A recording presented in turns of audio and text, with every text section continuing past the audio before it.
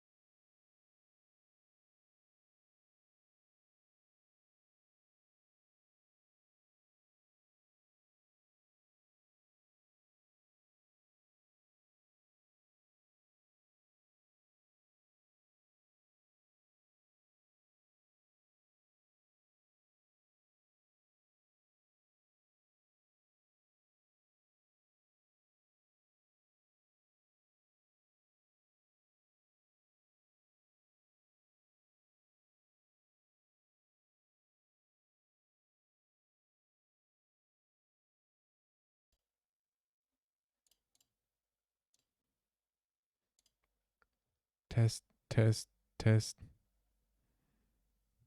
test, test, test, test. Okay, maybe. Finally.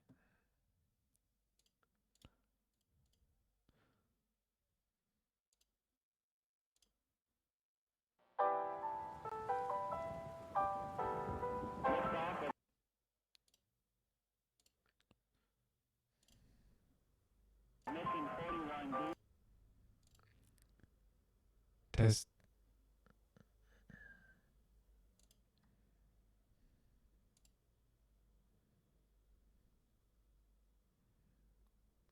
test, test, test. The first flight of the orbital Discovery, and the shuttle has cleared the tower.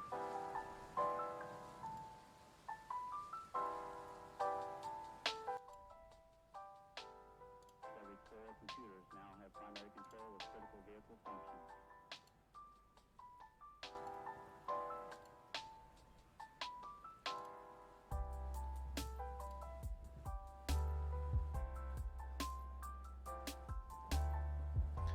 Okay.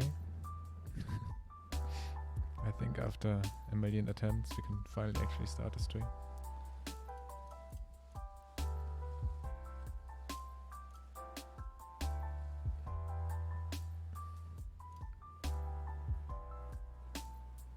Okay. Let's just warm up with some puzzle and hope that it actually works now.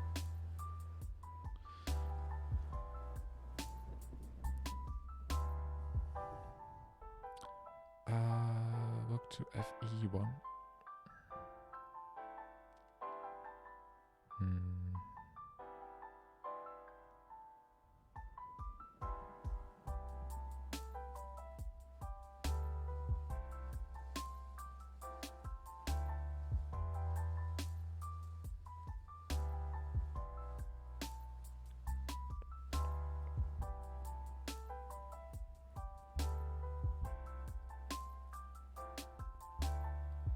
How's that the first puzzle? Am I blind?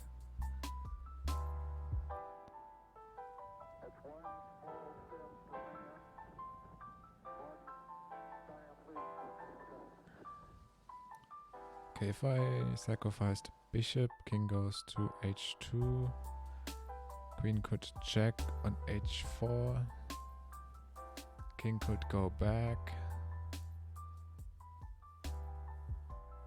and then queen can check on...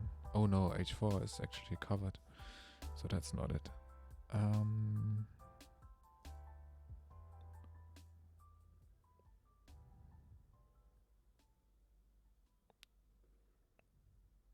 Huh?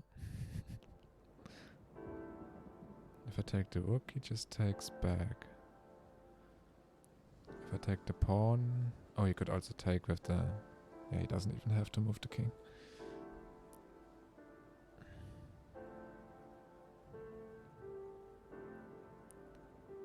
am I not seeing the first fucking puzzle? Maybe I can trap the queen or something? That would be a bit difficult for first one.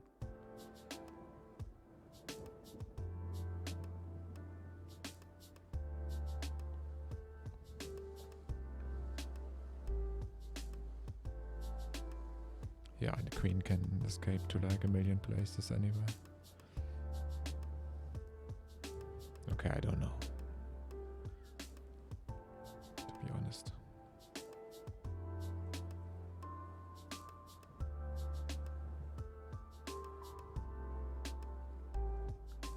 I guess just go queen e7 or something just to protect. I mean, he does have a pretty strong attack there.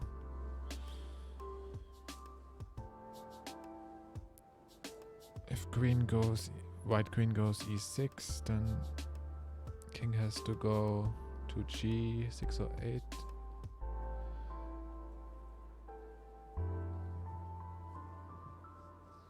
Yeah, it could be not nice. I don't have a clue what they want from me. I don't care. Okay, it is the bishop sacrifice. King takes. Oh, no, take the queen. Yeah, okay. I didn't think that far. But that's weird that that's the first puzzle that comes this week. Let's start a bit easier, please. Okay, the opponent has two queens on A and B1. I have a bishop that can check on g6. In that case, king has to go up. And then it's made with the rook. Rook to d8. Queen under attack.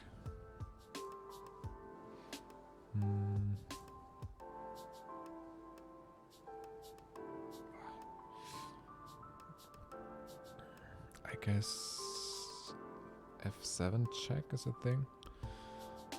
f7 check. If queen takes, I get the queen. If king moves, I get fuck, the rook. That's what I'm trying to say. Rook takes, and queen takes rook. King g5.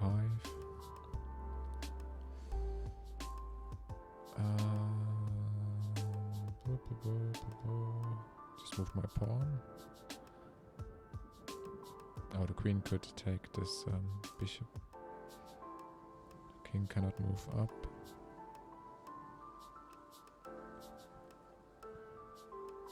Yeah, but there's no... Well, I guess I can just save the bishop. But do I need to bother with that?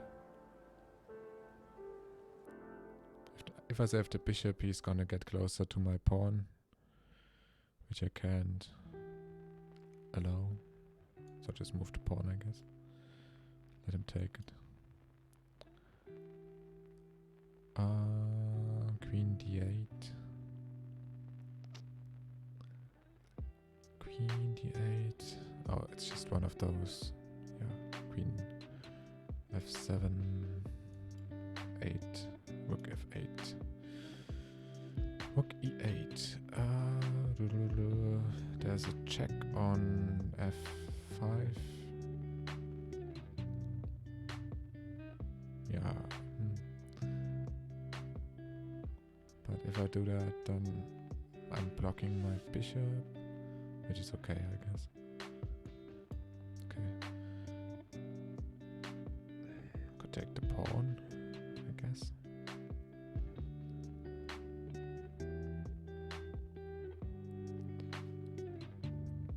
Yeah, what else should I do? Take the pawn and then take the rook. h5. Nice move, easy move.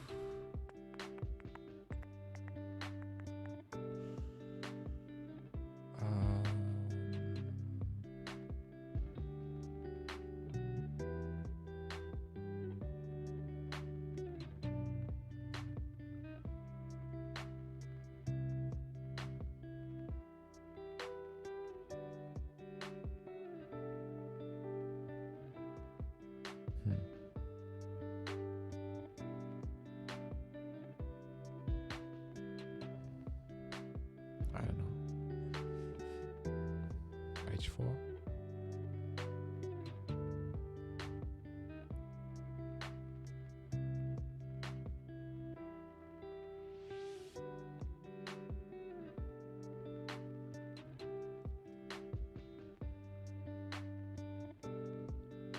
Could also go a8 and pin his bishop through the book.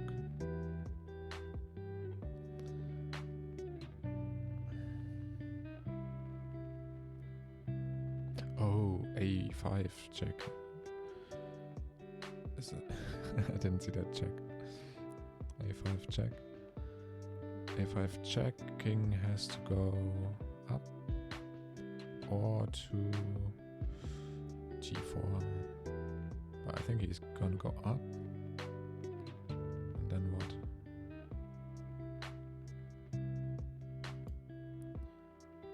Yeah, he has to go there because otherwise I could go e5 check. If he's there. Oh, but now I can e5 check with the rook. And then take the knight.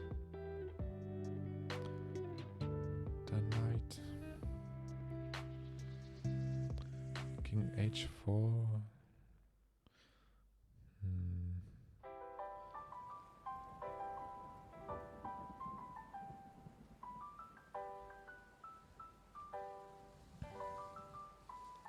Okay, he's close to a pass pawn. I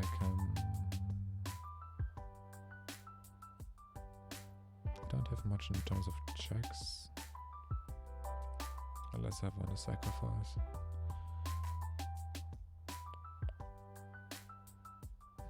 Yeah, my own king is stopping me from checking. It's a bit annoying. I guess king e7?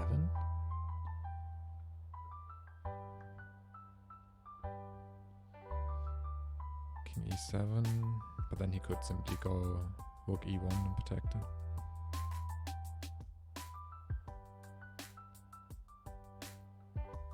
Oh, hey. Hey, Ida. Thanks for the raid. Hey, Counterfeit Cat. How are you doing? How was your stream? Oh, hey, CB. Nice fuck.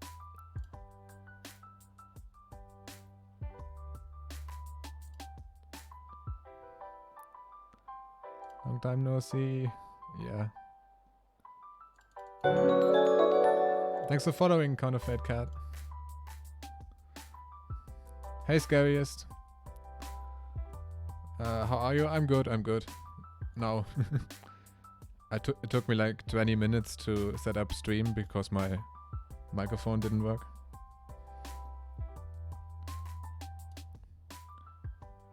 But now it's finally functioning. Yeah, I made the bean as an emote. It's a bit small. Maybe I have to zoom in more. Oh yeah. Hi. Cheers.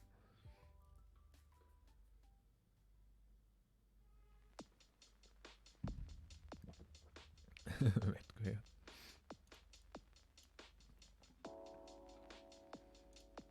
Yeah. You can help me with this puzzle. Oh, maybe g5. I haven't considered g5 yet. g5, king has to go down, so h5,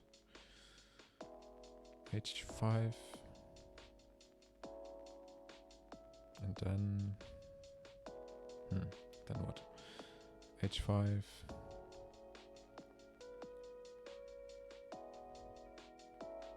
Oh no, he can't. But no, he can. Yeah, I guess maybe g5 is what I have to do. h5. Then just find some kind of... Oh, and then rook h3, yeah.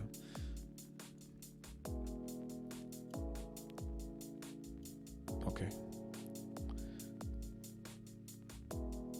Yeah, I'm really slow on these puzzles today.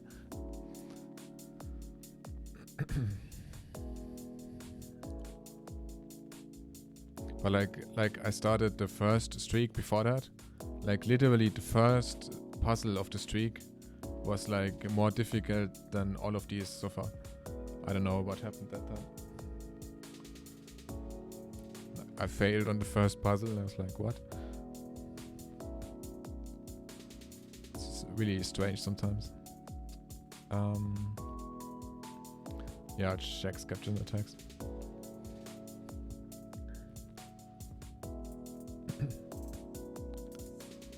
How was your stream, Idam? What were you up to?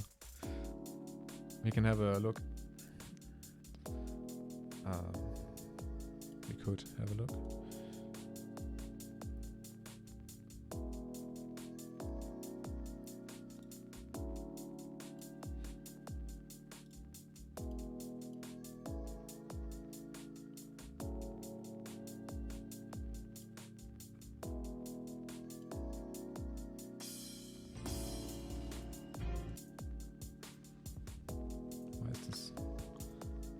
Oh, you can't see it, what I'm seeing, right?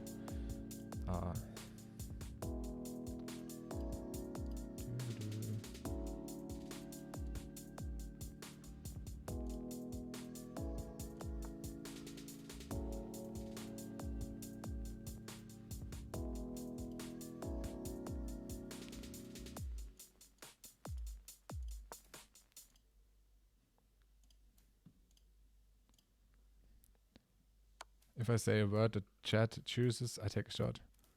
Oh, okay. What words did they choose? Fuck. That's a bit of a stitch up. I know which word they should have chosen. Slight stitch up there and slight The hard checkmate. ones. Almost checkmate.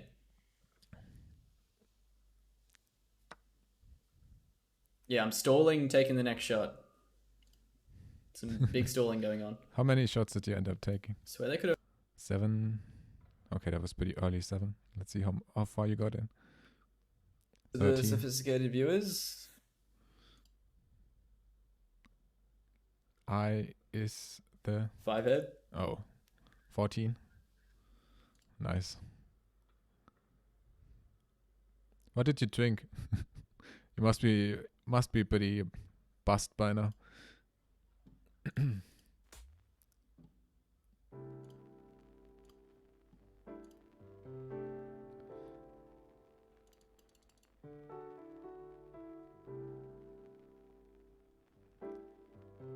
Vodka. Drink smaller. Cheat shots.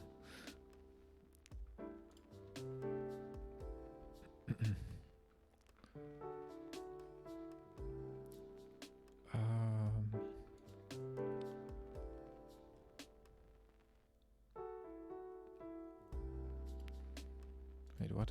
Bishop took my pawn on. Oh, okay. Do I just protect?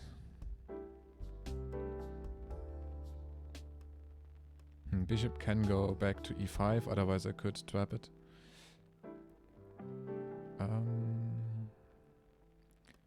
There's also nothing. Oh wait, I have it. Oh, okay. b3, take the bishop.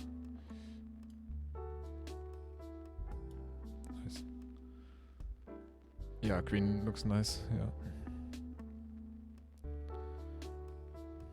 I could drink something. I opened a bottle of wine yesterday. And it tastes like really bad. I need to stop buying wine based on how nice the bottle looks. Like I just look at the... Like, I mean, I look at the price too, but I mainly look at how the bottle looks. And like, I always buy wine that tastes really bad, but looks nice.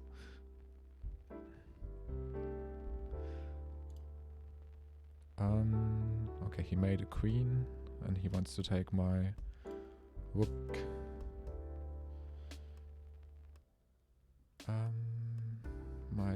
My white light squared bishop is dead, so that's not. I guess if I sacrificed my rook, I could take his rook, but that's not really useful either.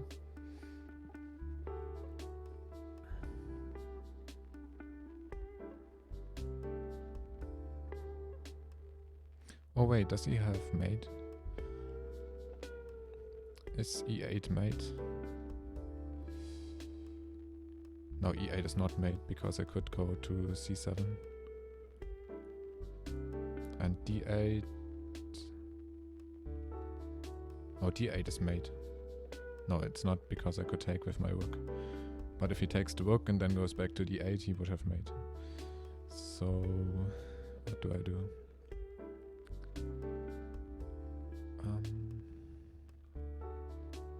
Oh, if I sacrifice something, I can take the queen with my rook. Okay, okay. I don't know why I was not connecting these two things. Okay, so I sacrifice my rook and take the queen. Only question is, do I sacrifice on f1 or on d2? I guess maybe on f1 so that the rook is in a worse place. On the other hand, where the rook is now, I can attack it with my bishop, which is also quite nice.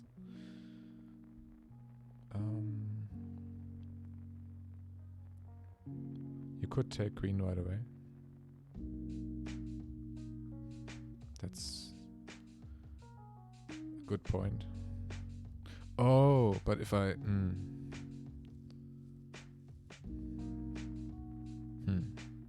That's a weird one. Okay, if I take the queen, he takes with his bishop, then I can take the other bishop. Or I could sacrifice my rook to take his rook. Which is probably stupid. I could also... No, I can't. Yeah, I guess I take the queen and then he takes my rook. And then I take the bishop on f7 with my rook. That seems the most straightforward.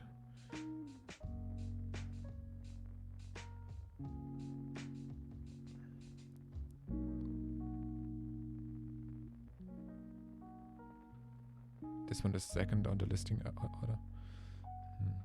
Okay, let's take the queen. And then take the bishop.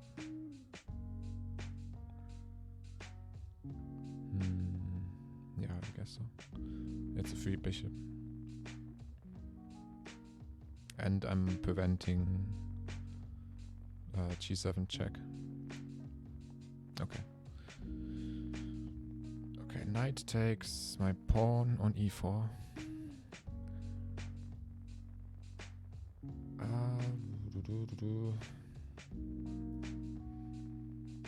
I guess I could sacrifice my rook. Then the king is on f8. Queen goes to c8. Check. Oh, but it's not mate because he can go to g7. If he goes to g7... No, I can't. Why do I always have the wrong color bishop? Perfect. Yeah, but I mean the queen can't do both things at once, so it's kinda... Yeah, but if I don't do it, he's just gonna take my queen, so... It is mate? Okay. Let's go. Oop. Oh. Fuck. h8, not c8. Yeah, makes sense. Makes sense.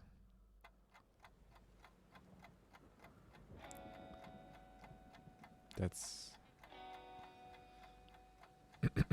one of those moves that seems completely logical when you see it. You're like, why didn't I see it? Hard spot.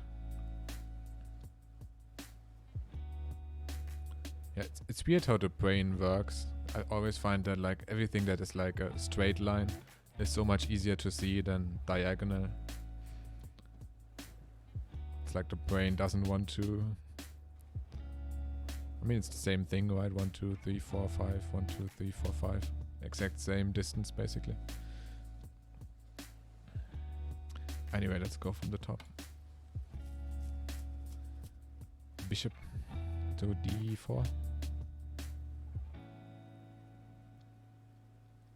The more you play, the more you recognize. Yeah. 2. Okay, There's a lot going on here.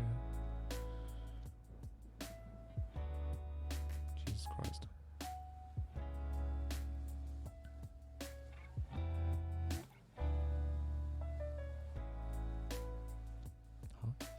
Okay, this one is probably easy. There's just so much going on. I mean, I could take bishop and then take the knight. So I'm +1 on the trade. I can also...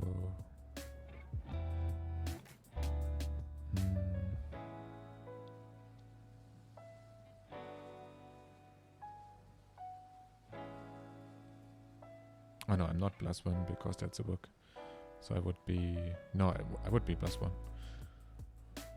Rook 5 and the 2-3, so... I have to look at what black is threatening. I mean, you can take the queen and check.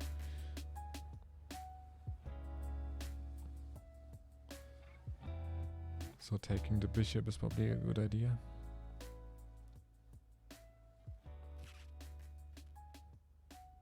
Yeah, I don't know. I think I should take the bishop.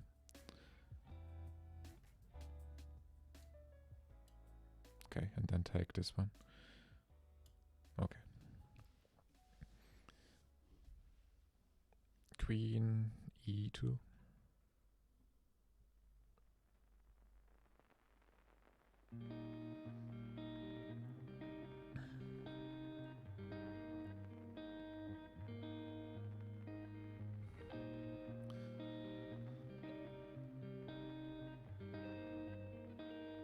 Oh, I guess D5 check.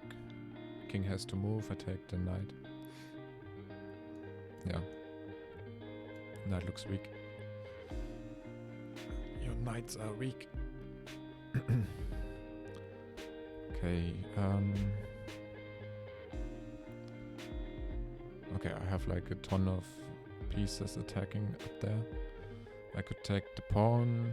If the queen takes, I take with my rook. Yeah, and he has to take because it's check, so it's forced, and queen is gone. Okay. Queen F5.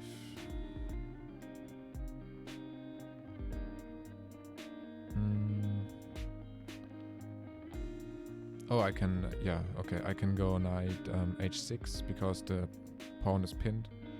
So it's a fork and I get the queen.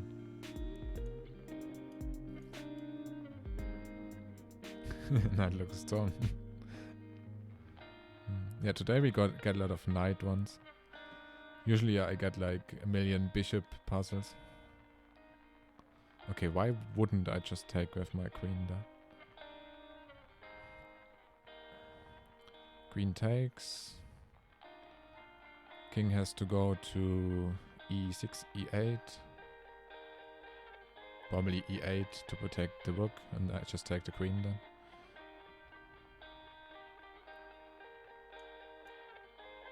Oh, he actually went down, so so he can take the bishop, I guess. But I take the queen. Rook B7. Hey TK. Okay, Rook B7.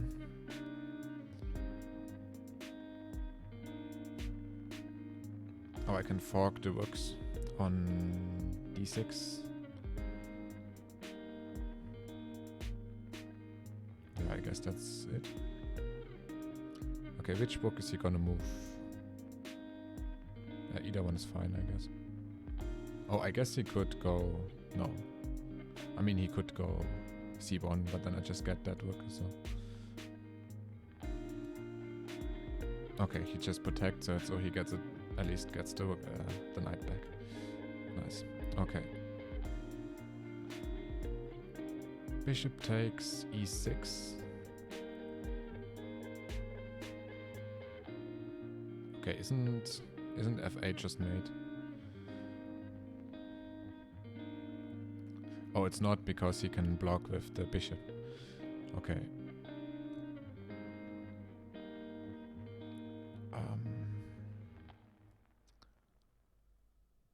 So the bishop would block on c8.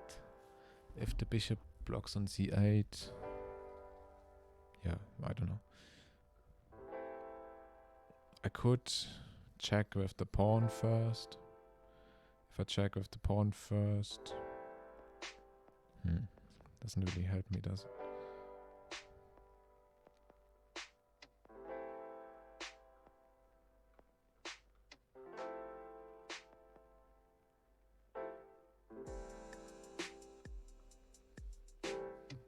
Drew a GM yesterday.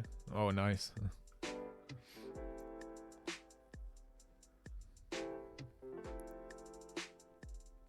+4/+6 advantage against the bad decision making GM.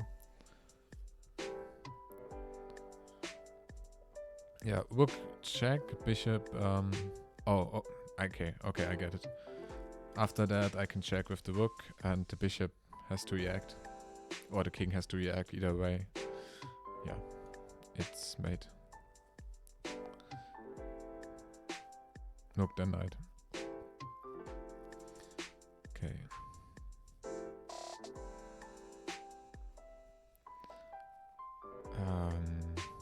That's a free bishop.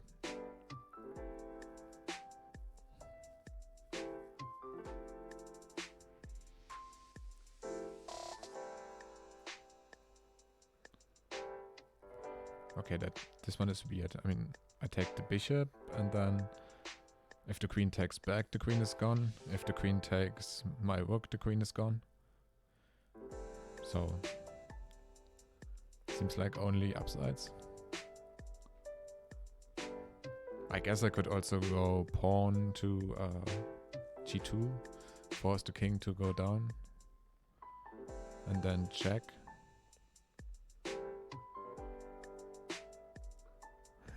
Could give you all the answers what you want to prove.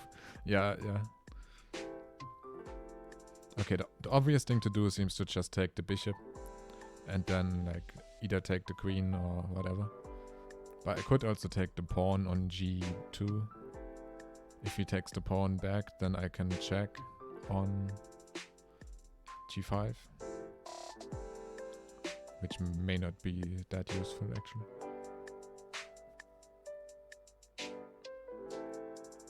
Pattern recognition. Let's take the bishop and see what happens.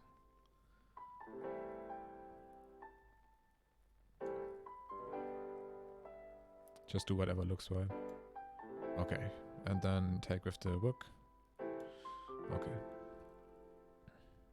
Yeah, I tend to overthink these because I'm trying to see like all different possibilities, options.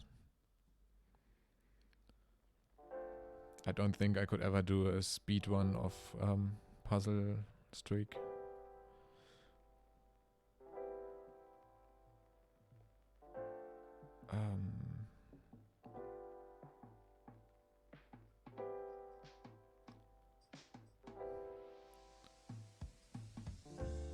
I could sacrifice my rook.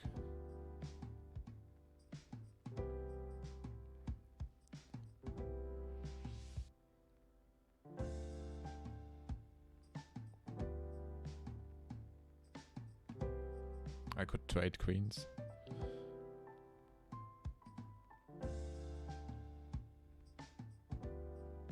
Oh yeah, okay. I guess the problem with sacrificing my rook is that if he oh no, I could check then on f8 actually. But I don't know if that helps me. Because he could go to e instead of going back.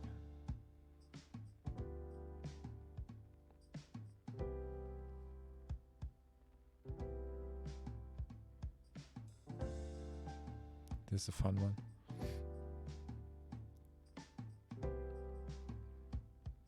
Yeah, the thing is, if I just trade queens, then I don't have any checks, which is annoying. But the only other thing that I see that I could reasonably do is sacrifice my rook. So rook f1, king f1, queen f8, king either goes back or goes to the white, but I don't know what I would do then actually, because then I cannot check up there. I need to either check or move my queen, because yeah.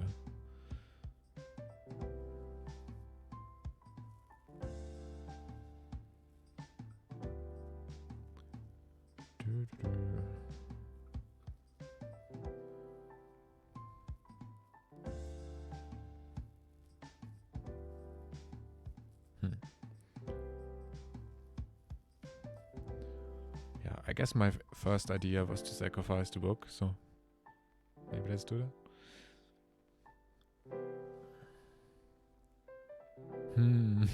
Maybe not. I'm so trained by these puzzles to just always sacrifice something. Like, okay, there's something I can sacrifice. It's probably the correct solution. They always want you to sacrifice something.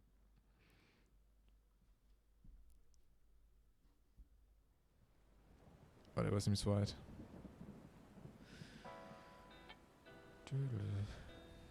I don't see much else I could do. I guess I could go like, I don't know, knight b4, knight c2. Oh no, I can't even do that.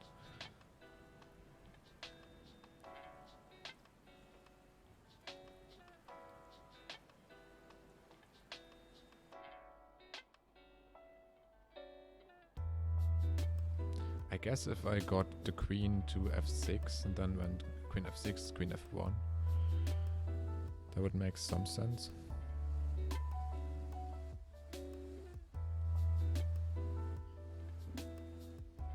But I don't feel, it doesn't feel like a puzzle solution, if that makes sense. First idea, sacrifice the rook. Let's see what happens. Okay, sacrifice the rook. And take the queen. Oh, yeah, okay. That's a very simple reason to do that.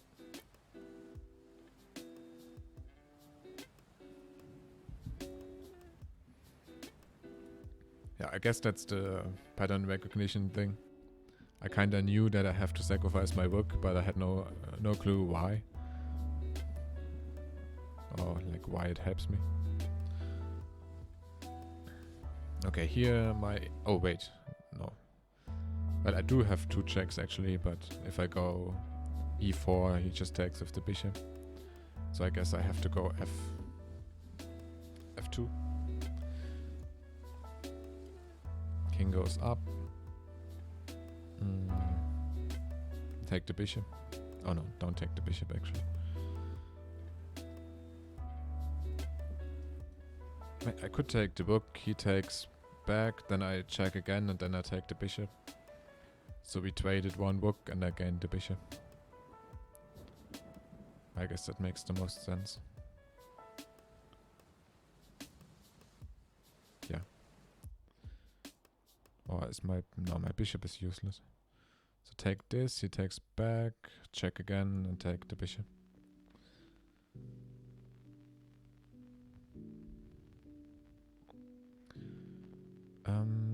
King takes bishop on e6. I do have a pawn, fancy one. My queen is kinda... Oh, queen checks on b3 and takes the bishop.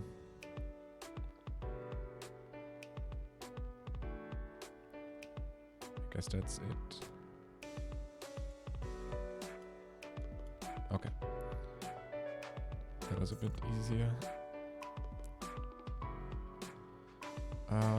Book a2.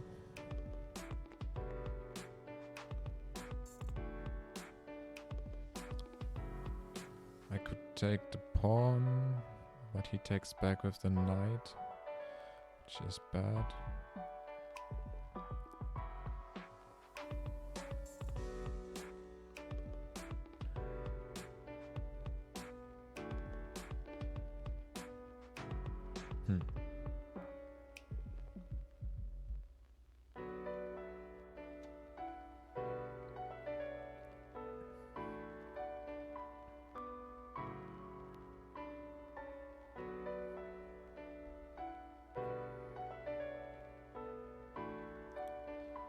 Okay, why is my bishop always so useless?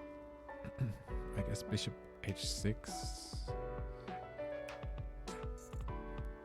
Not really. Could also take the pawn on f2, but then he just takes with the king. And if I check, I lose.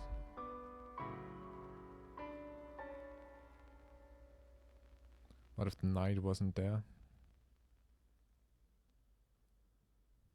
His knight? Oh, you mean... Oh, take the knight with the rook. Basically sacrifice the rook. Then take the pawn, and then I take the other rook. So I won a knight, and we traded rooks. Okay, and then I can even choose which rook I want. Bishop takes pawn, probably. No, oh, bishop takes a rook on g7. Okay, once again, I could check, but then oh yeah, but I mean, I have two, so... Rook d1, rook d1. Oh, I also can take his rook. But I mean, it's mate. Why would I bother doing that? Rook d1, he takes, rook d1, mate. It's tricky. Let's see what happens. If I go d1, he takes with the bishop on h... Oh! Oh, wait. I'm stupid. He's white, I'm black. Okay. I'm black. I don't know what I was looking at. For some reason I thought that... I don't know. I'm going the other way. I have a game like that, want to see it? Sure. Okay, so I'm black. Okay. Okay, I still have a check on z1. In which case... he just blocks with his rook. Oh, wait, check.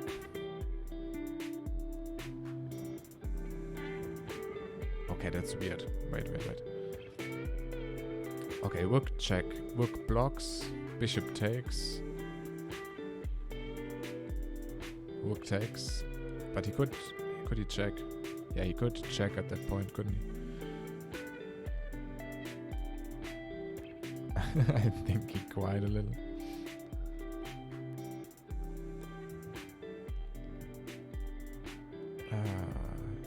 Okay, if I move the bishop first, he's gonna just take my rook. Which means I have to move the rook first. So first of all I go rook c1. And then if I take with the rook and he takes back and I take with the bishop, then I don't have any check. I need to keep one rook. Which means I take with my bishop, I guess. And then... yeah, what could he do? Okay, that's just it.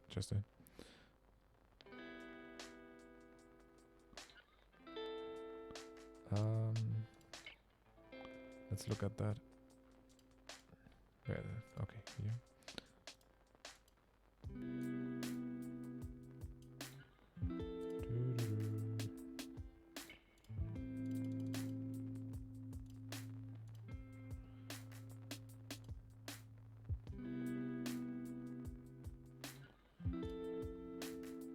Okay, TK. Oh, you is white.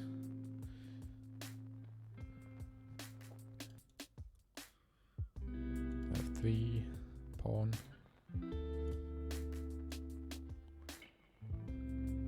What is he playing? The other guy. Roche Karanti.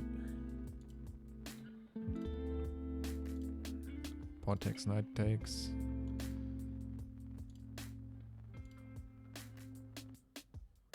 Okay, castle's castle.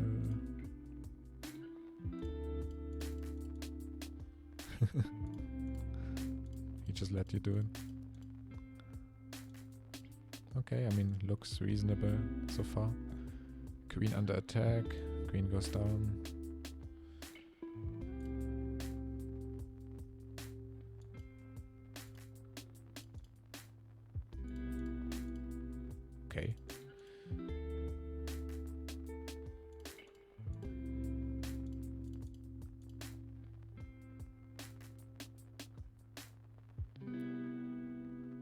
Why did he give you the queen?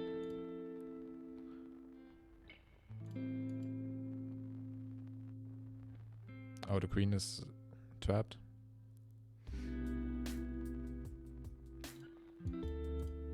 Okay, he screwed up here.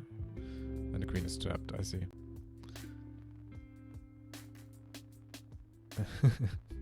EU theory. And then... yeah, some trading.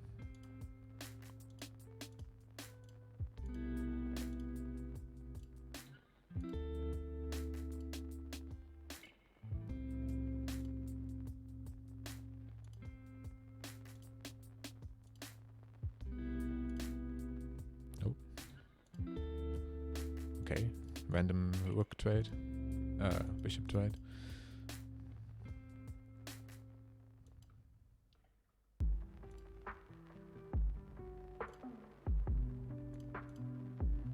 Yeah, he kinda set himself up.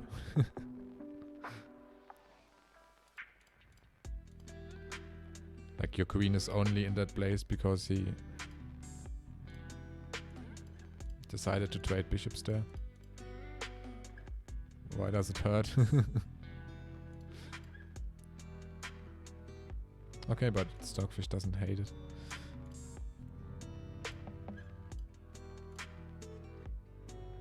I guess he could have gone there.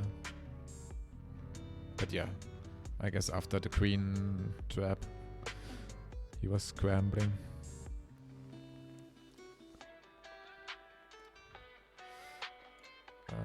Puzzle.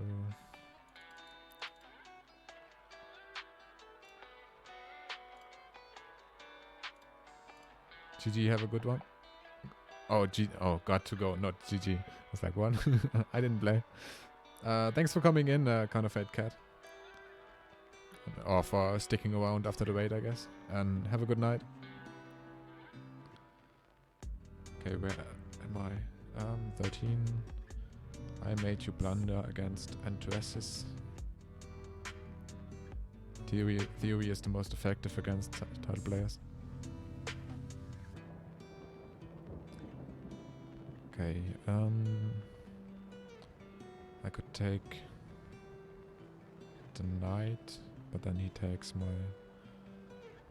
Okay, we would just be trading rooks though. Knight takes. If he takes my rook, I take back. If he takes my knight, I take with the queen. Yeah, either way, I end up knight up. Is that anything?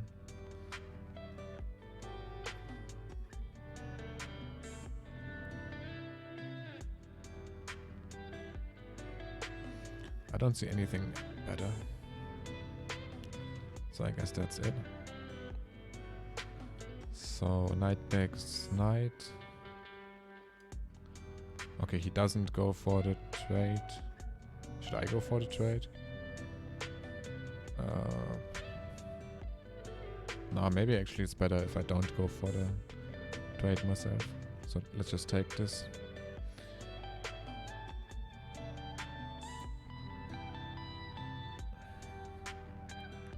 Knight d3.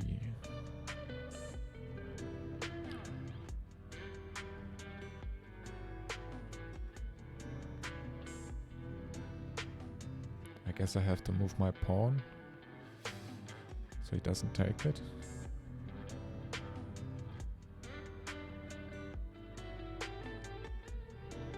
I could also trade simply. Trade bishop and knight. But then I only have like... Oh, he could take with the king, and then I'm still... His pawn is still in my way.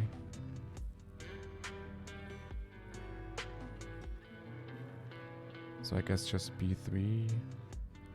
Pawn takes, bishop takes. And then what?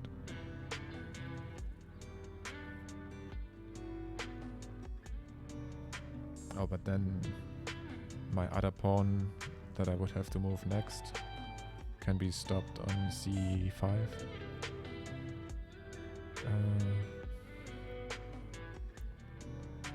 While if I trade there, I guess he cannot defend both pawns. Trade. I mean, he would probably take with the king because it would be stupid for him to take with the pawn. So that means he has the pawn on c2. I have pawns on b4, c6. So I go c5, c4, b3, takes, and then move up. But I guess his king could get there by that time and take it.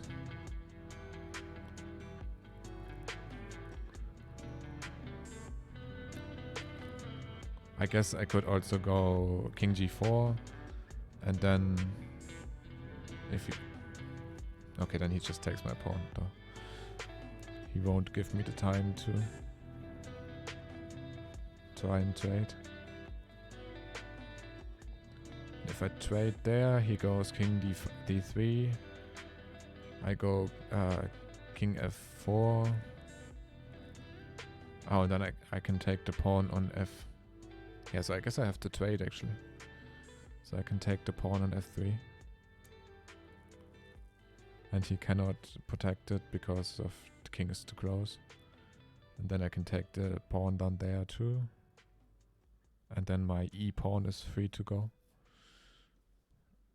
I think that's how it is. Okay, so I go there.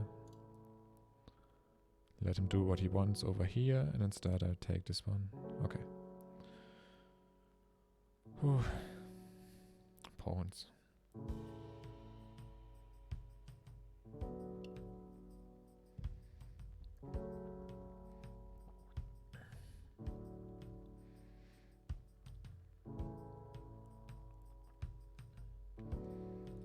Okay.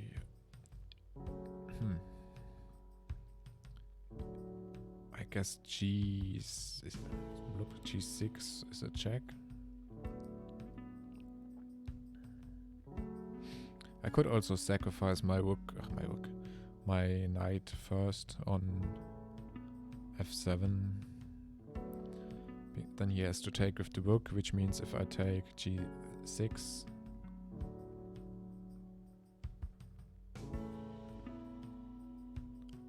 he has to take back with the king.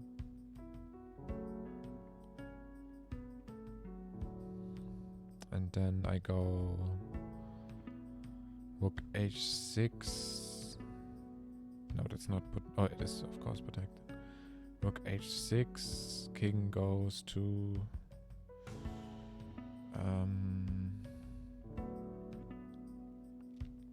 f7, f5. Then rook f6.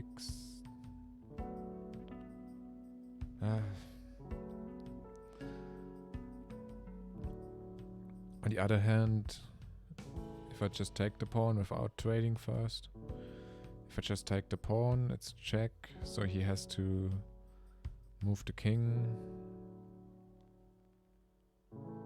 Oh, it's just mate. No, he can take the pawn, so he has to take the pawn with the king either way, actually.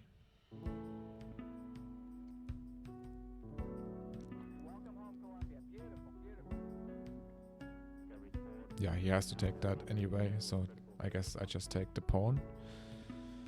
Take the pawn, check, king g6, rook h6, king.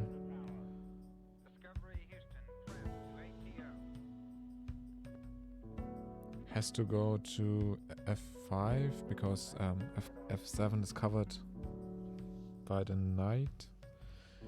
So king is on f5. And then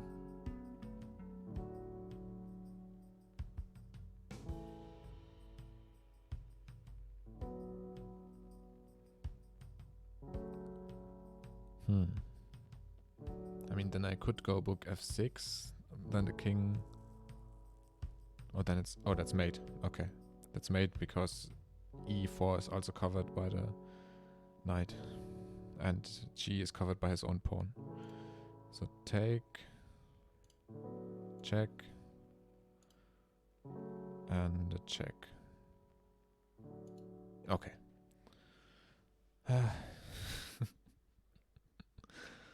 Too much calculating.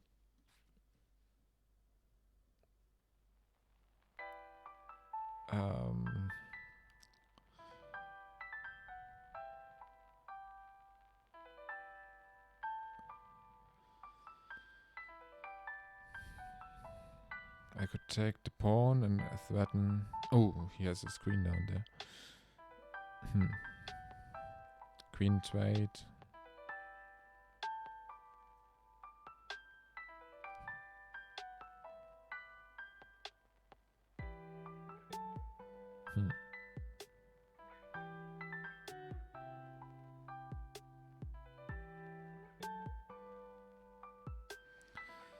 If I trade the queen, he has to go look at all the pieces here.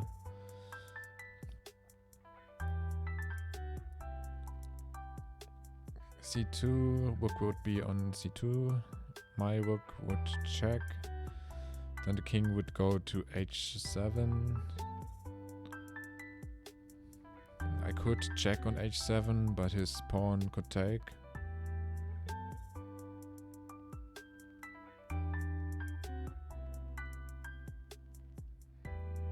Check and mate, two-step land, check and mates, hanging pieces and undefended pieces. Unless better position of your pieces. Draw arrows.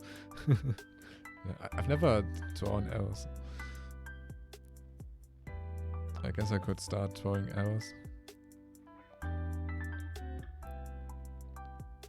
But like, I feel like when I'm over the board, I cannot start drawing arrows, right? Okay, I guess I could also take the pawn on b7 and then the rook. But the rook doesn't really have to move, because if I take the rook, if I just take the rook, then he takes with the queen. It's not really a threat in any way. And I would give him g6 check.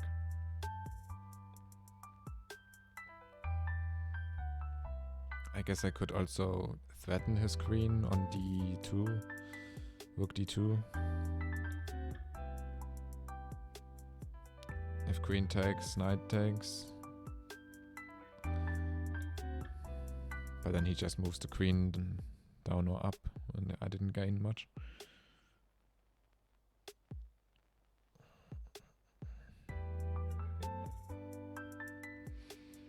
I also have knight g5 sacrifice. It's not very... Is it useful? I don't think so. I would have to sacrifice the queen to get the king to go to h. And then, yeah. And until then he just takes my queen, I guess.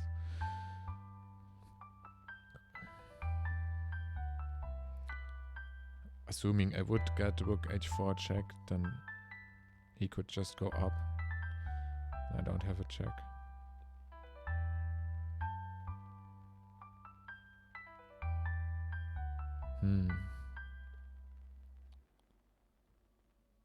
Okay, so if I just check, let's do that. If I check, he has to take. Okay, it's forced that he takes. Oh, and then I take the queen. Okay.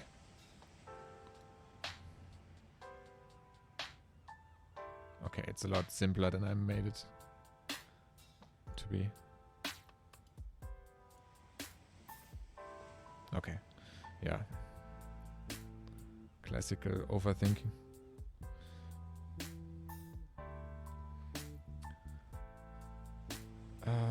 Okay, there is a fork on g5, which would give me his bishop. Is it that simple? Oh, what I could also do is sacrifice my bishop on h7. Then it would be rook would be on h7, and then if I fork, I'm forking 3 pieces. And then he moves the queen, so I get the rook. But on the other hand, that means, wait, I get a pawn and the rook, and I lose a bishop, so +3. While the other one, I just get a bishop, so it's also +3. But I guess a rook and a pawn is better to get than just a bishop.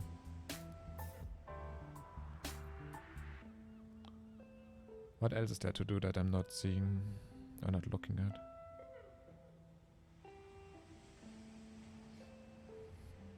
Oh, after I get this bishop, I also get the knight, I guess. Actually. Well, he could move the knight. Can he save the knight? Yeah, he can save the knight, actually.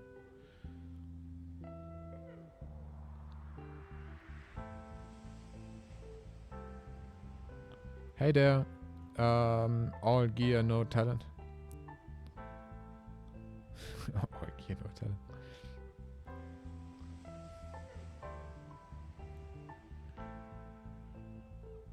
Yeah, I guess my idea would sacrifice the bishop on h7, fork, queen, rook, and bishop, and take the rook.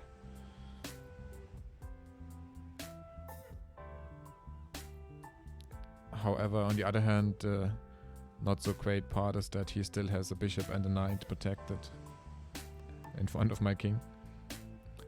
So maybe it's better to take the bishop. And just fork the queen and bishop, take the bishop. Then he has to move his king. His king. Then his knight would have to go to, I think, to h4.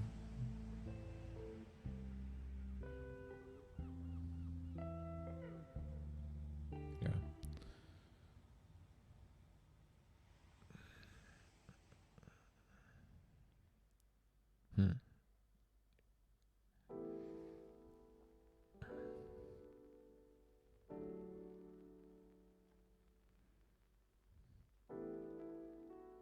I don't know. I mean, it's probably better to get those out of there. On the other hand, I kind of would like to get the rook. Also, if I get the rook, and then I have my knight on h7, and I could move queen h5.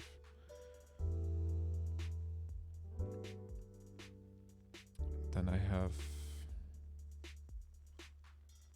some good attack.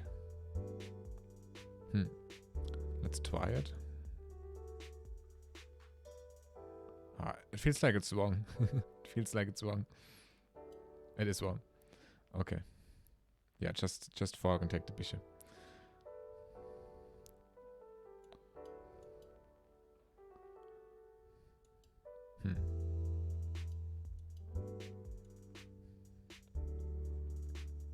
Why is this bad? Can I see that? Where were we? Here. Okay, so this is 2, 2, 2, 6 to 8. That, oh. That. Oh, is a huge blunder. What am I missing? Oh, because he can protect. So I'm not actually gaining anything. Because he can protect rook. Okay, I really overthought that one. But I mean, it is 17. That's okay.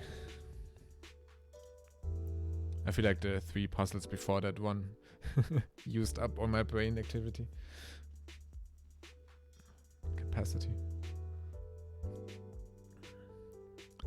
Okay, maybe let's play some games.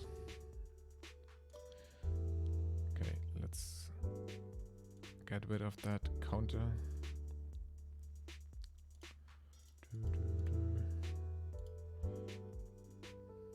Ooh, create a game? No. Play a game.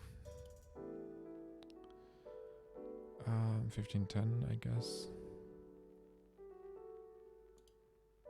Okay, but actually, I forgot what the topic of this stream is. I'm trying to learn more about time, or about tempo. Because every time somebody tells me, like, You gain the tempo, you lose tempo. And I'm like, okay. I don't know what they're talking about. I mean, I get what a tempo is, but like, I don't see it in the game that I just gained or didn't. Whether I gained or lost or whatever. I wonder if there are any studies here. Let's go to a full board view. Me neither. Yeah, I never really understand, like... I mean, I get that in the opening you're not supposed to move the same piece twice, because then you would be losing a tempo. I get that part. But like everything beyond that, I'm like, okay. Studies. Chess. Tempo. Tempo. Okay, how do I know if any of these are good though?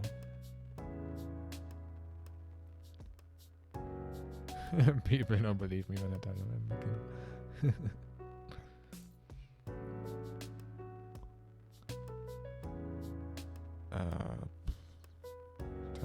Tempo. Endgame tempo. White losing a tempo. What you should do in the opening. Okay, that seems simple enough. The more hearts, the better. But they all have like one heart or two hearts. Can I not sort them? Oh wait, there was like a hot thing. Most popular. Tempo. Okay, that didn't actually work.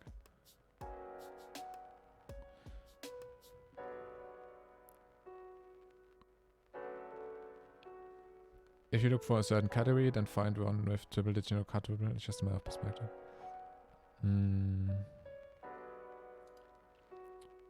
Is there a category for tempo though?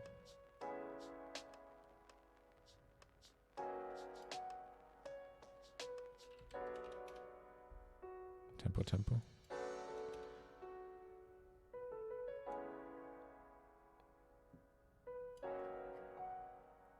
There's so many. Oh. Interactive game analysis. 3777 by Schach, which is German for chess. It doesn't say anything about tempo, but tempo isn't that easily explained. It's not something you could understand through one chapter. Yeah, I mean, too. I just try to like get a bit of a look for like tempo outside of just like the basic opening tempo. Like if I gain a tempo or lose a tempo in like middle game or end game, I never really realize it.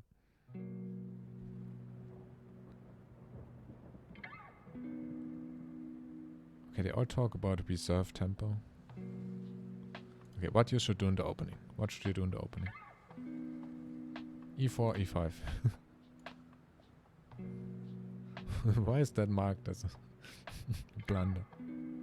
What is this? Now you have a good... Now you are having good center. This can make white lose a tempo or lose a pawn.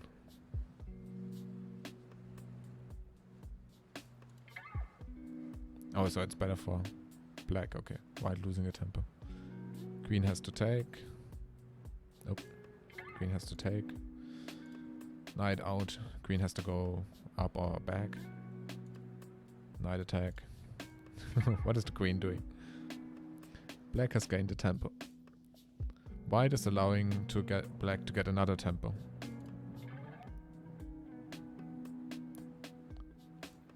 The Danish center gambit isn't that good, but it could transpose into different kinds of openings. That's quite bad. Yeah, I don't think I would just keep dancing around with my queen. But I guess it's just an example. I kinda try to avoid openings that have queen movement in the beginning. Yeah, black is gaining tempo, white is losing. Yeah, he does have a second chapter for the opposite case. So let's see, black losing a tempo. e4, e5, d5. This is the center, counter, gambit, or the Scandinavian. Bishop take. Ach, bishop. Okay. Pawn takes. Queen takes. Yeah, that's those. I don't like that opening at all. Knight take goes out. Okay, queen e5 check is strange though. I guess I would either go back with the queen to, I don't know, d6, 7, 8, I don't know, or go to a5. Not go check here.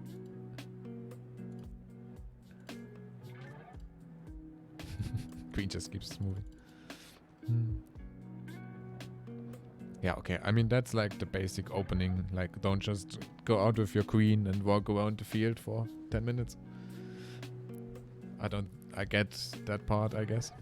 Let's go to this one. Tempos on queen. This is a study for players rated 1300 to 1700. Find a good first move for white. Learn to mate. Learn to mate. It just starts at the first. Okay. I mean, I usually start d4. But I guess let's start e4. Very good. e4 is one of the best moves to start with. And now what? What happens now? Nothing. I can also go d4. d4 is a very strong move, but in this game e4 was played. Okay, e4. Now what? How do I continue? I don't. I'm really confused.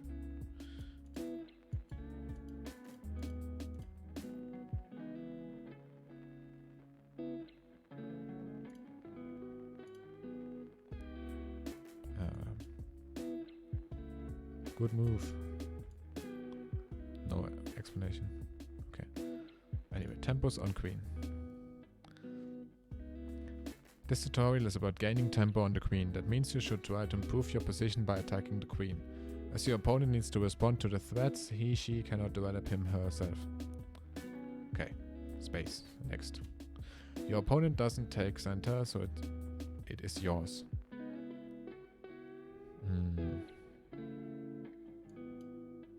Good move.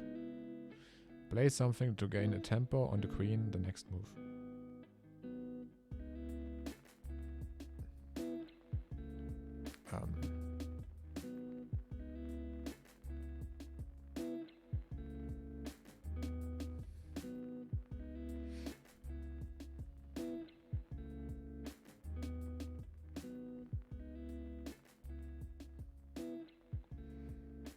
Oh, okay, so if I take the pawn, queen has to take if he doesn't just want me to walk. And then the queen is on d4, and I can attack on knight c. Okay, gain a tempo. That's number one.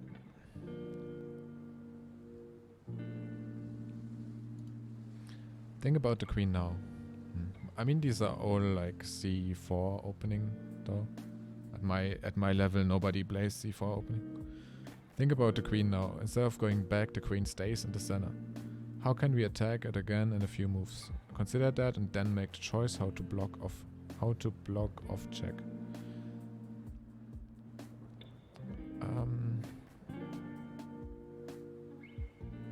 Well, I guess my bishop should develop.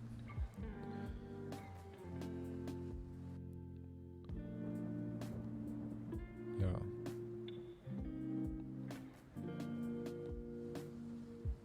How can we attack the queen again? I guess with the knight f6. So yeah, f7, knight f6. No, e7, knight f6. Correct. The queen didn't move away, so gain a tempo. Very good. That's number 2. Try to find the next move.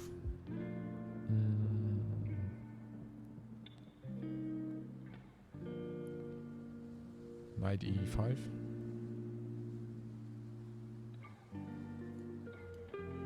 Oh, good move, but why not castle first? Don't be too fast. Yeah, but... Okay. But this is a study on tempos. I don't want to be castling now. Okay, I guess I castle first. Gain a tempo on the queen. We develop most pieces, but they can still get more active.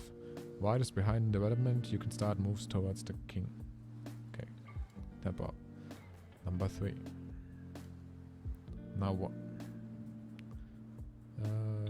Oof. Now what?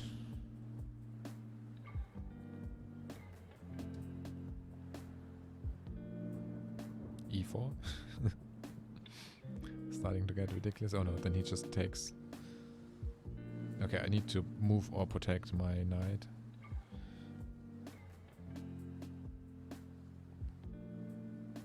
I guess bishop or pawn. But if I go bishop, I'm just blocking myself. If I go pawn, I mean.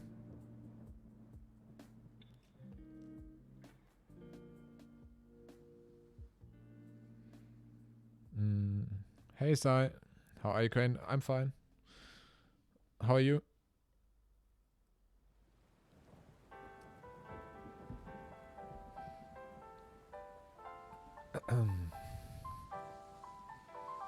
Okay. I need to protect the knight, so I go here. No. Just no. Why not? He didn't like that. It's a study on tempos.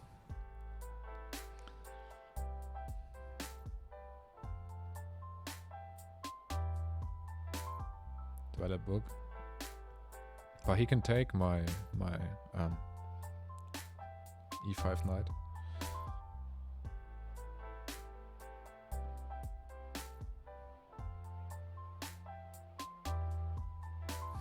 If queen takes knight, got tactics. Okay. Okay, then rook e8.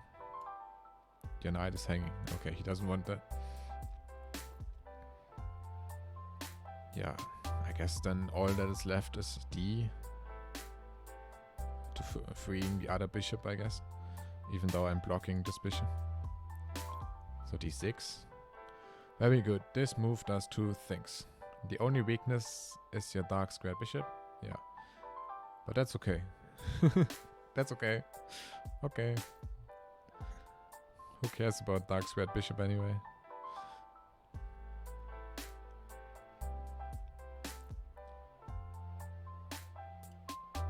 Gain a tempo on the queen. I mean... 94, I guess.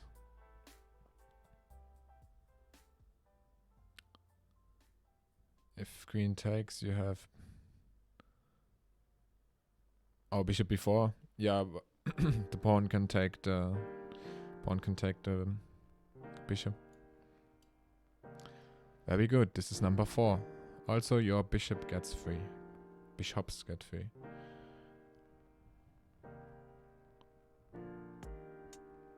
Bishops kinda sounds like that Pokemon. Machops. Machops. Now that I think about it. Anyway. Gain a tempo on the queen. How often are we gonna do that?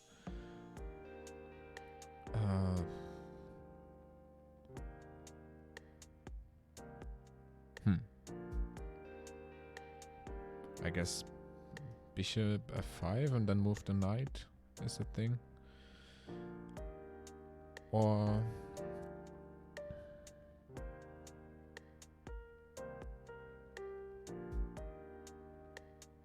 developing bishop.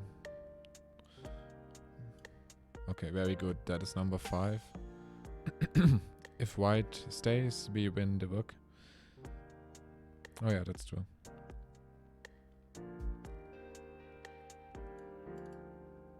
Oop. Oh. Continued. What happened? Oh, the queen went back up. Okay. Look at white's position. We are so much better. We can even consider sacrificing a piece to attack the king now. Attack the king with your last minor piece on e7. Last minor piece on e7.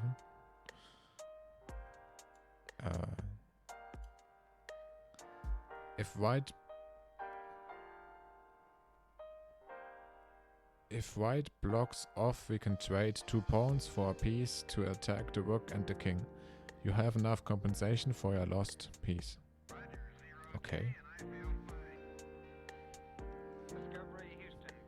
Pawn blocks. Knight takes, pawn takes, bishop takes, check. King has to go down. And then I have some checks. Oh, then I have d3 check.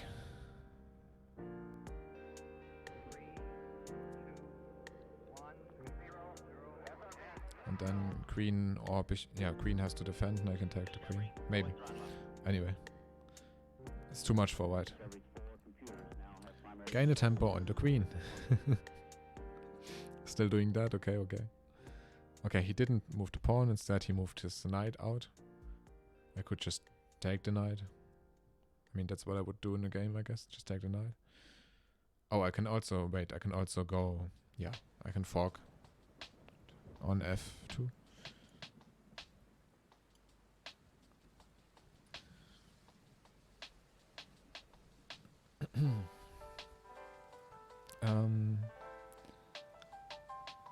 It's a fork and a discovered check.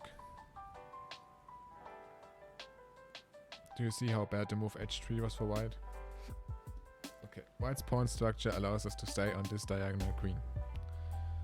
Queen? Oh, queen. Oh, yeah. Okay. So now... Queen has to move. I take the rook. Find out the next move. What? He didn't save his queen? Okay. I mean, take the queen. Oh, wait, I could check. Actually, that makes sense. Wait. Yeah, rook, check. King has to go down.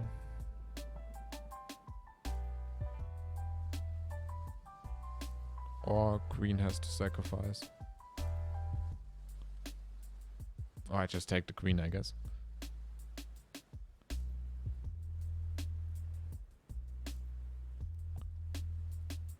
Everything seems winning. Yeah. True, I could also just take his knight.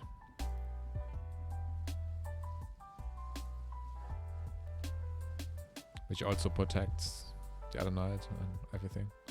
I know, I kind of want to go here. Oh, focus on the attack on the king. We don't want to waste time. It's a check. How much more attack do you want? Okay, then let's take this one. Okay. White's queen needs to move away. Again.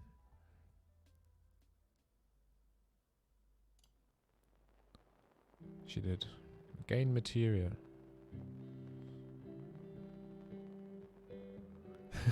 This guy Magnus Black, this is so demanding. Yeah. Okay, I can take the rook, and it's a check. Okay, if the king goes to... Jesus Christ. What is this? If the king goes to d2, this allows us to attack the king again with the knight after the exchange, or even to sacrifice more pieces to win bishop and rook in the end. Okay, okay, blue.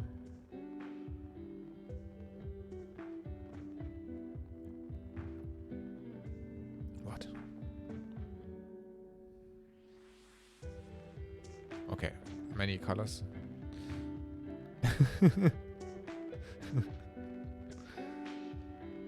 So many arrows there. Okay, I'm not fully certain. I guess he just wants to showcase all the different attacks you have here. Let's see. You need all your pieces. Here you go, fanboy. You need all your pieces for an attack, so bring your knight back in the game. I mean, you literally just showed me, so I guess there. Oh, I could also check. Check again. Queen takes. Queen takes. Good move. Gain a tempo on the queen.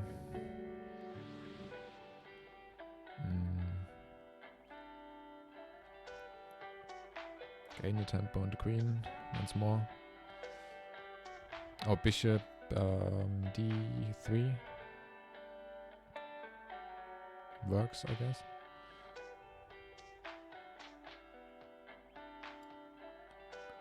Number 7. Still counting. From now on, every time I attack a queen, I'm gonna count. That is number 1. That is number 3. Natural move, but the queen is lost. Okay, queen went up to e1. Natural move, but the queen is lost anywhere in this game. Black has an impressive structure here with his minor pieces. They are guard each other. How to continue? I mean, many things to be done. I guess knight e4 check and then take the queen. Makes sense. Oh, but he could move the king so he can take the queen back. I can also take the pawn, but then... Oh yeah, I could also just take the pawn.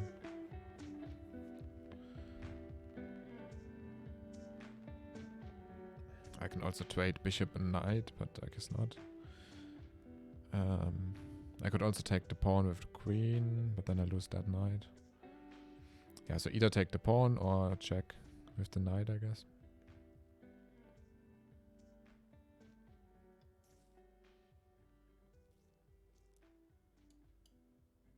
Think about how the queen may checkmate the king. From which side? Okay, so move the queen. Oh, this is also check, no? Good move. Okay. Winning the queen, but the king can escape. Oh. So I guess I take it with the queen and sacrifice my... Yeah. Now your opponent will never guess the best move here. It is queen e2. I mean, I think my opponent might guess it, but... The reason for that is that there are several checkmate threats. Queen. White's only plan can be to make a path follow king. Blue. Okay. Mate the king. Maiden 2.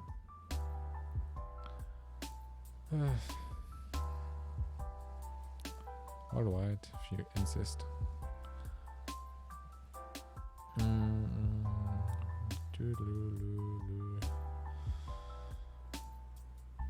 If I go E... What? Well, I could fork the king and the queen on F3. The king has to...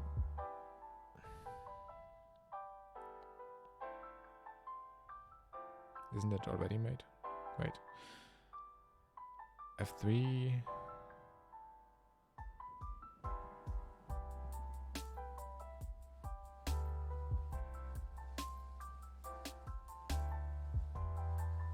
Oh, he can take it with the pawn. Okay. That's why it's not made. He can just take with the pawn. Okay, that's not great then. Then I have a knight e4 check. If he takes with the knight, then I have c2 mate. If he goes up with the king instead of taking...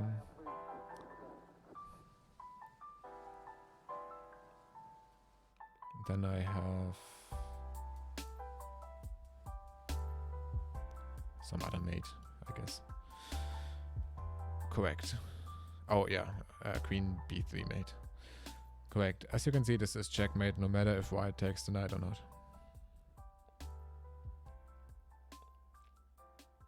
Okay. Yeah, if he takes, it's queen. c2. If he does not take, it's queen b3. Checkmate. Okay, he went up. So queen b3. Black wins by checkmate.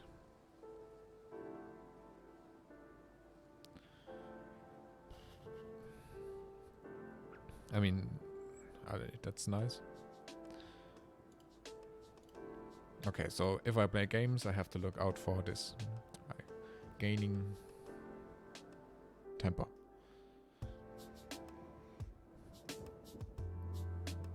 It's kind of weird that it's called tempo. I mean, it makes sense, but it always makes me think of the like tempo tissues to clean your nose. Let's play a game.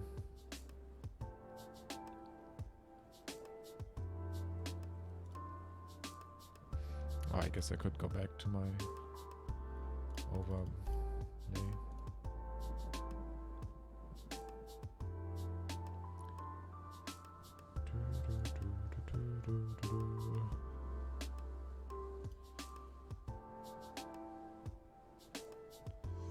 Okay, concentration.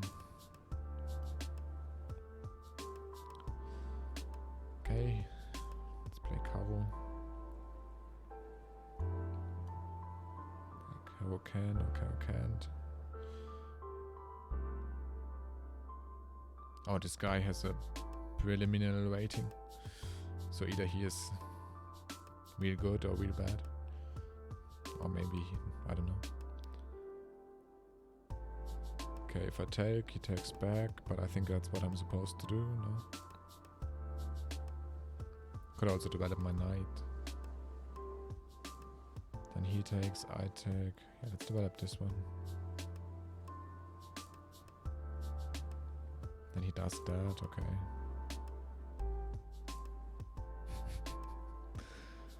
And already I'm losing a tempo, if I see this, if I consider this correctly.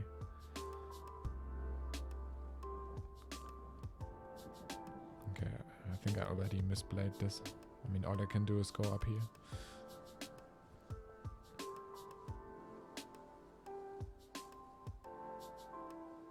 And probably already like down 07 or 8 or something.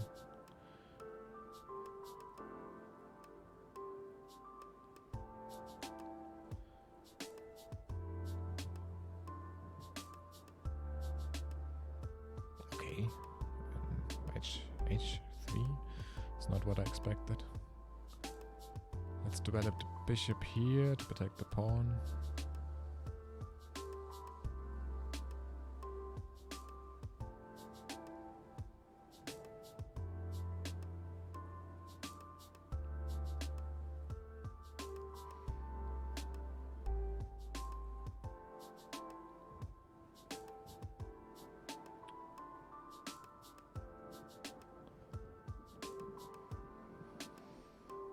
I guess I could go knight d7, c5, trade those, maybe? Oh, shit. That can happen. Losing a tempo again.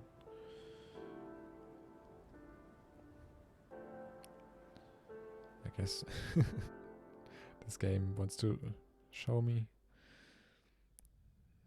how I can lose tempos. I mean, I could just check, I guess, but like, is there any benefit to doing that first? Probably not. Oh, I guess if the queen... I mean, he could just block with the bishop. If he blocks with the queen, it helps, because then I can just take the pawn. But he could also just go block with the bishop. And then it doesn't help at all.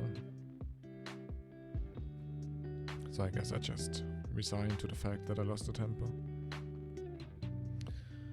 But do I go g6 or e6?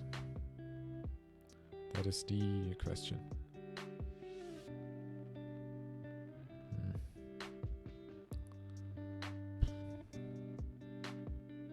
I don't know. I guess keep protecting the pawn.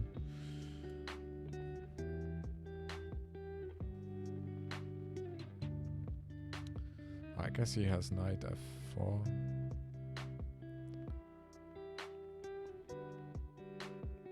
Then I'm trapped.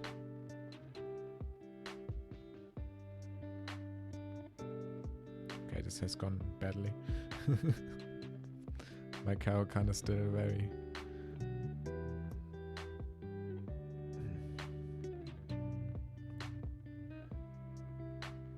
I mean, he's attacking the pawn that I was thinking about moving. But going f5 is kinda risky and weird. I could do it though.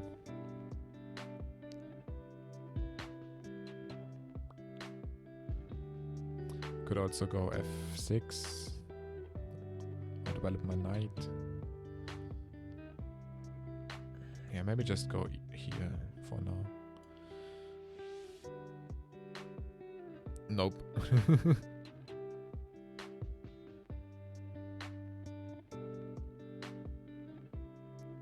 Oh, you are answering to Sai. Not sure he is still here. Okay, attacking my poor little pawn. But I mean, if he takes, I just take back. I don't think that's an issue.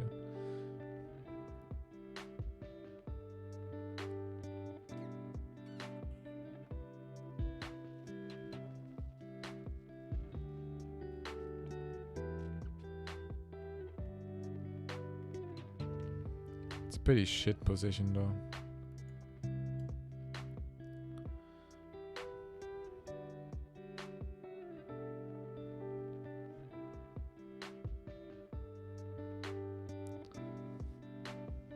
Paused the arena and then it went over by the time I had a chance to get either one of the two.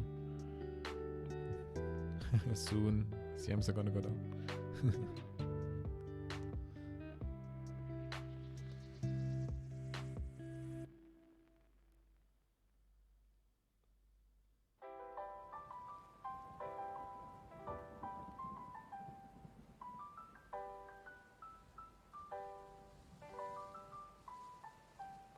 This is a shit game so far.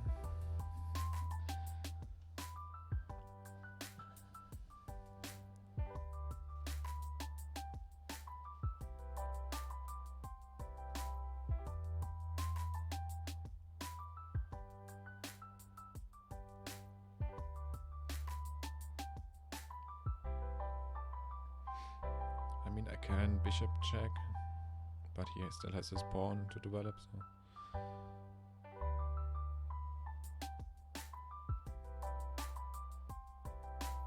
Maybe if I went c5, just to get him to move that pawn.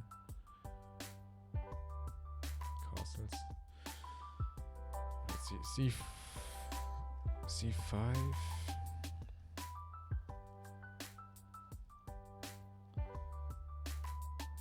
What if he just ignores the pawn, then I'm just blocking myself, am I not? Yeah. I mean, I can't check now anyway, because he castled.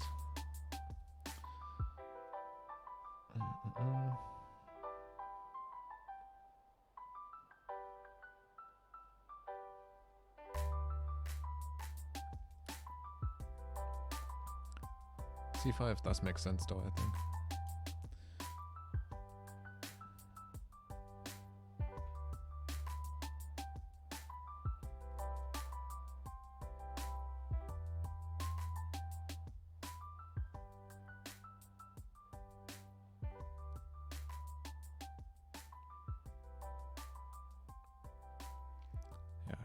It's a bit of a inshallah game.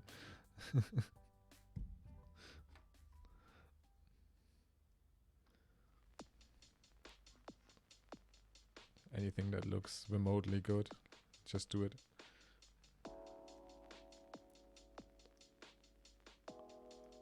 I don't think that's enough to beat Super Chesser #1.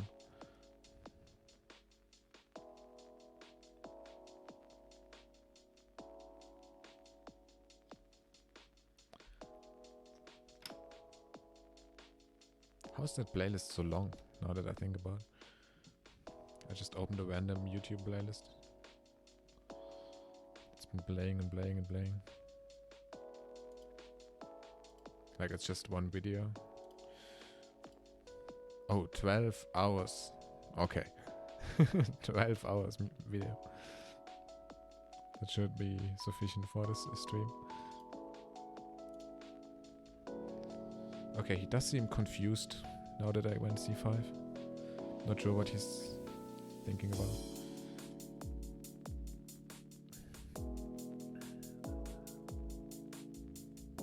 Oh, he moved the pawn, but I can take it, no?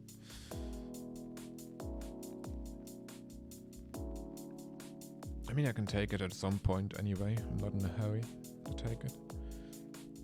Probably better to take the other one.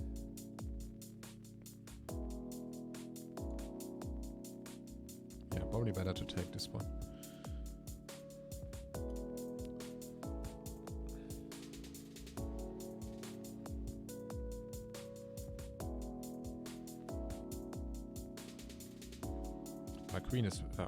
My king is really open though.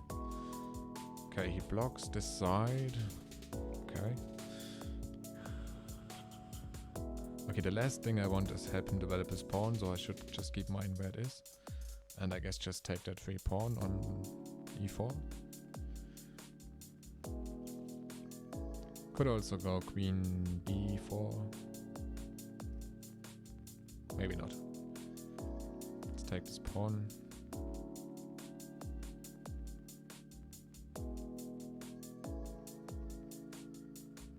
Music is getting a bit interesting. Okay. I'm not really developing, am I? But I mean, if he gives me 3 pawns.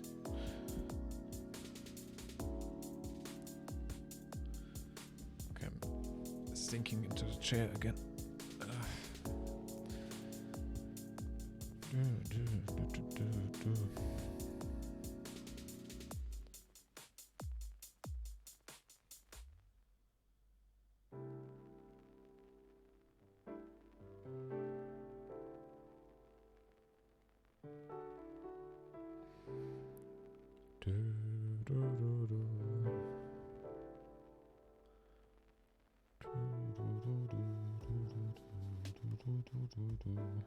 Okay, I haven't even once considered tempo in this game. Well, I guess in the beginning I talked about that I lost tempo, like twice. I think, maybe. Okay, I could develop my bishop to like a lot of places actually. I could, maybe I could go bishop c5 and have a, like a, things, I forgot what it's called, queen and bishop. Though I mean, would probably be better to have it the other way around, but that's a bit of a hassle. Okay, not sure what he's doing.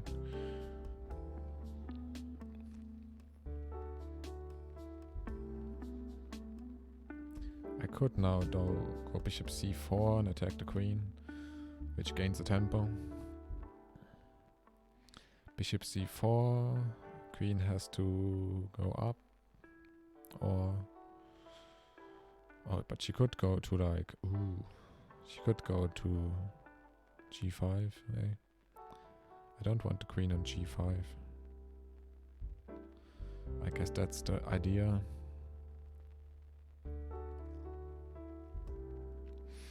Another thing I could do is queen c6, bishop g2.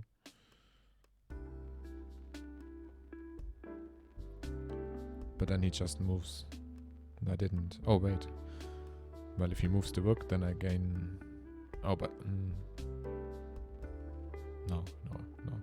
I don't think I win anything. Let's develop. And I don't really want the queen on g5, so maybe I should just go bishop e7.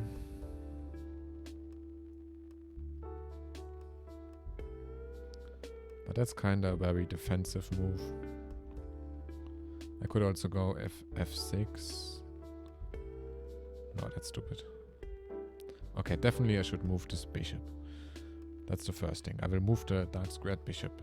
I have choices which are e7 to defend g5. Oh, I could just go h6 to defend that, actually. Maybe I should just go h6. And then I can develop my bishop to like an attacking square. Though I guess from e7 I could go to h4, which is also not a bad square to be cutting off the knights. Oh yeah, that could be nice, because then the knight... Okay, let's go bishop e7 for the time being. If I get that bishop to h4, then the two bishops are basically cutting off all squares the king has, except the one he's on.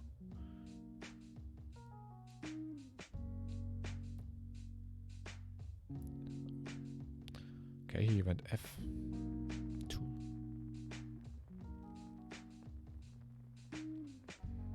Yeah, I mean, he could take that pawn, I can see that. But I can just castle. And then he cannot do that anymore.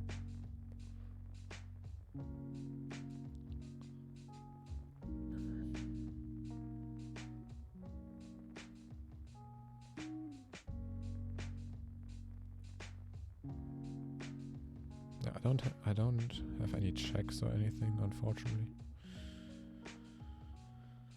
I could also yeah, I mean, I could bring the bishop to g6 to defend that spot. That's also an option.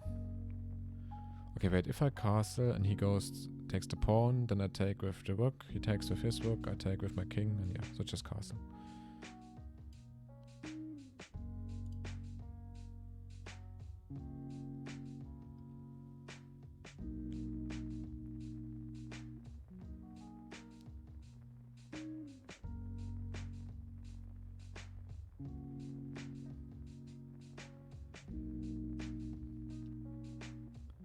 But I can't go to h4 anymore,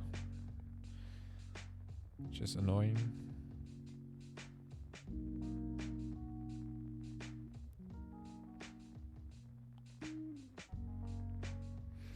I guess I could go for the pawn on e5 with the knight. Knight d7, knight e5.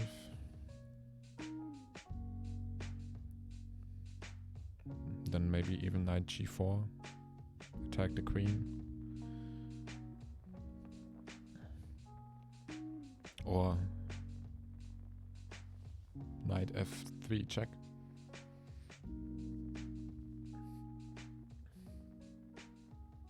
Oh, he moved. Okay, yeah, my bishop is undefended. Yeah, I don't want to give him that bishop, that's for sure.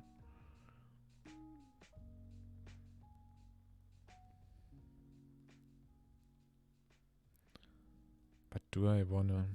I could go f5. Pawn takes, pawn takes. Queen cannot take because of the bishop.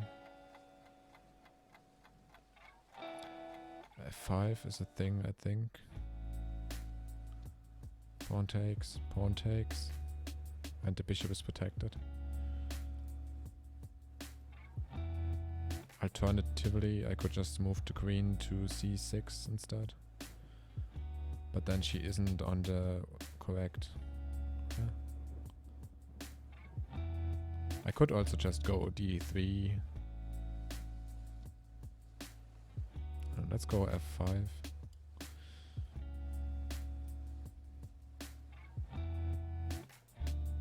Little bit risky, I think, but...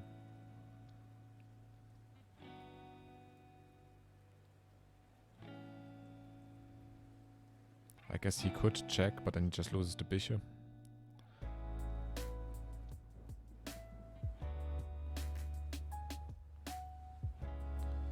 Bishop g6. Doesn't that just blunder his bishop and does nothing else? Oh no, he has the knight, okay. Hmm.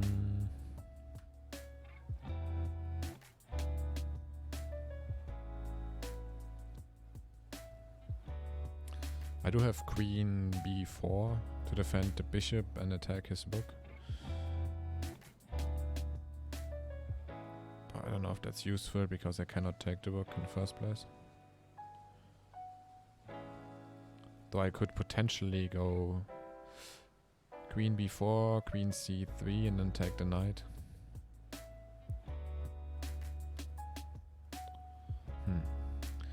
Maybe not. Maybe I just trade. I mean, I am up. Though it would kind of suck to lose this bishop, to be honest. I wouldn't be too pleased with that. I could also move my pawn up here. Let him just take the bishop. No. Oh, I just moved the bishop away. Yeah, let's just develop the bishop, actually. Though if I develop the bishop, then he's gonna go there still. Let's develop the bishop to up here. Oh, I could go bishop b4. Let's go bishop b4.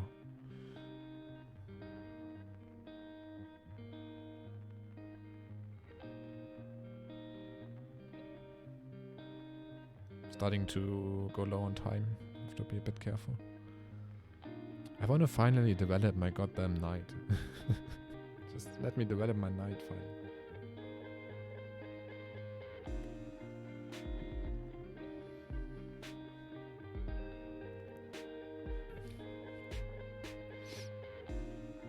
Okay, now I could go h6 to attack the bishop and force it to move. Maybe even trap it. But I think if I go here, he kinda has to move it anyway. Or do I go d7 or do I go c6? Doesn't matter. I guess that also defends the knight at the book. This one, but this one defends the bishop. Oh, and that pawn that is hanging. No, it's not hanging. Yeah, let's go here.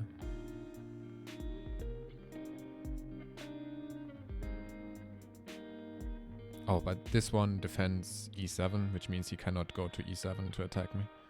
Which he can't in the first place because my bishop would take.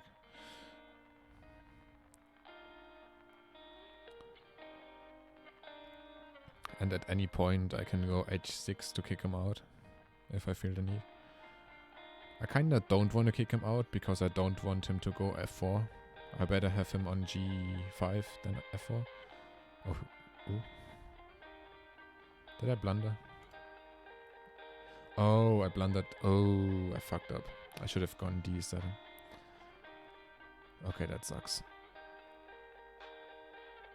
Now what do I do? Just go in.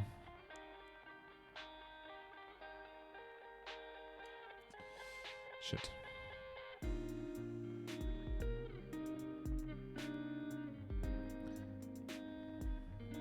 And now that pawn is kinda...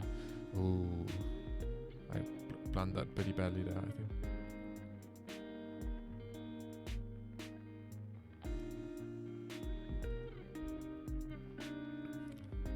I really should have gone d7 instead of c6. Oh, but... Okay, he moves the pawn. Okay, he took that pawn. Now if I take with the bishop, he takes with the bishop, I take back. Okay. This is going a bit the wrong way. On the other hand, I do have a free pawn here I can take. Which may be worth.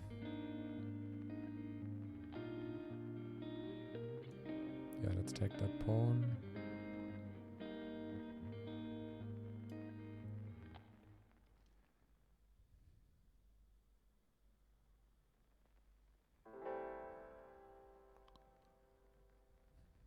So we are technically even now, I guess. And then I have to see what I do with this. I mean, I do have knight f3 and g4. Both g4 attacks the queen, but doesn't really take anything. But if the queen moves, I can go d3 check. On the other hand, if I go to f, I have a check immediately. Queen cannot take because of the bishop.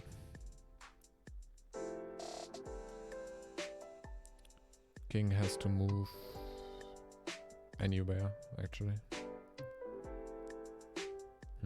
That might be suboptimal. I think g4 is better. Maybe. Make the queen move and then go d3, discovered check. That looks better to me. But it depends on what he does now, I guess. He has a move in between.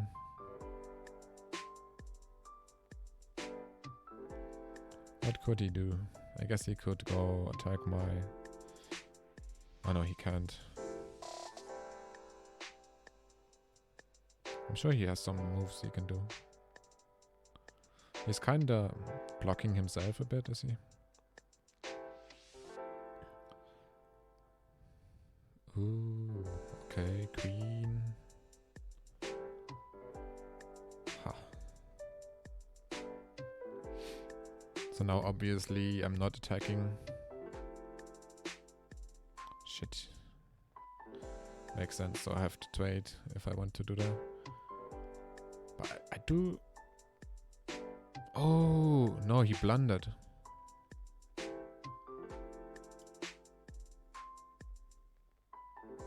He blundered queen fork.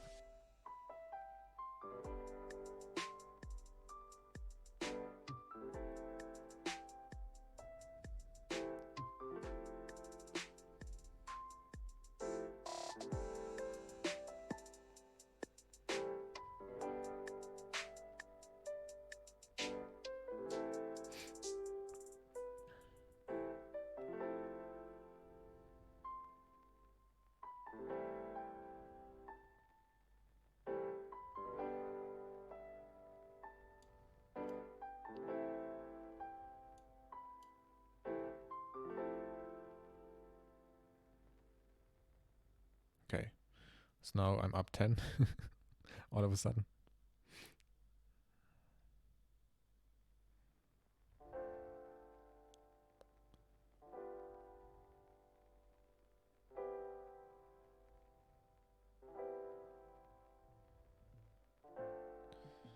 I guess I could just take that pawn. If he takes back, attack with the book. Check.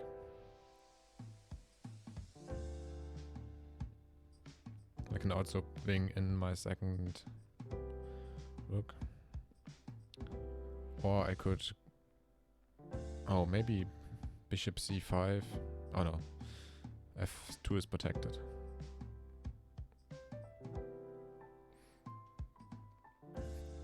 Yeah, unfortunately. What if I take the pawn with the rook? He takes back, I take... Oh, then he can move. But like that I would be removing his knight. No, probably not the most useful way to do this. Let's take the pawn. Oh, but if I take, it's check, so he has to take. But then it's still a bad trade. I'm attacking the rook, the knight. Knight has to move here or there.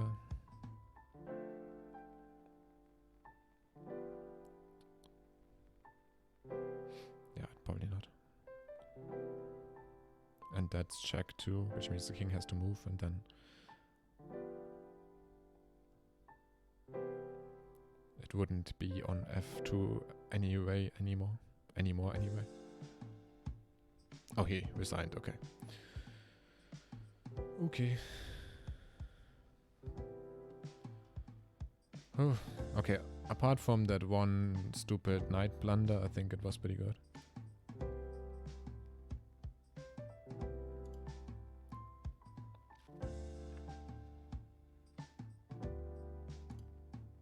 Let's see. Okay, opening. All good. Oh, cower. Can.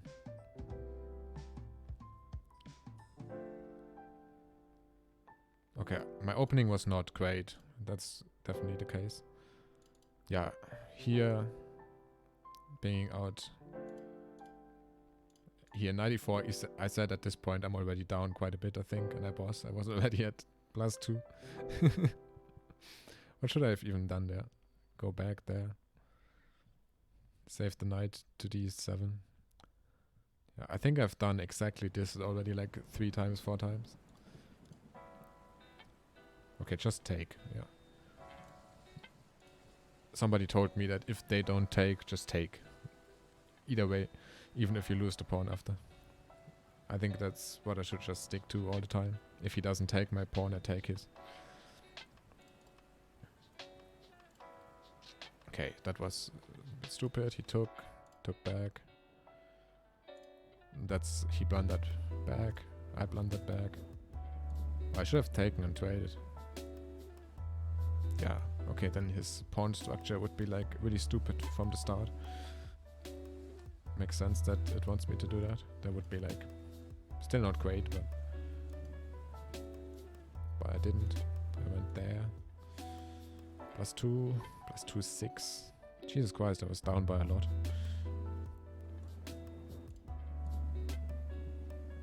That was also... Did I do any good moves in this game?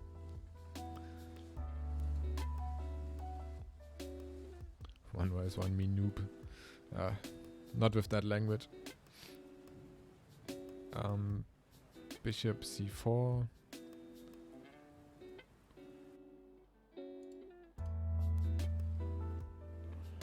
Okay, that was weird. Nothing better I could have done. Okay, here he blundered, giving me that pawn. But I didn't take it, but instead I went there. Which I think makes sense, actually. I think that was a good move in the end. Castle.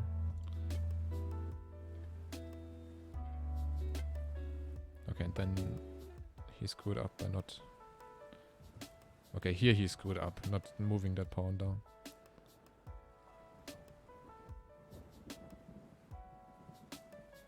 Yeah, because that's what I kind of feared, that my pawn gets stuck on c5.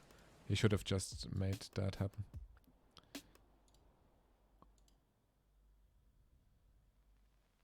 Though I guess I could have checked and taken the... bishop after that. Yeah, it's kind of complicated to do. Anyway. Okay, he didn't take, I took back. From then on I was up and stayed up. Thanks for following, kiddo. Okay, yeah, and here I thought he wants to go to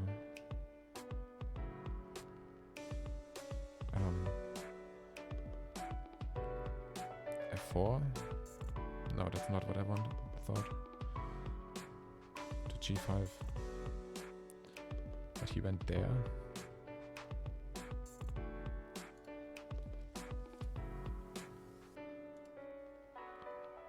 Castles.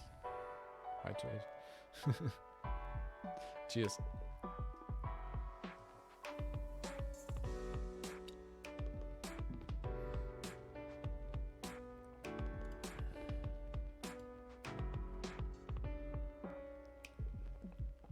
Okay, I blundered here actually. Yeah, that move I wasn't sure about. I guess I blundered something that he didn't see either. Oh, en passant. I forgot about en passant, and he also forgot about en passant. Okay. Without en passant it's a fine move, but with en passant it's a bad move.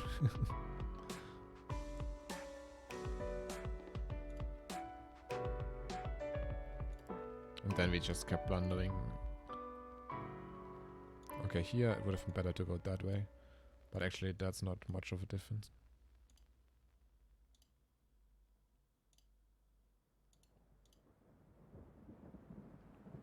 Yeah, and here he finally lost his queen.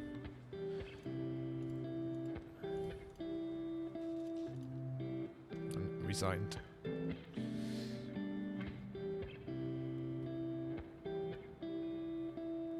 Okay, that game was pretty dreadful, to be honest. But I guess I won, so hey, I take it.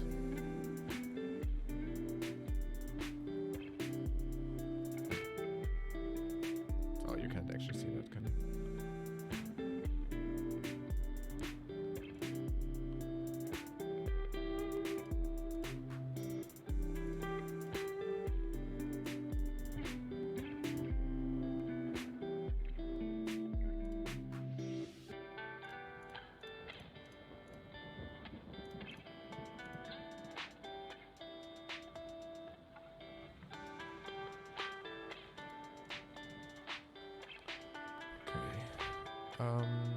Let's see.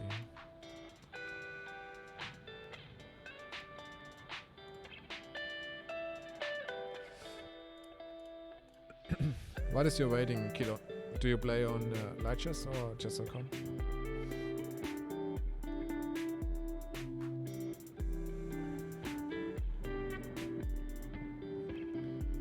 Okay, my Caro-Kann still sucks badly. Maybe there are Caro-Kann studies here. Both. Caro-Kann Chess Excelsior. Caro-Kann an overview. By Gabe Snes. Gabe S. Nes. Anyway. Hello everyone. Oh, you can't see that. Oh, you can actually see it. Can you? Well, let's make it look nicer. No?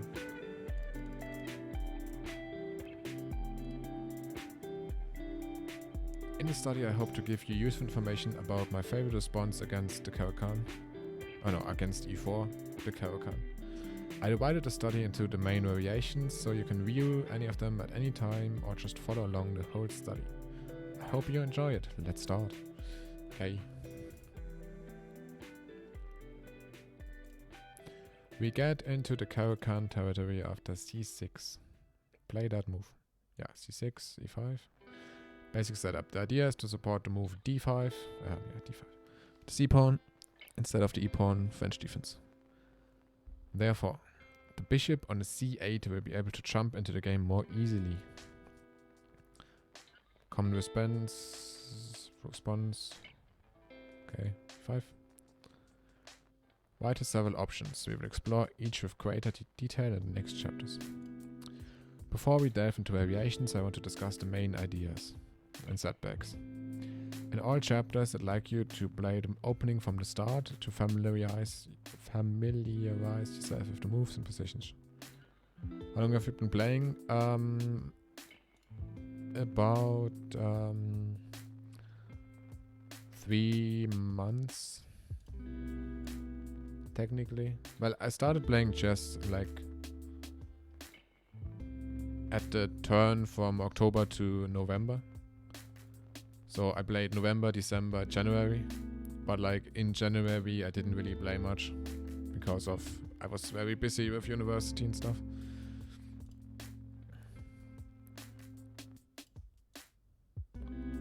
So I guess like 2 months of actual playing and like 1 month of like just playing a little bit.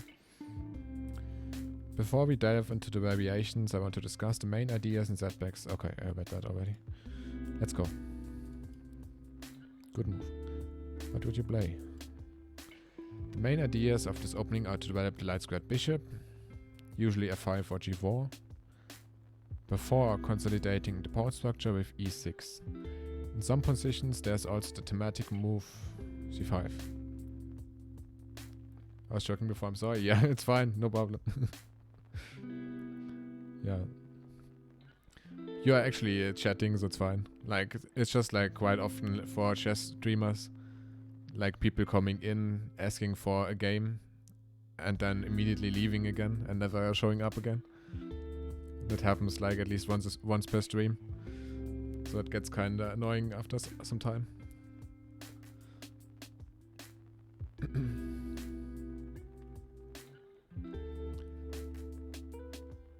Can I ask a question about university? Sure, go ahead. Black's biggest problems are the pawn on b7, since no longer protected by the bishop. And the late development of the dark squared bishop, which might delay castling. Makes sense. Now let's look into the variations, okay. Play the Caro-Kann. d5 is the advanced variation, where white decides to take up space and make it harder for us to develop normally. Black's common responses are bishop f5 or c5. For now, let's choose bishop f5, the main line. Okay, so advanced to main line is f5. With the bishop out of the way, we're now ready to move pawn to e6. Let's now look at the most popular continuations for white. Short variation. Okay. Do you remember the quick move? Bishop there. F. This is the short variation named after English Grandmaster Nigel Short. White's plan is to play be2 and simply castle. First, let's complete our plan and play e6. We will now start developing our pieces with either knight d7 or knight e7. c5 is also very common. Other moves indicated by the arrows are typical ideas for both sides. Okay. So either bring the knights to the center, or go c5 and then bring the knight to c6. And queen b6 is also a thing. I'm starting university next year, so I have to choose which one to go to. However, I'm not too passionate about any of the options. I haven't got a clear vision.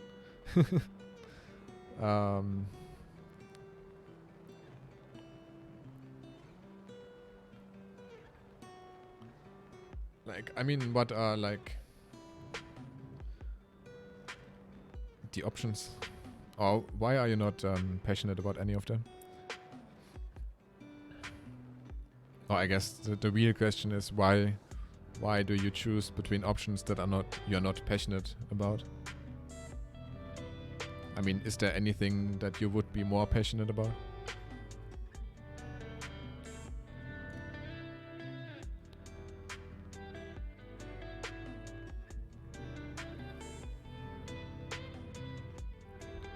Because, like, personally, after having gone through university now, like I'm almost done, I definitely...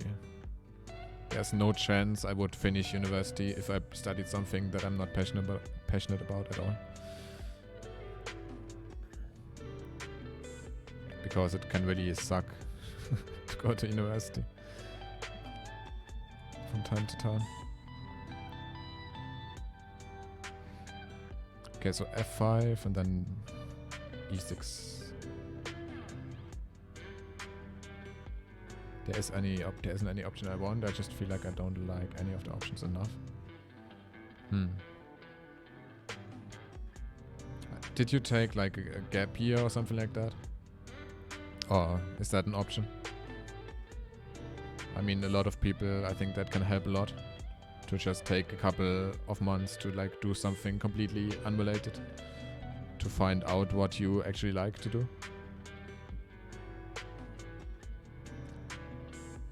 I had like an entire year between school and university. Play the main line of the advanced variation.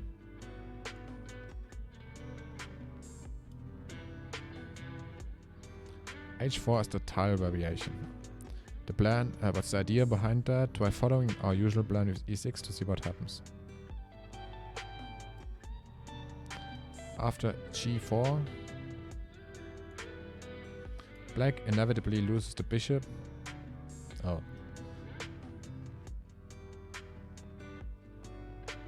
And can capture, and can at most capture a pawn for it. Observe the sequence, then go back and look for the correct move. Yeah, that sucks. He can bring out all the pawns, and that sucks. And then go back. But what's the correct response? h5?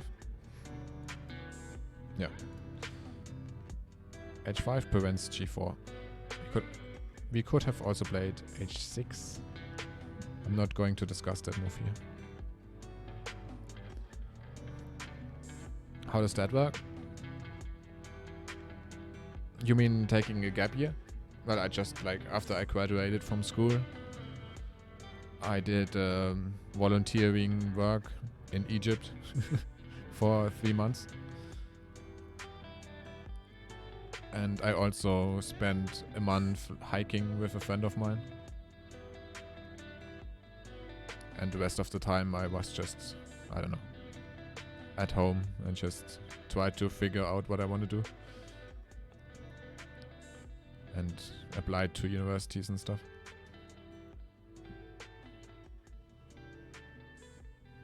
And I think I definitely learned a lot in that 1 year, just for once not wasting all my time in school.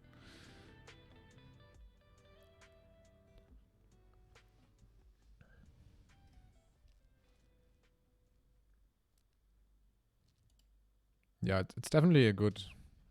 I think it's good to take some time. I mean, I don't know how old you are. Like, I was 18 when I finished. I just turned 18 when I graduated.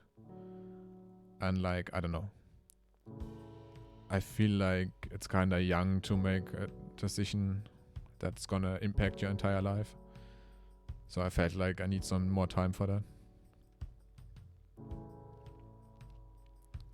But if you don't want to do that, I mean, there's really also no shame in starting a study and then switching. Like a friend of mine, he actually switched 2 times.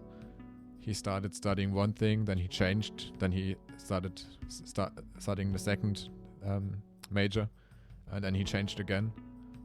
And now he's in his 3rd major, and he really loves that one, and he's like really good at it.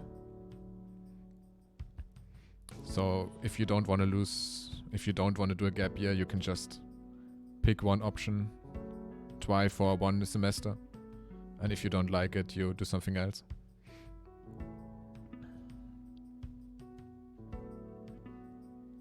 In the end, 1 semester doesn't really matter. Were you passionate about what you choose at the time?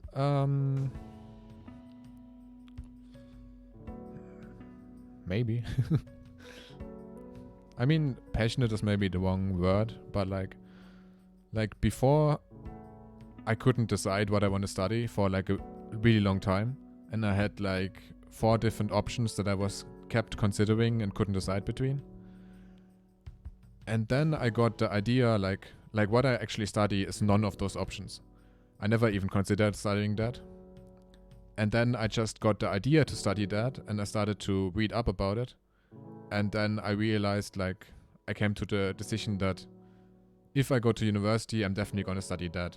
Like, I didn't want to study anything else. So I feel like it was more that it was the only option that I liked enough to definitely want to go to university. With all the other options, I was always like not sure if I even want to go to university.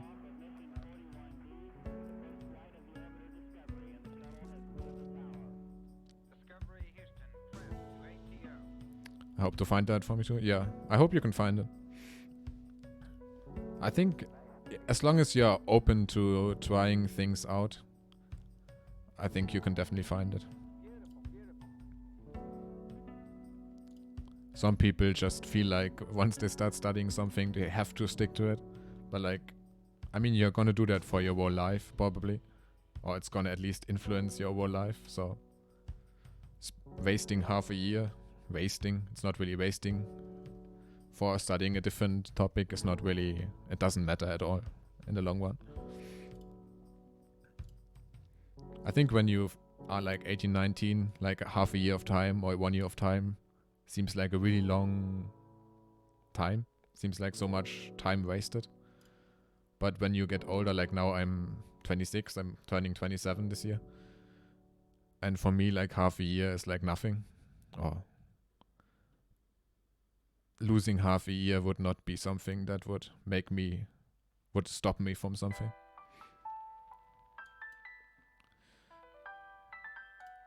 What are you studying? I study psychology.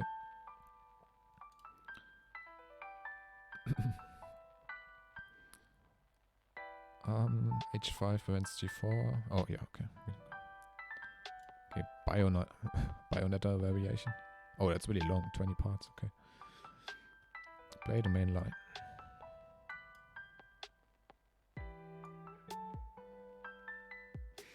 This is a more aggressive response. White's threat is to play G4 in the next move. Let's just play E6 like we usually would. It's fine. Can you find a good square for our bishop? Just up? Oh no, actually it doesn't work.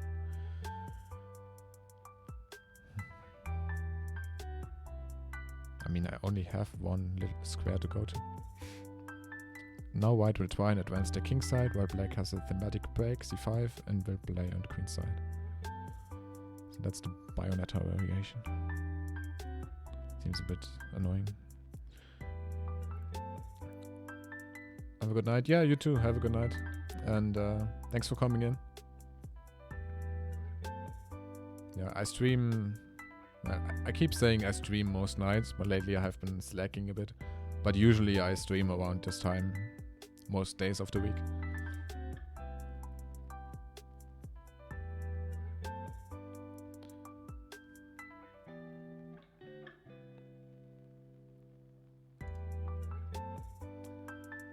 Play the Caro-Kann. Okay, now classical variation.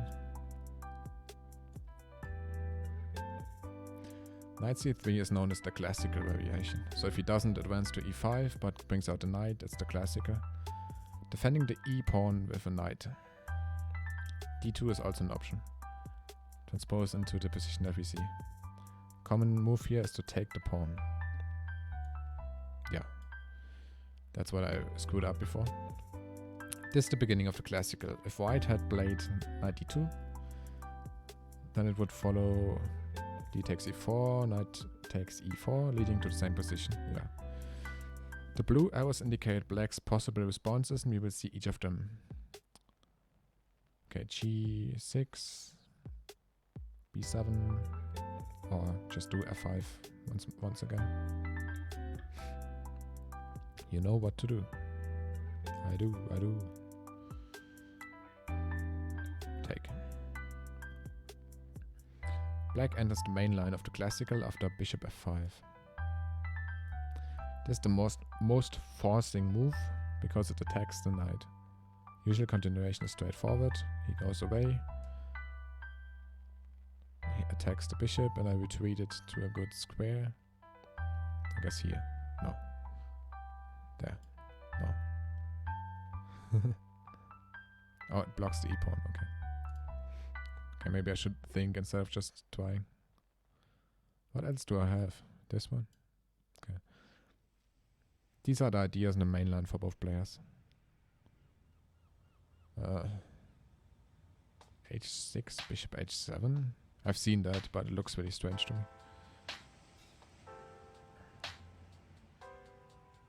H4. Knight f3, bishop d3. Bishop d2.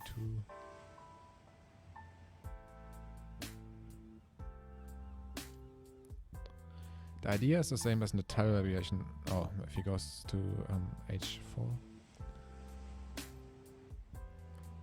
White wants to tap the bishop. How we create a safe space. I mean, he cannot go g4, so it's kind of pointless to go h5. I reckon. How we create a safe space for our bishop?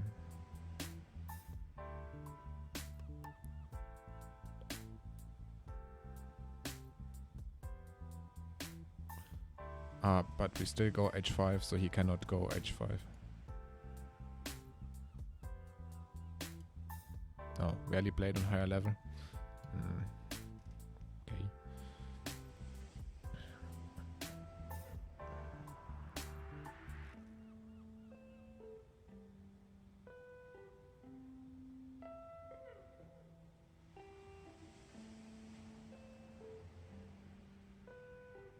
I guess knight f6. Knight f6. If pawn goes to h5, I can just take it, and he cannot take back. Oh, he can because he has the queen too. So he would give up the rook, but I would lose 2 pieces. I mean, we would be trading evenly actually. 2 pieces against the rook and the pawn. Okay, that's not it.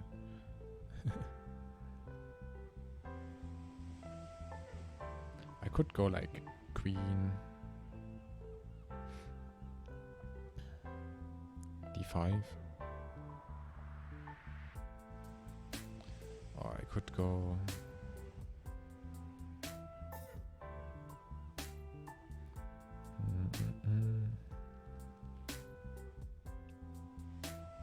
oh, h6, so the pawn, the bishop can go to h7. That's why we do that. The idea to play the knight on the good g5 square, e5 square. How can we prevent that and develop a piece with knight d7? Now go back. White offers the trade of bishops. Okay. Now we continue with e6. Okay, maybe that's a bit too much information dump. Maybe I should just play a game.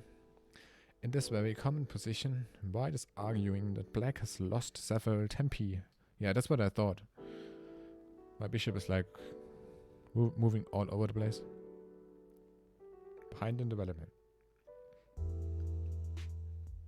Natural continuation is to move the bishop, d2, e4, castle long. While black will finish their development in castle short. Let me show you.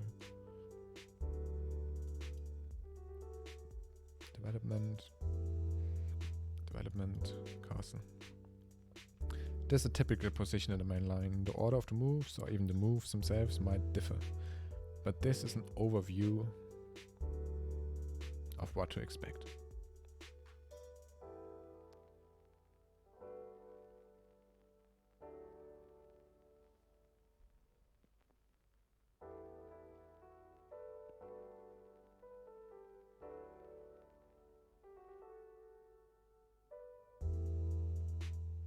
Cool.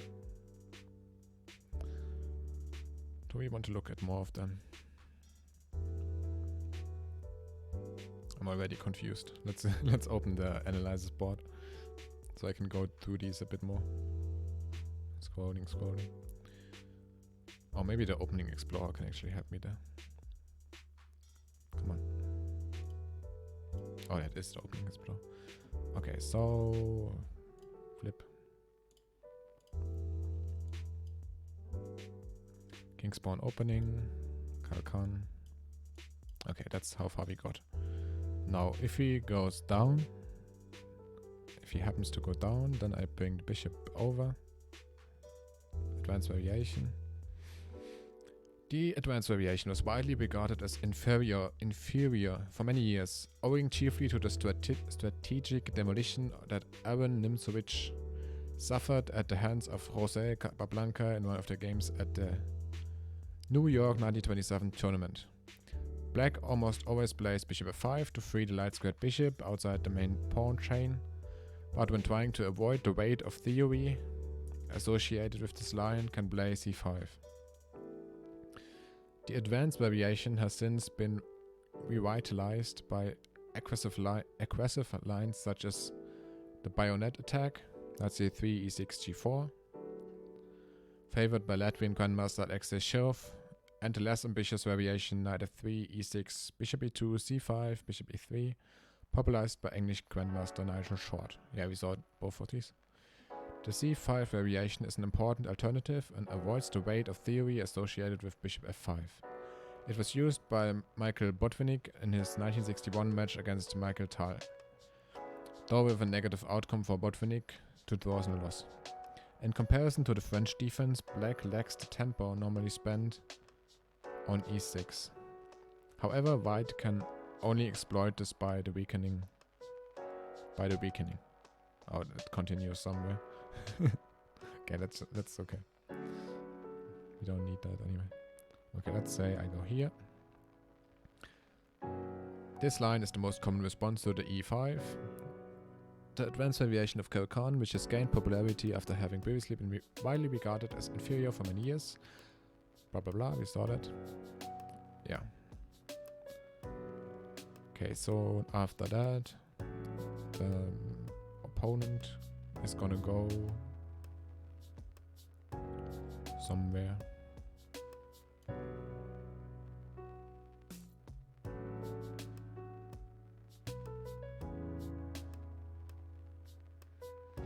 A sounder response than Bishop d3 and more ambitious than Knight f3.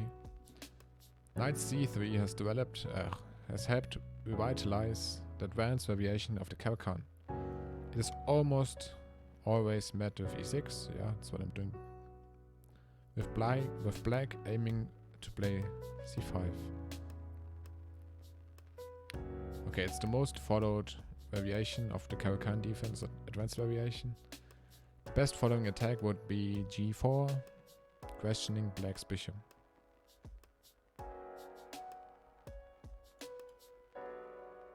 Yeah, g4. And then I guess the bishop has to go down here. Van der Wiel attack. It's played a lot. Interesting, I guess, about this one is that it almost never ends in draws, by the looks of it. Well, I mean, not. It does end in draws, of course, but most of these top games.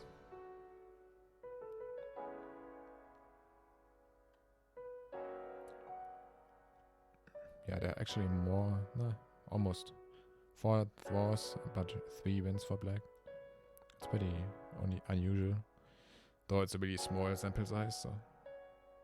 Okay, Anand plays that quite a bit. And successfully.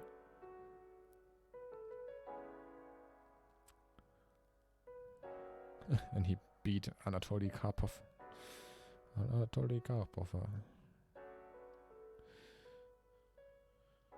Yeah. Okay, then the other one. Let's go back. Shit.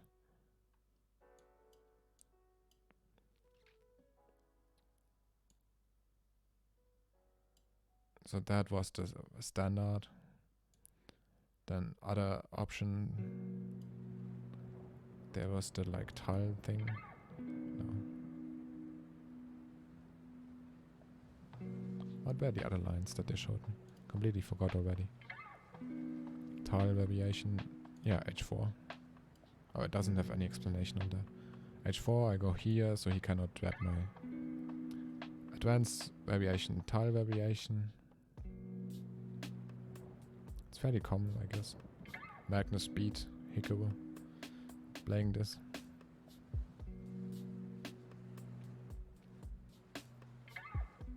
And Hikaru beat Nyapo playing this. Okay, what was the other one? The Bayonetta is Knight c3. Isn't that what I played? Oh, so I did already do the Bayonetta. So the standard line is actually Knight f3. Sound response in Bishop d3, though less ambitious than Knight c3. Then Knight f3 was popularized by English Short. English Grandmaster Nigel Short. By English Short.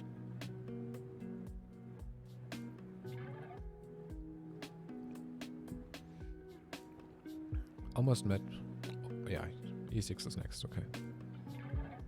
Okay, and then that's the advanced variation.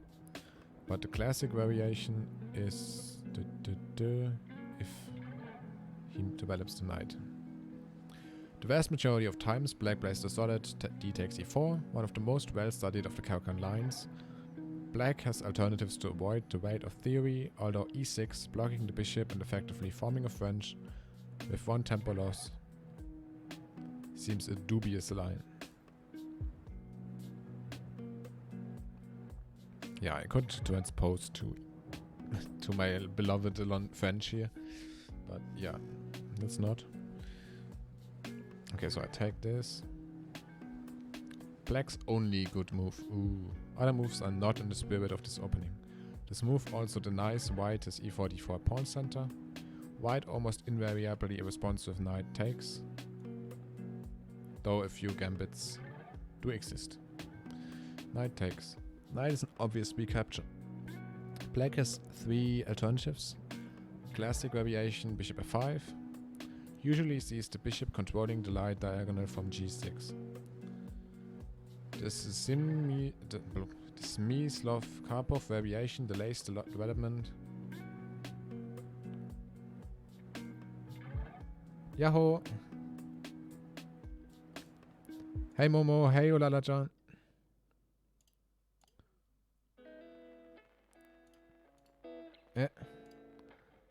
なんで急にディスコードで配信やったね。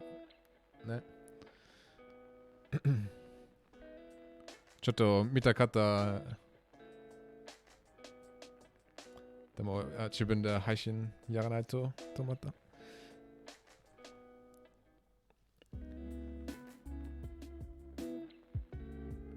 リラックスしに来た。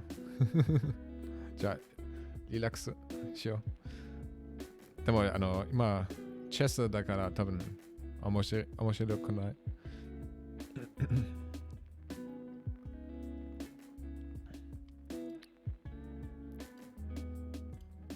今日本語ストリームになった。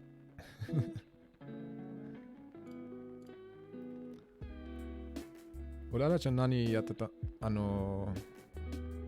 ディスコードだから多分 Apex または Tarkov。でも最近 Tarkov 諦めたね。Apex いいね。チーターがなかった今日。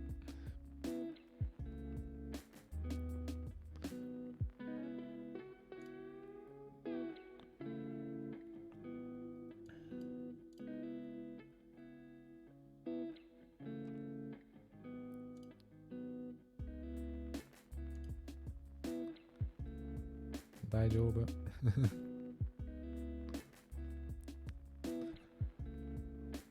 なんでひらがなで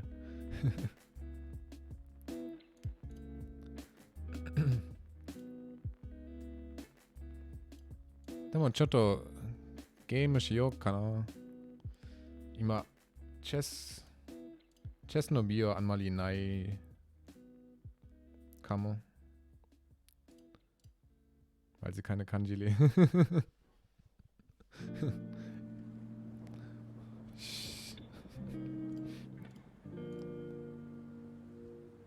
Ala-chan, Kanji, Major Chose da, ja. Kann.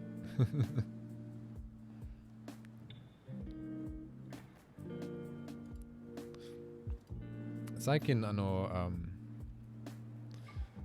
Sleeping Dogs TU ゲームやってる。ちょっと多分日本語字幕あるかも。ちょっとやってみようかな。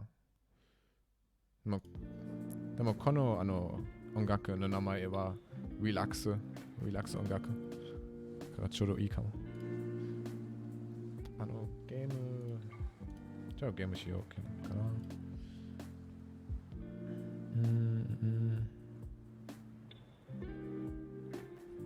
ヤクザもできる。言うのことか。ゲームどこ？見えない。あ、最近麻雀やってるよ。麻雀しようかな。うららちゃん、麻雀上手だね。最近、なんだった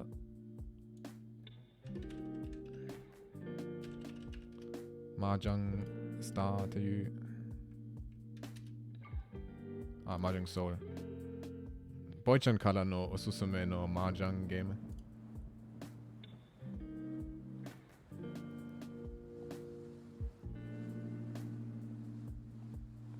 ちょっとログインしないと。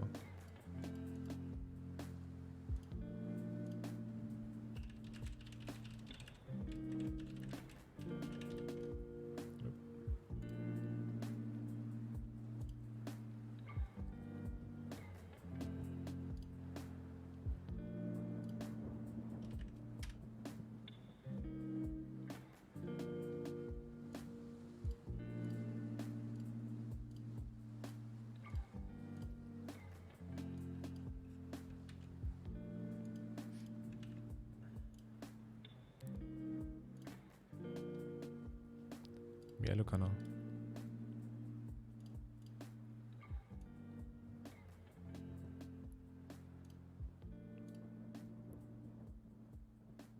下手です。僕も下手。ご主人、お、おかえりな。うるさい。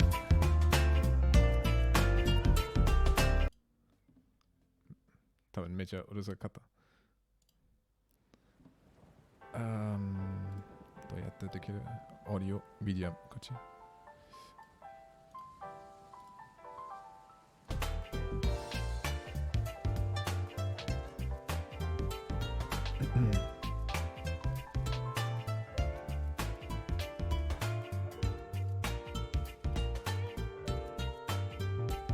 いや。まだちょっとうるさい。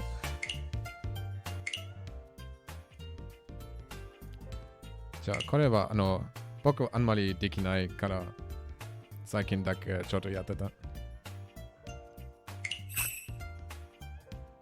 これも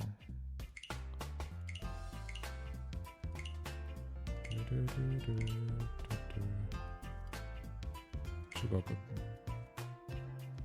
できない。日本語がないかも。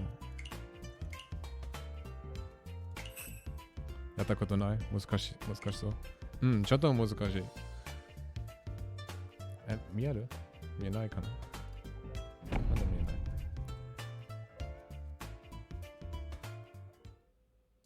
ちょっと待って。見える？お。ちょっと面白い写真で。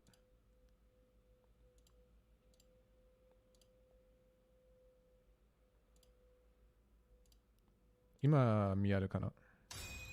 あ、見える。ボイちゃんからのおすすめゲームだから。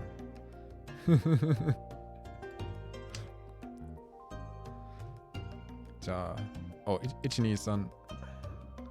OK。じゃあ、これ必要ありません。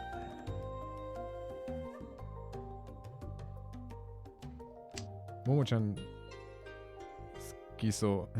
ああ、ももちゃんアニメ好きだね。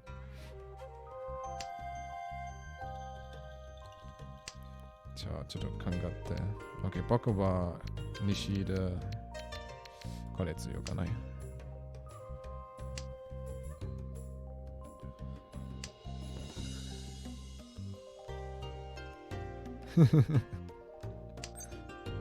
ち、欲しい。あ、遅い。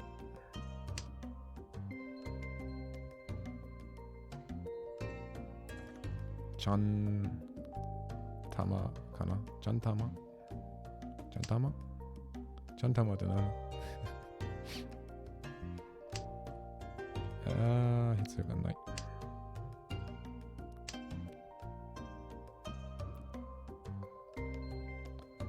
アプリの名前。麻雀ソウル。麻雀のソウル。1か好きではありません。じゃあ、これから多分もう結構いい。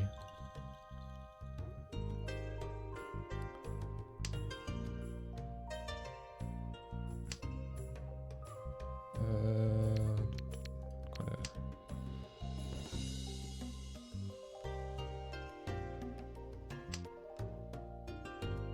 あ、まだチェスの麻雀。あるかな麻雀ゾール。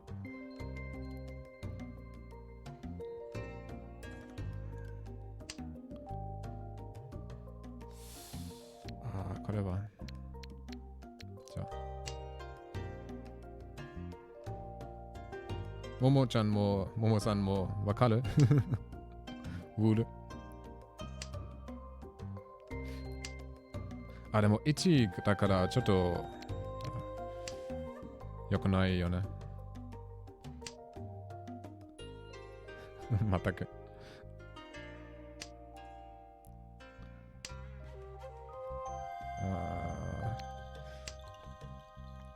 So basically I have to collect sets of 3.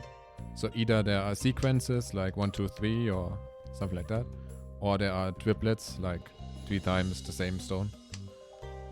And I need 3 sets of 3 plus 1 pair, basically. Oh, これはちょっといいかも。どうするこれ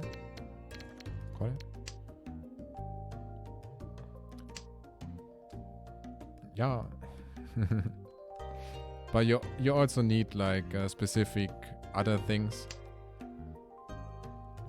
in order to be able to win. あ、これはいい。でも何が必要ないかも。これ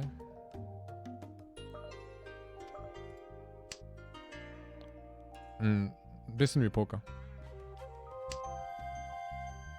Aber es gibt irgendwie tausende Mega-Regeln, was man noch braucht. Ponja. Ponja. これちょっと難しい。決定。うわ、遅かった。痛い。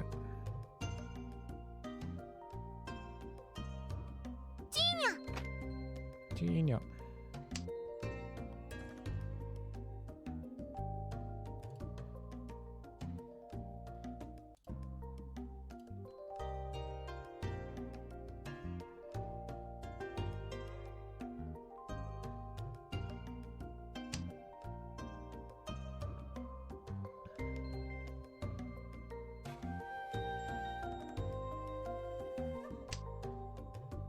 あ、これ、よかった。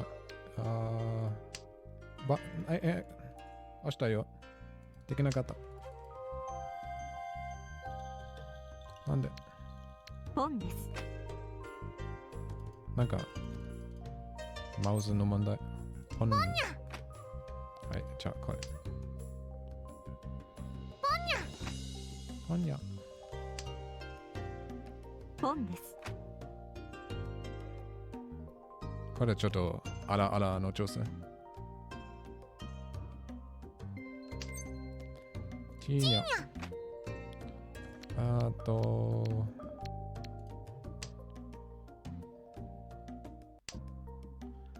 Okay, now I only need like this two. 感します。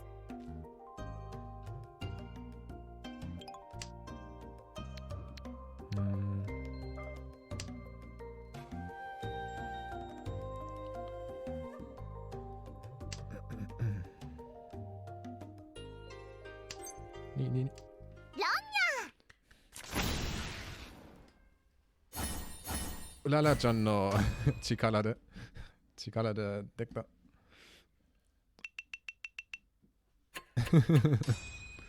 Okay, so I won 最初の方。4回ある。これも必要がないけど。これ全部ちょっと良くないかも。Power, Neko Power. Yeah, I won the first one. They're like 4 rounds.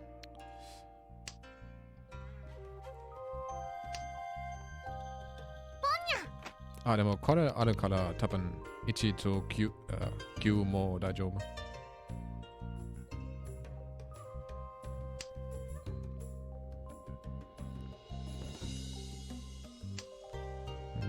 でもこれは言わない。ポン。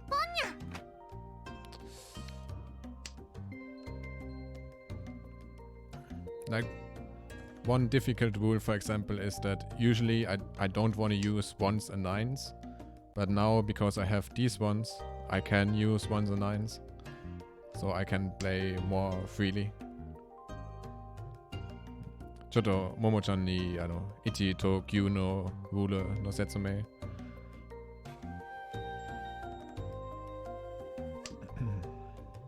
でも、この5も必要かない。これ全部。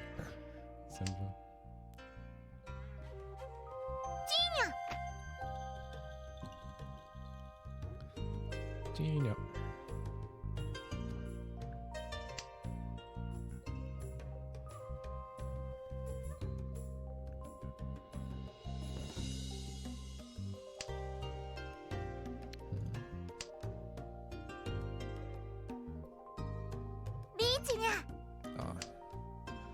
リーチは一つ一個だけ必要。勝ちのため。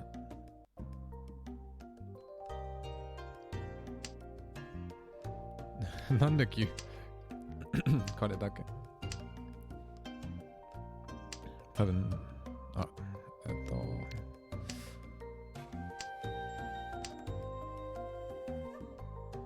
家のどこかにあるの？本当？あ、この人が勝った。でもあんまりポイントが低い。まだ1。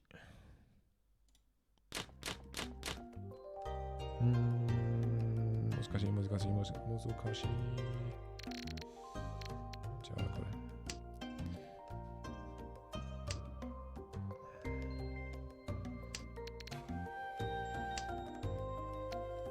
なんか時間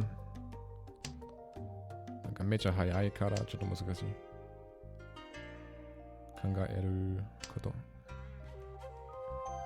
これは必要がない。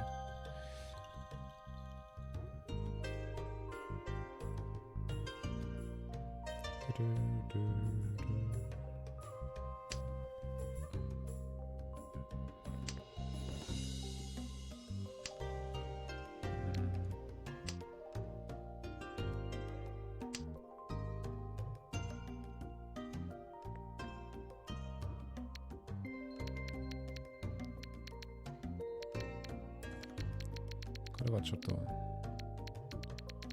良くないかも。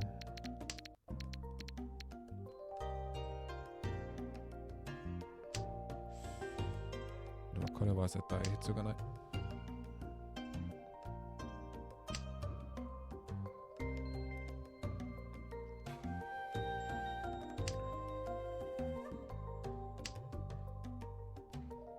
これも必要がない。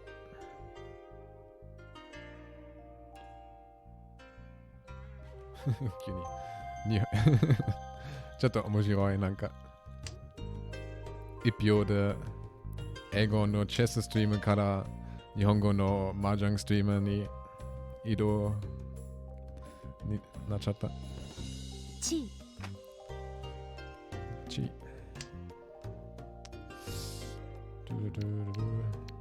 あ、これ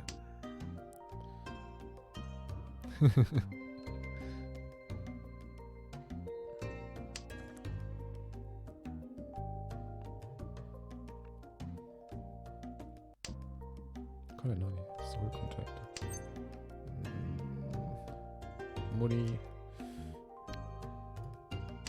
今回はちょっと良くない。英語、ドイツ語、日本語。そうだね。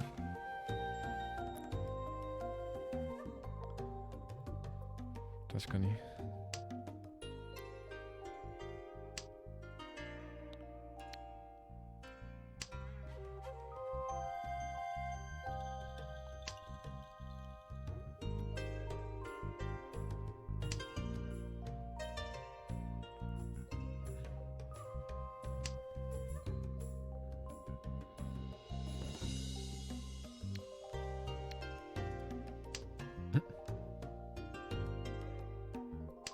なんかコロナがなくなったら、多分来年の春、そう、2023年の春に、またちょっと日本に行きたいかも。よこれ。genau。genauは、確かに。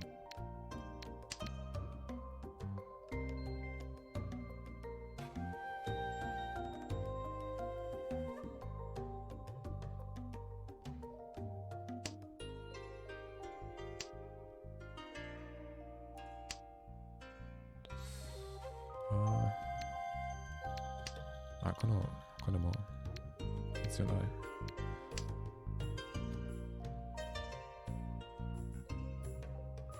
日本来て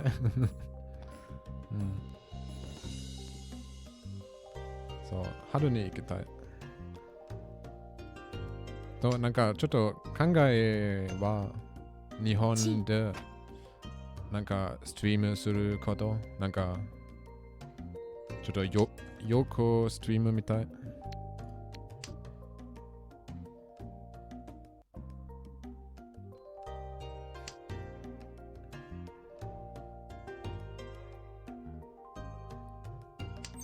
そうそうそう。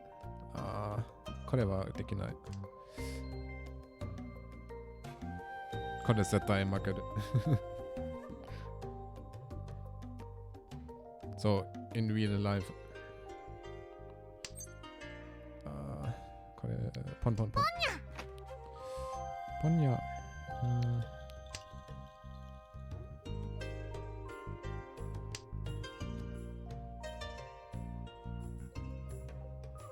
多分9と5あったら、ポンポンポンポンだけだから、9も大丈夫だったかもしれない。めっちゃいい。多分できたらめっちゃいいと思う。ちょっとインターネットとかちょっと難しいけど、バッテリーも。Real Life ストリーム。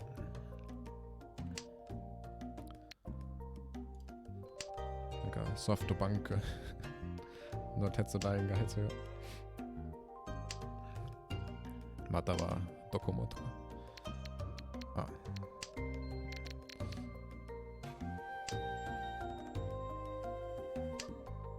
ポンです。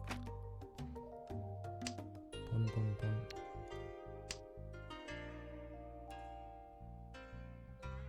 ほとんどなくなった。椅子。これ麻雀のピースの名前は何？なんか椅子ではない多分。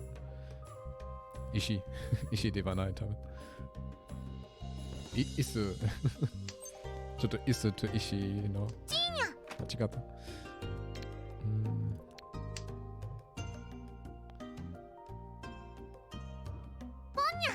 パイ。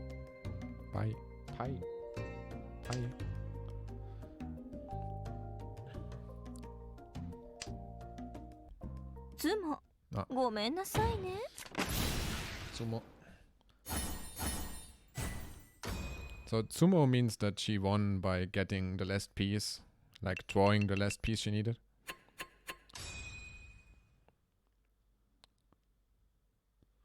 Mada. Okay, 最後。この8必要がない。これ大丈夫。これちょっとあんまり良くない。これ大丈夫。じゃあこれ。このもう必要がない。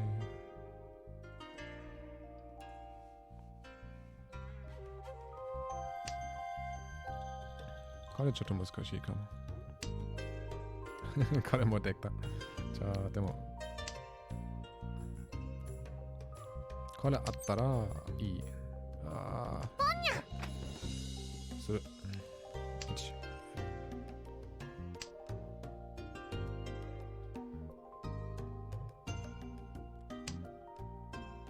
1。勝ち。負けない。絶対負けない。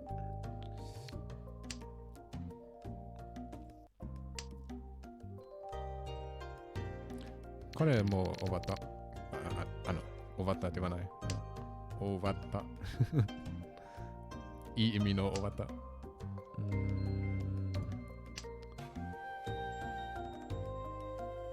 でもこの白のやつ絶対必要。そしてこの4が必要。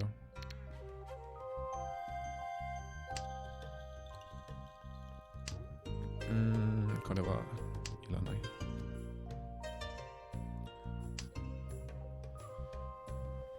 いらないよ。なんか日本語でストリームすること楽しい。いつも日本語でやったらいいかも。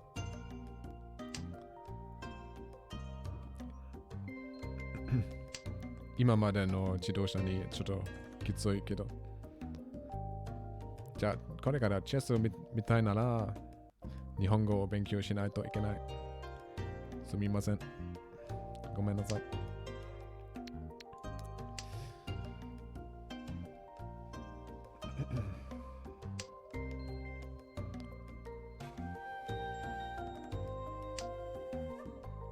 ドイツ語もいいな。でもなんか、ドイツの Twitch ストリーマーコミュニティちょっと怖いイメージがある。なんか、ドイツの YouTuber さん全部なんかちょっとバカな人。失礼ですが、ちょっとなんかあんまり、そう、ちょっと怖い。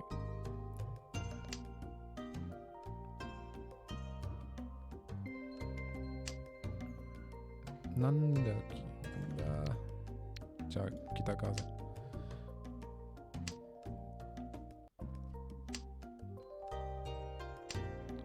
なんで白いやつが来ない？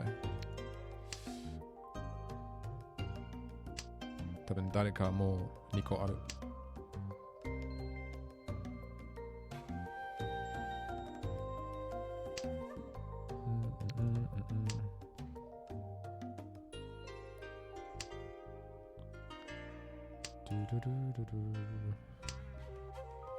全然来ない。あ、これ来たけど。じゃあ。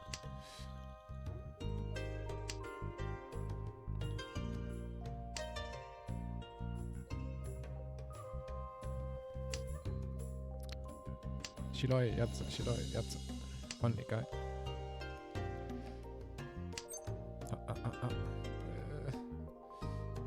どうする？カニャ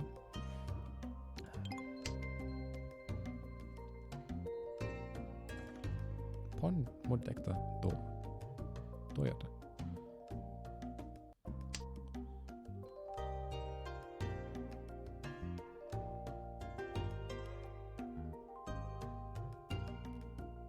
多分パンやったら方がいい。別に。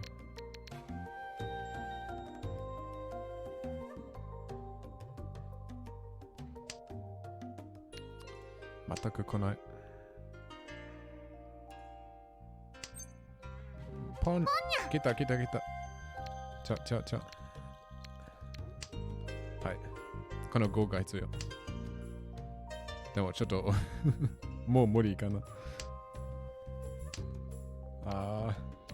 もう無理。テンパイ。でもテンパイだから僕は勝ったよね。勝った。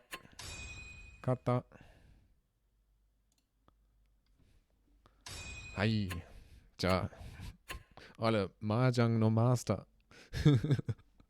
これからチェスやらない。麻雀。どうもどうも。すごい。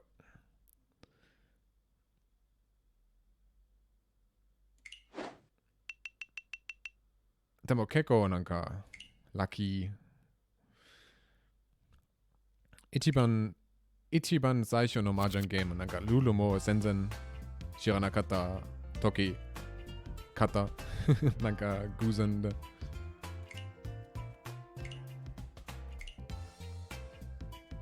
これもあった。チェスはドイツの人みんなできるの？全然。そんなことない。あんまりなんか、俺の友達の中にチェスできる人全くない。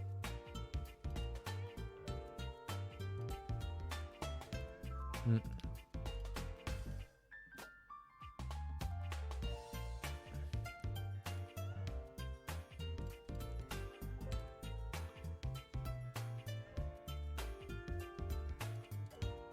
うやる？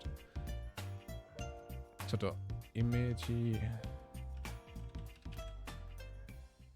一番初めてやったこと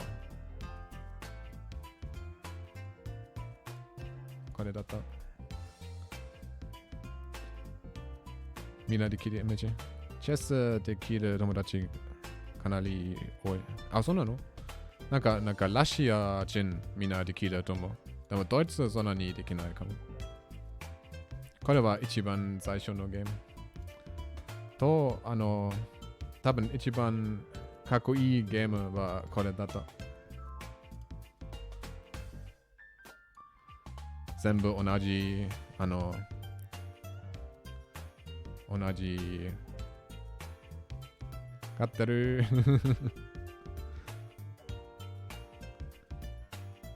友達の中にラシア人が多い。あ、そうなの。だから、かも。多分ドイツに住んでるチェスできるラシア人あるかも。いるかも。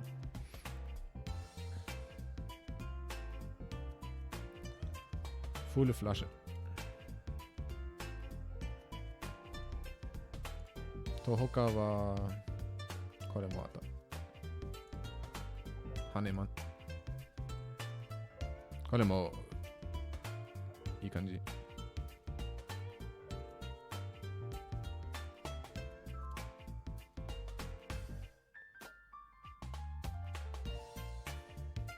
じゃあこれから何するかな。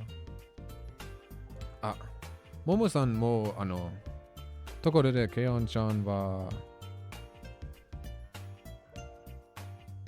ビッグそらないの？ビッグ？あれ？ビッグではない。ヒグ。おー。なんでグになった？ヒグ。カタカナは僕の。うららちゃん漢字できない。俺、カタカナできない。そらない。すみません。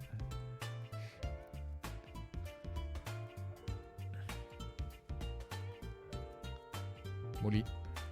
じゃあ、いつそれかな。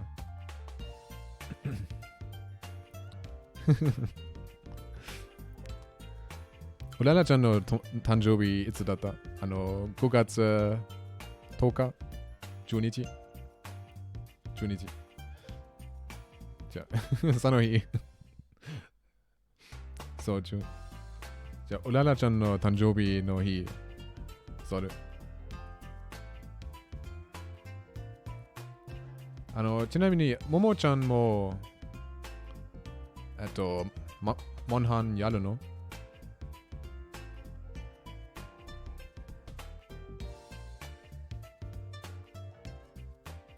マジやってない。あ、そっか。なんかチェス興味の人はチェス以外何もしないイメージ。なんかチェスだけ。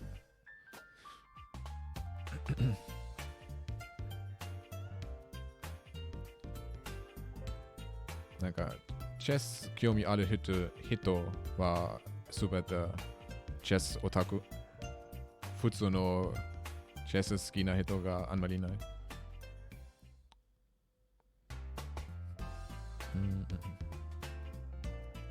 じゃあ何しようかな。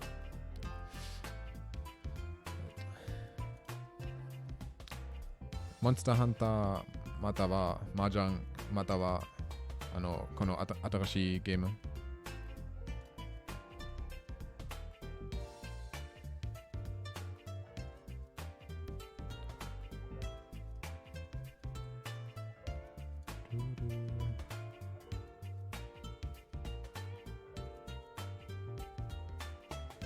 モンハンでいいんじゃない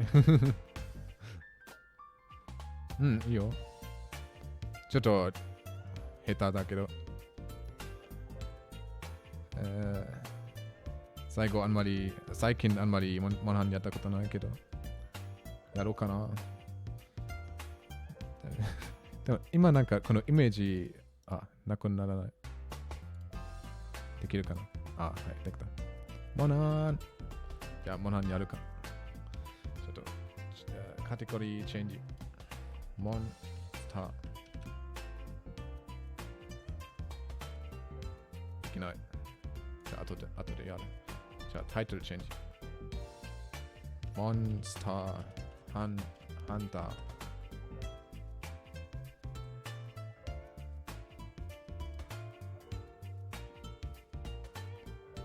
何時なの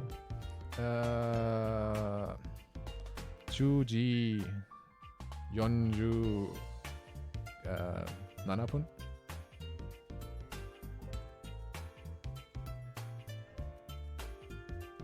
10時47分モンスターハンター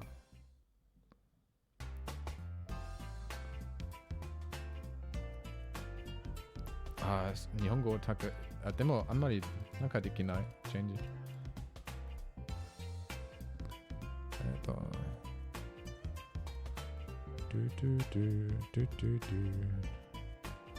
じゃあちょっと水を飲み物取りに行く。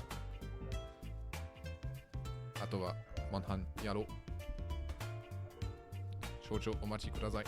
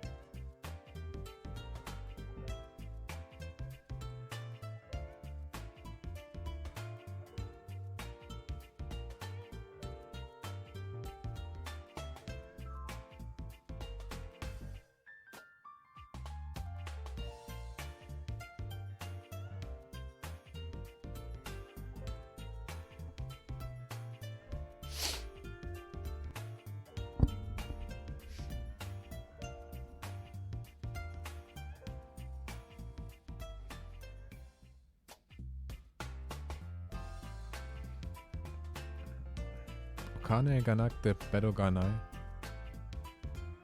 どういうこと？ただいま。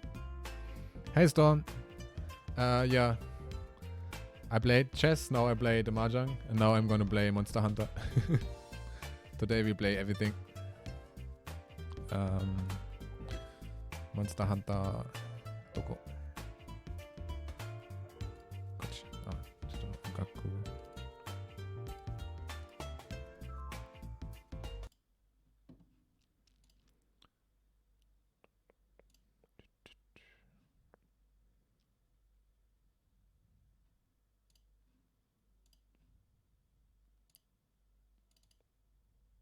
できる？あ。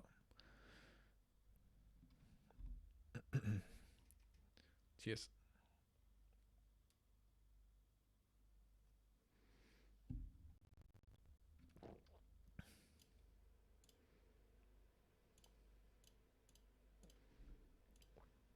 じゃあ、ゲームカプチャー。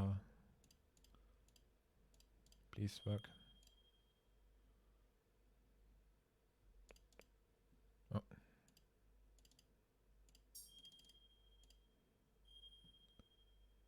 プロテイン。プロテイン？これは水。I think 30 minutes.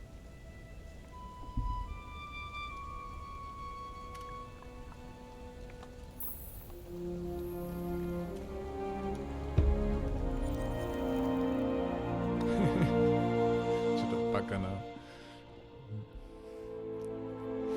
バカたち。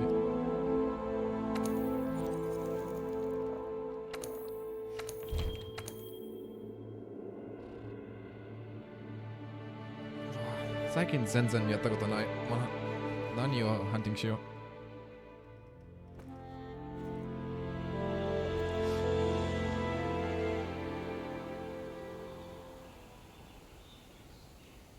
You know Monster Hunter Storm?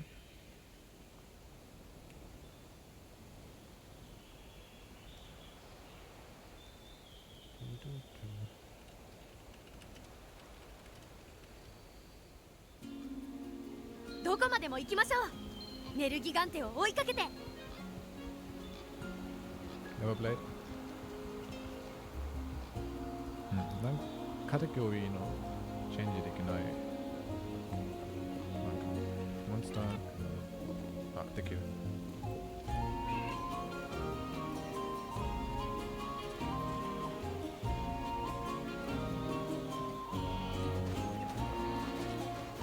プロテイン。ももちゃんがプロテイン飲んでる。あ、ログインボーナス。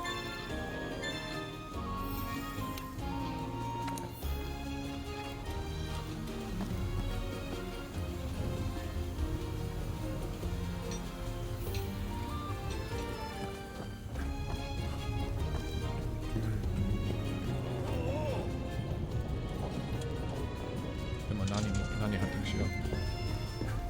誰をハンティングしよう。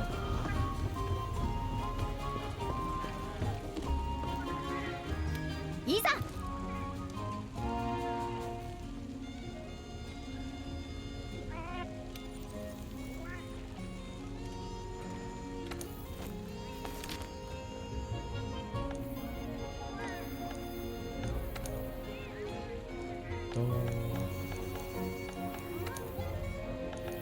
あ、これも全部やってる。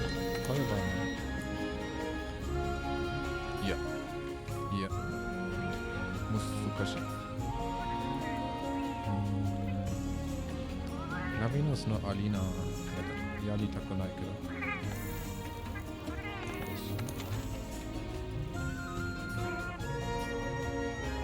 バリアス。ミラボリアスはまだ。そう、なんか、アイスポーンのストーリーの後で、あんまりやったことない。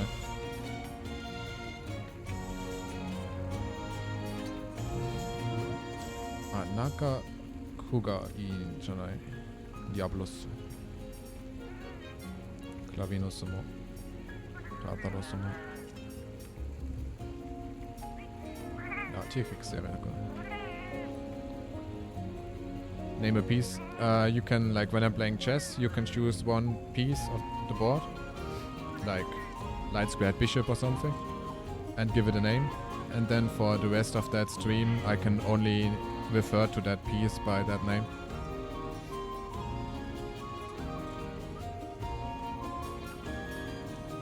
Call Highlands.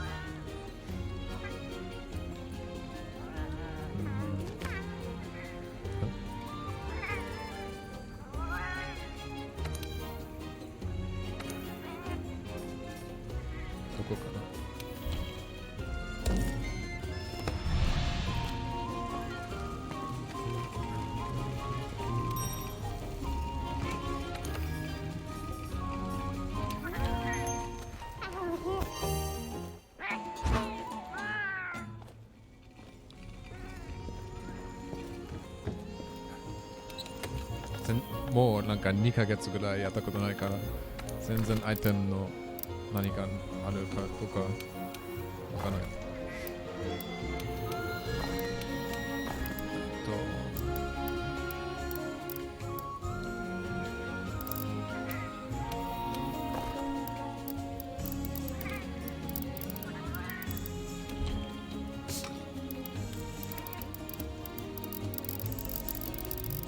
何かいるかな。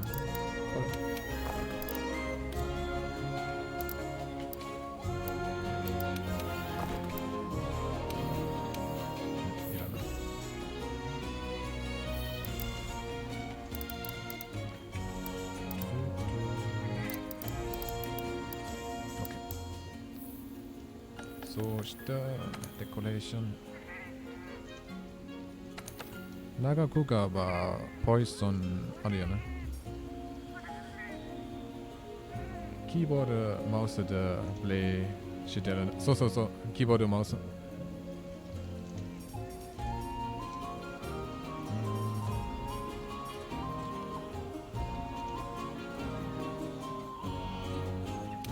イソン。今何？ポイソンレシステンス。ない。アンチドート。あ、これは強いからね。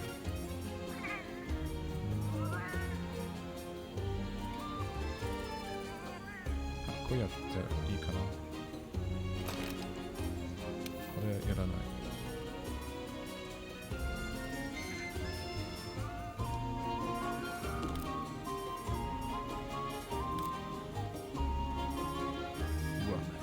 全部忘れた。あ、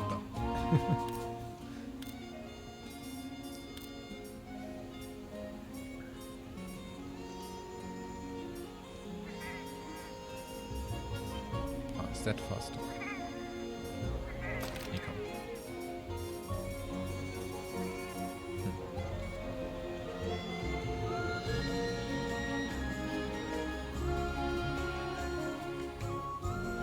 ピンク色のコントローラー。それは一番大事。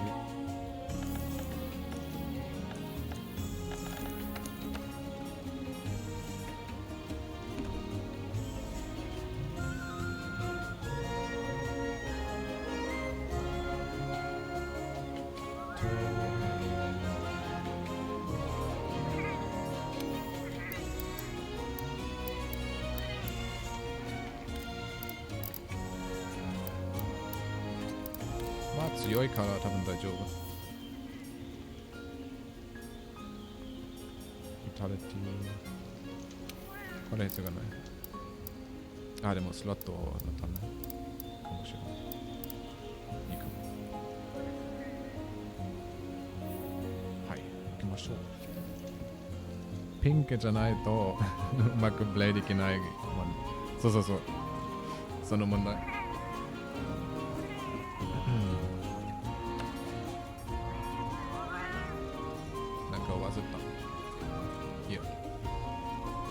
あ、でも僕の素敵な部屋を見せたい。あんまり特別なことではないけど。できない。あ、今できない。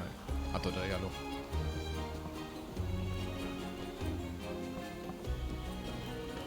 う。やんの？何何なんで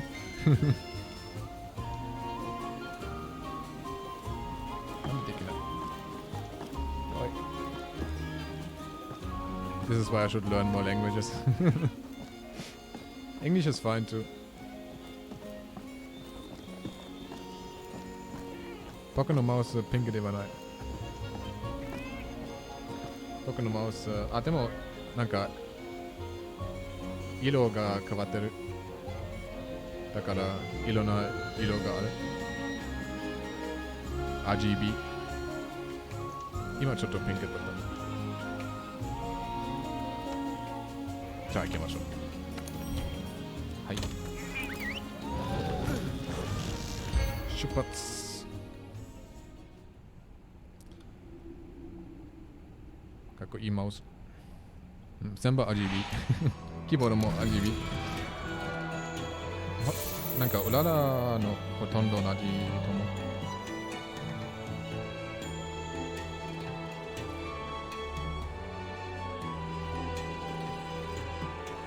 色はちょっとこんな感じ。今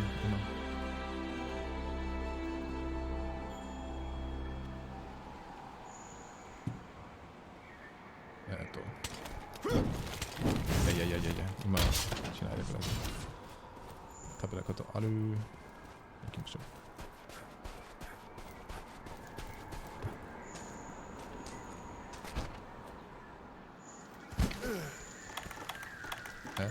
ポーションどこになった？メガポーション。マックスポーションあるけど、メガポーションどこ？メガポーションない？ちょっと待って。なんかメガポーションない。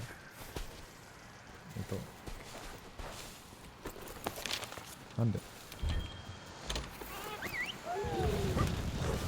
?You have emoji. それは、うららちゃんの。あ、マウスはロジテク。そう。うらら 's nice emoji. She has many nice emoji. あ、これ、どこできないよね。どうする？ポーションを忘れた。無理ちゃん。ちょっと。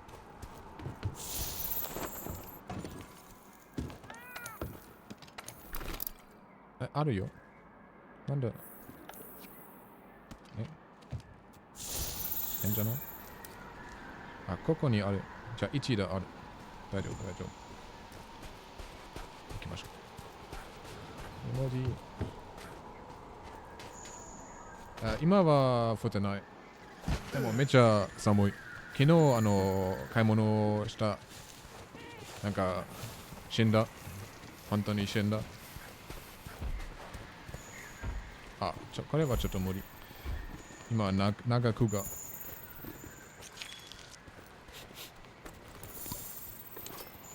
アンジャナフではない。Sorry。アンジャナフ君。Sorry。難しいから。今度ね。死んだ。本当に死んだ。なんか寒すぎる。この辺かな。なんか、多すぎる。これは。ベリー。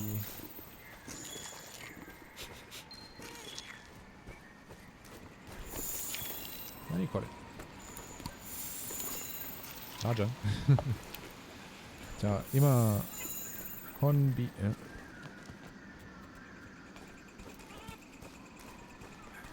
今、カタカナ弱い。今、ゾンビゾンビになるね。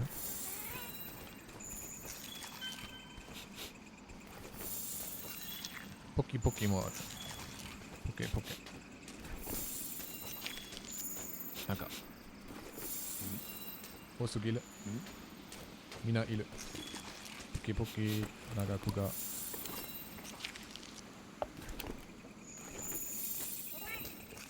あの上にいるよね。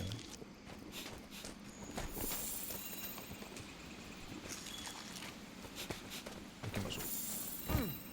これはちょっと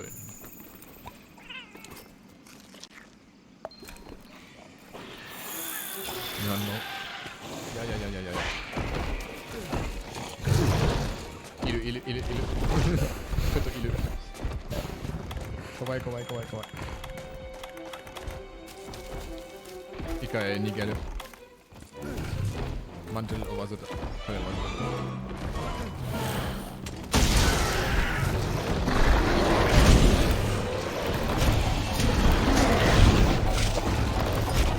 と。はい。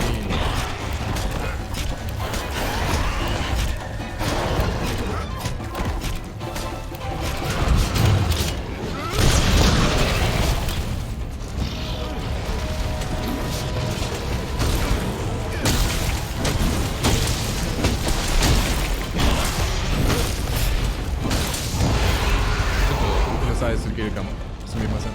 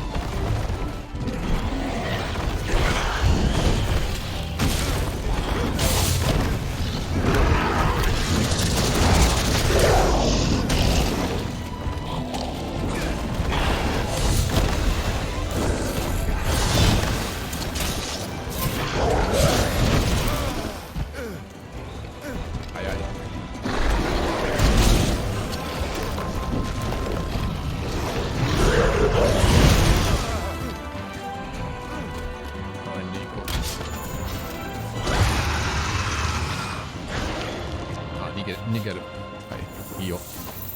ちょっとうるさいからちょっと絶対に強い。ど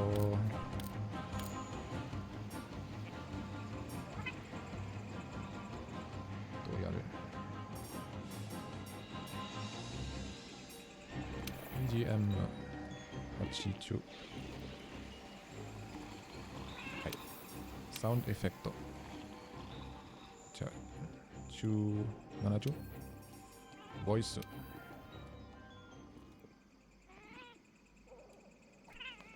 猫ちゃん、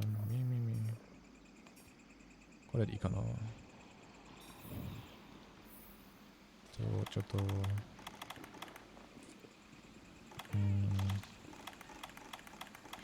どこ？あ、こっち。いいかも。そう、ちょっとうるさかったかもね。今大丈夫かな。猫ちゃん。猫ちゃん。何もやらないよ。おい。なんで？あ。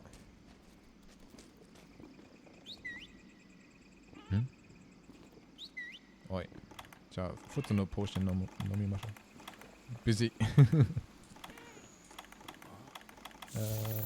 普通のポーションどこ？こっち。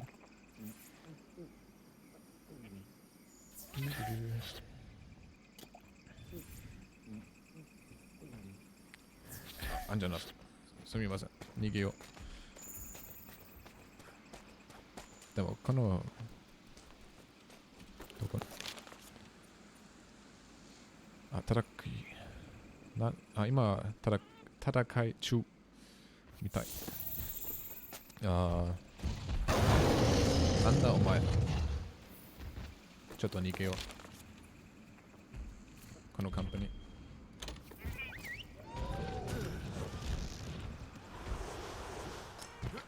じゃあ一回入る出る。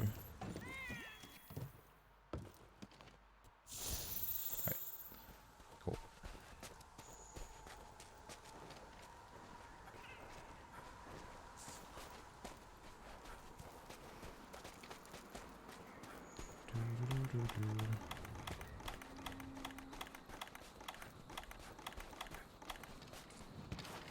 あ、逃げないで。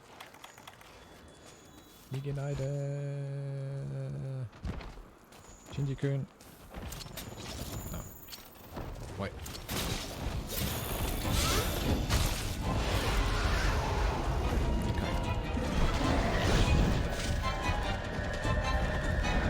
あ、なんかベリーのことをわざとだね。これ。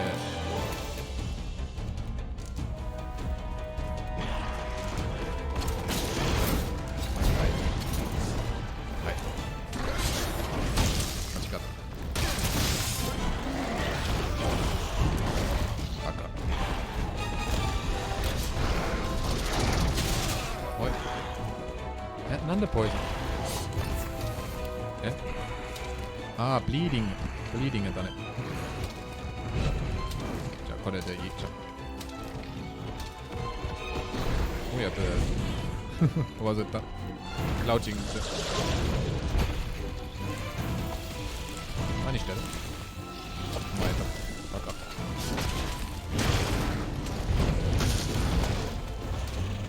まだブリーディング。あ、そのチェアキーが必要だね。チェアキーがないけど。チェアキーないよ。忘れた。チェアキーを忘れた。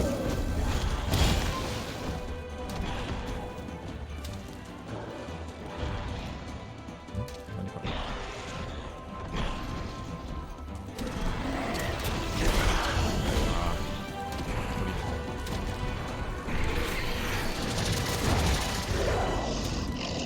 ポキポキ。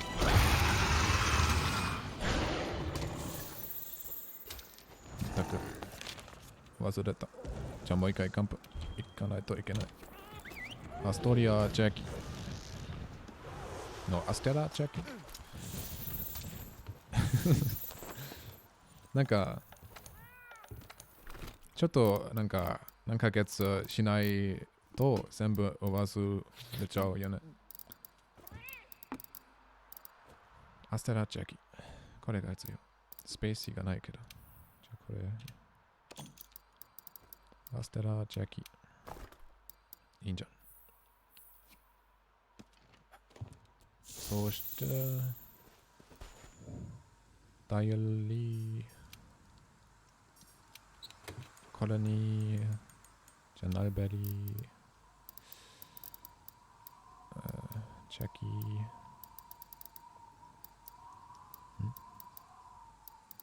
どこ？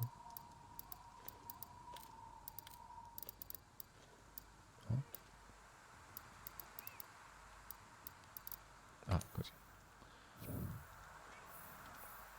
ちょっと食べよう。できれば。できれよ。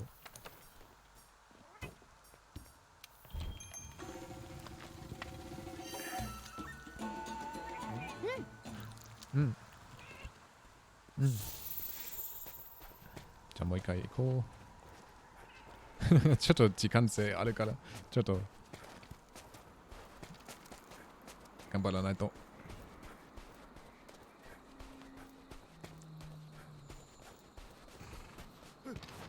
こっち何？うわー、アンジャナフ。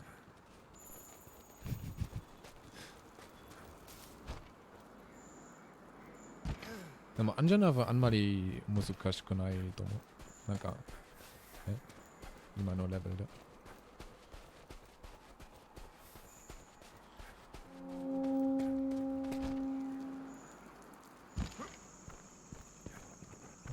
どこ？この辺？あ、こっちいる。じゃあ。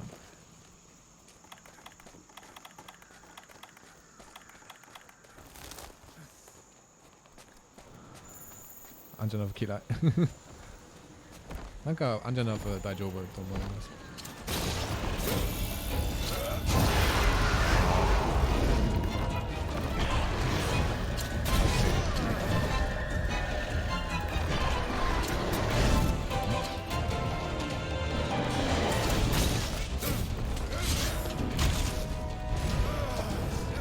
早っ。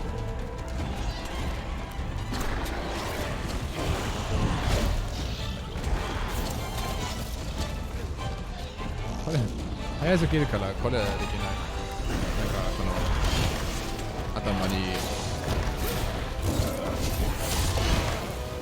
きない。まあいい。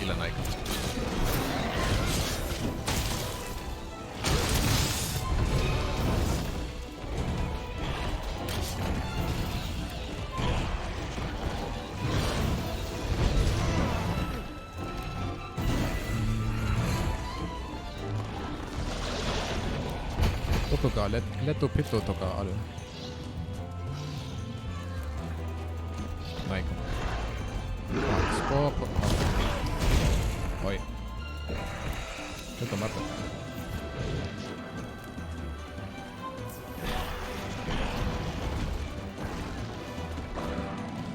何してる？あ、スタミナ。わざと。めちゃ混乱の戦い。なんだろうな。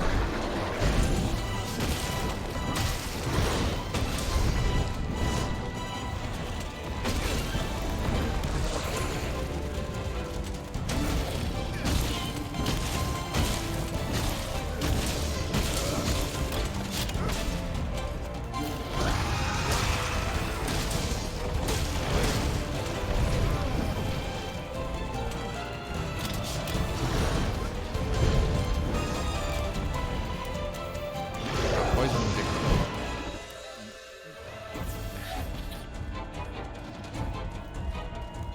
トゥトゥルートゥトゥルー。でも椅子とかレッドピットとか必要あるとか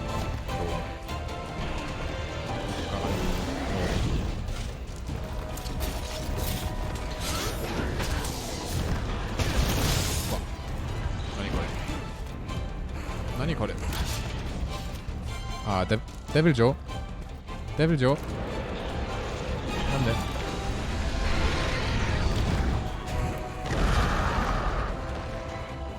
みんなちょっと喧嘩しないでください。石なんで今日椅子と石。あ、ラッチパリできる。できない。はい、いらない。お前誰？新しいやつ。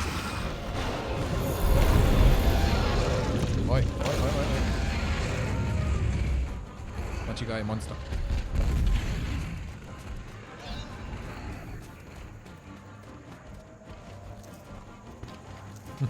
カオスすぎる。これポケと長くがとこの資材やつ。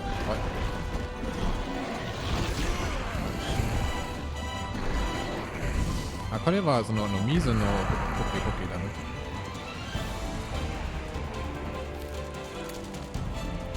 じゃあ、ファイ。ついにこれ。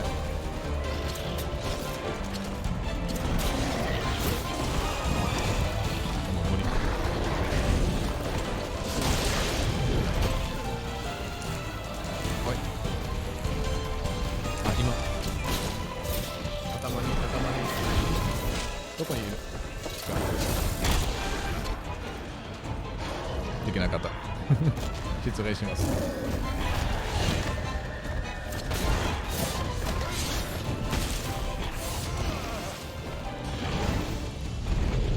下手すぎる。今日。違い。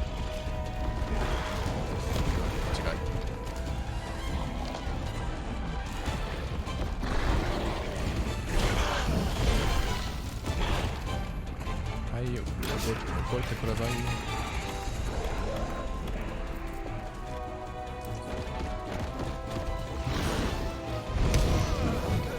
早っ。なんで？まあね。なんで？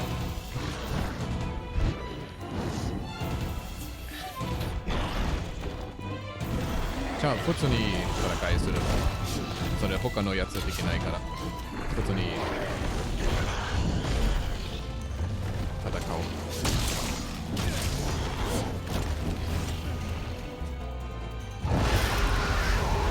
ワンちゃん切って。まだ間違った。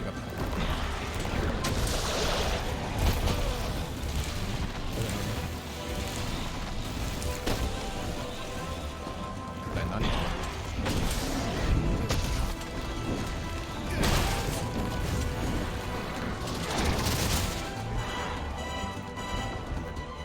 はい。逃げるのダメだ。でもこれしないといけないよね。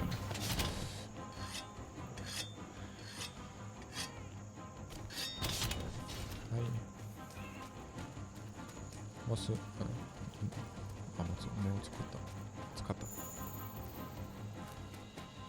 ルルルル。これ何？マッチベリー。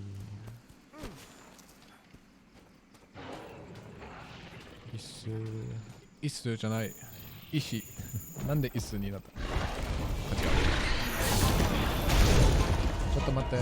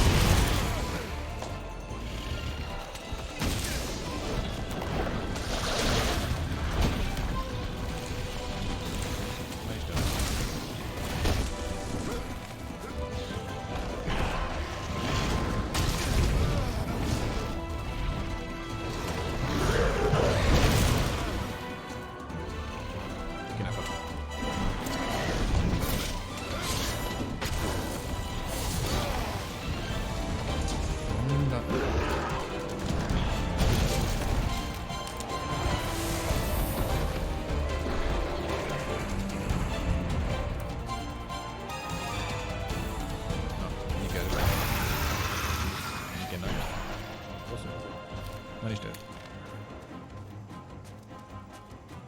はい。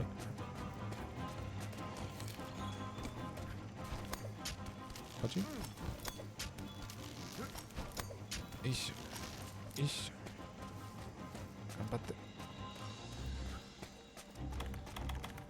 すみません、下手の戦い方。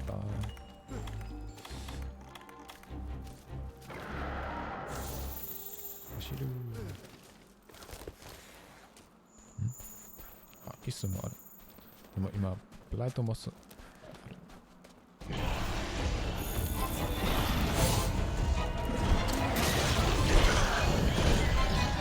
前。ちなみに、ないね。ライト。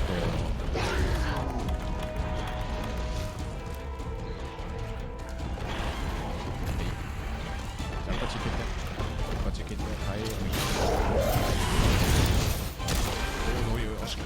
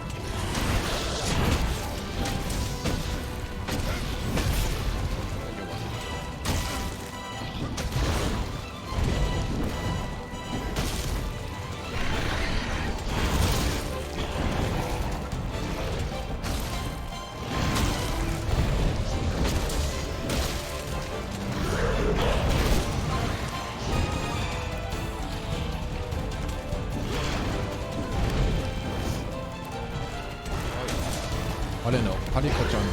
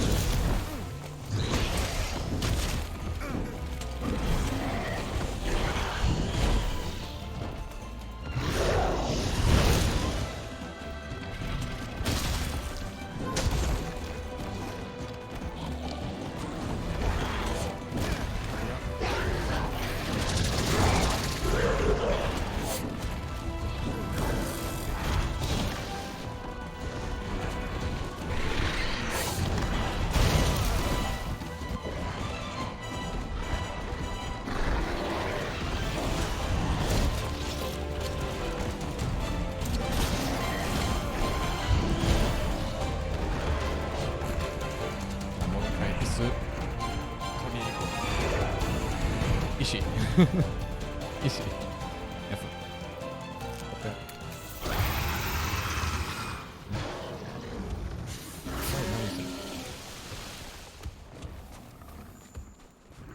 何する？じゃあこれにしよ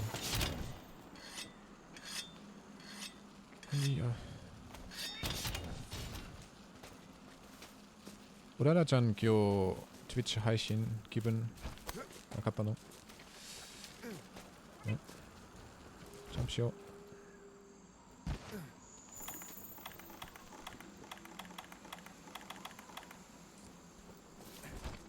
ジャンプしよ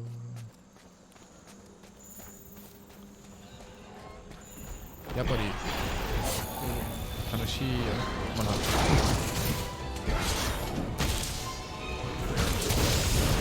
ああ、退場。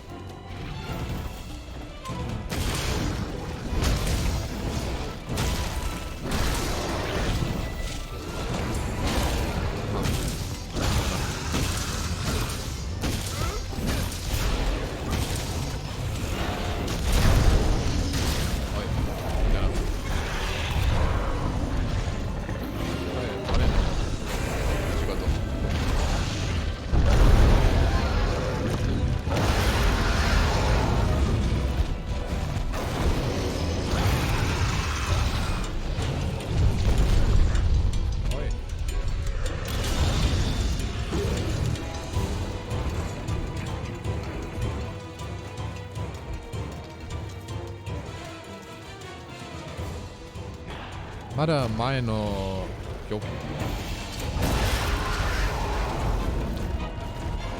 いてください。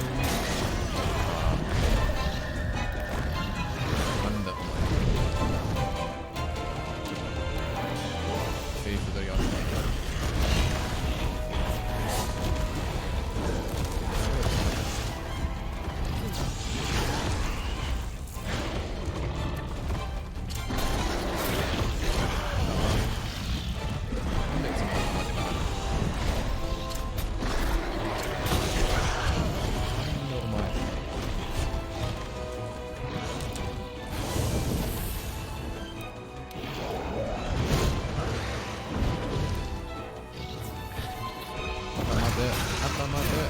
なんだお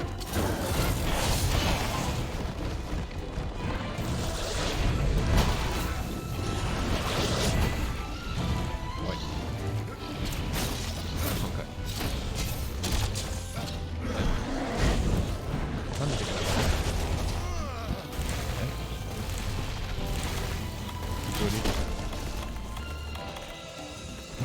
これ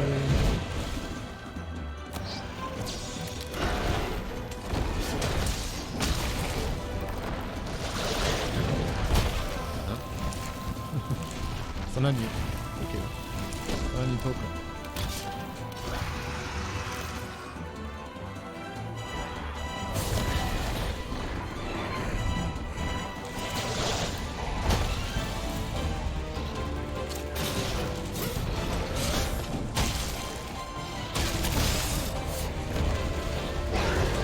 あ、マイクちょっと多分なんかマイクの直接っていうのなかったからテスト多分大丈夫。ちょっと遠い。おい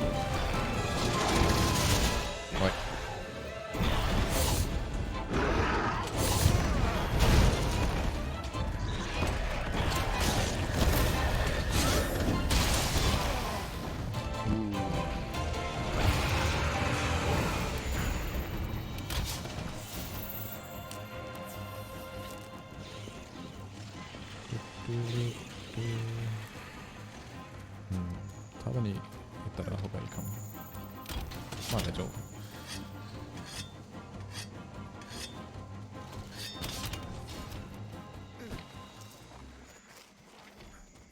モスベリーとかしかないの。あ、勝ちカレー食べ、カレー。いやー。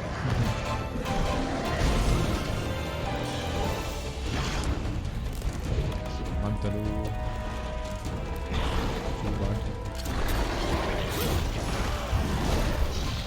なんでいつも頭ではない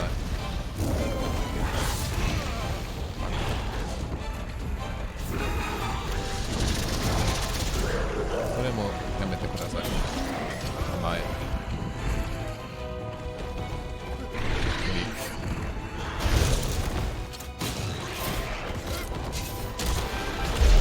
はいついにでもちょっと遠い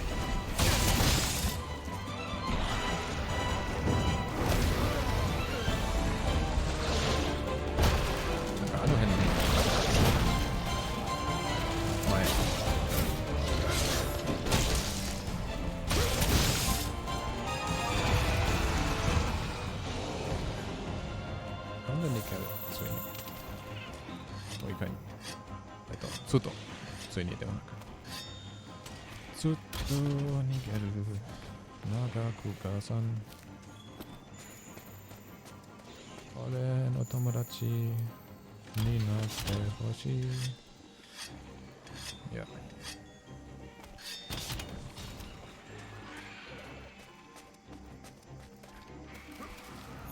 殺さないといけない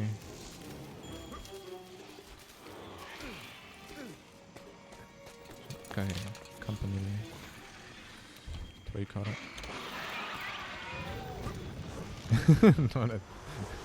まあ長くがかっこいいじゃんなんか長くがパリコとかあったらいいんじゃんは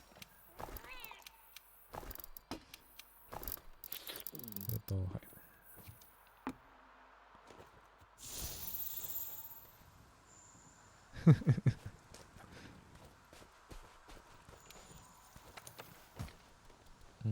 アタックこれからはい最後のアタックまたモス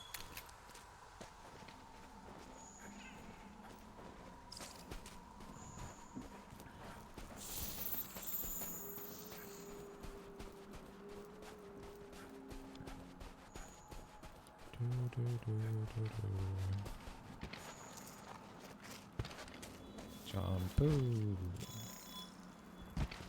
どこにいるのハローヤッホーヤッホーハローハローこっちにいるお前あんた君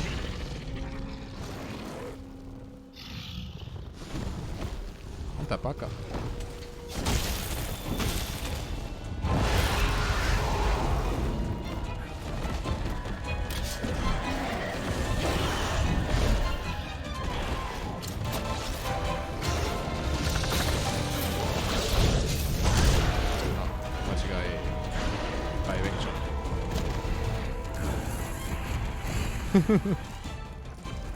なんかみんな勝ったね。面白かった。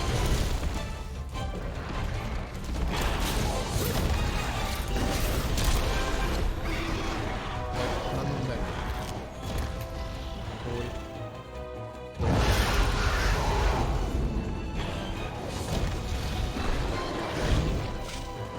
あ、アンジャナさんも。こっちに蹴ってください。こっちに蹴ってください。こっちに蹴って。いや、アンジャナフに、なんだ。はい、こっちに蹴ってください。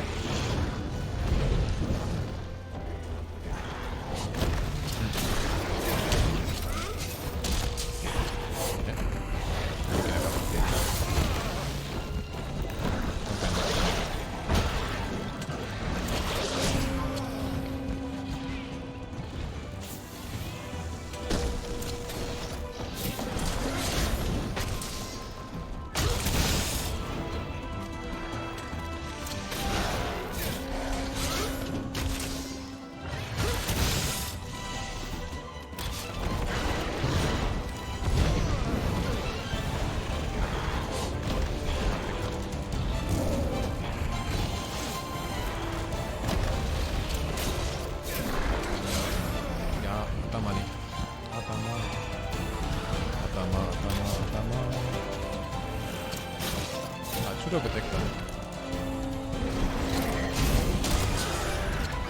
間違いパターン。でも大丈夫。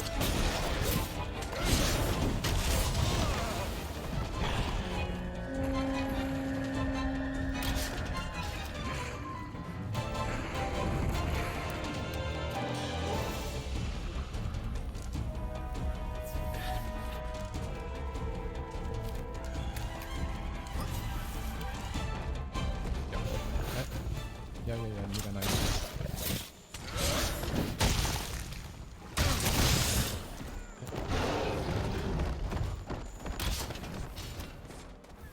なんでしょう。何してんの？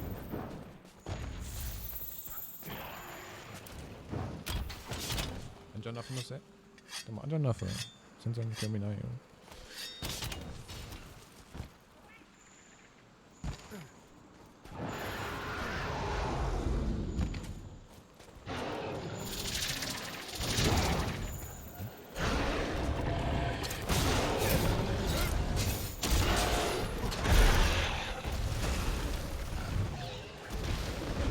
いや、できる。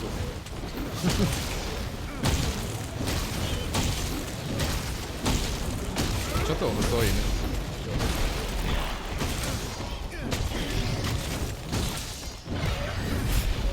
あ、死んでる。死んでる。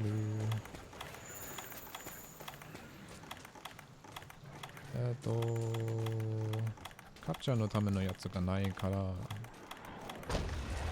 はい。あ、もう。戦いで。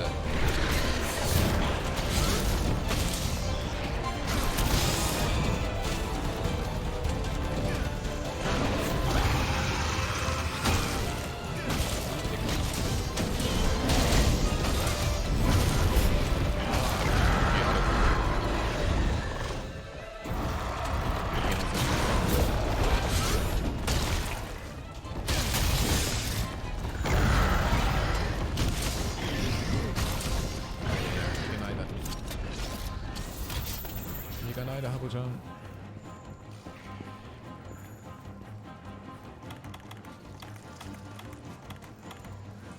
じゃあちょっと遅くて歩くと。あ、ベレルボンブあるけど。ボンブある。なんだ、ポキ。お前。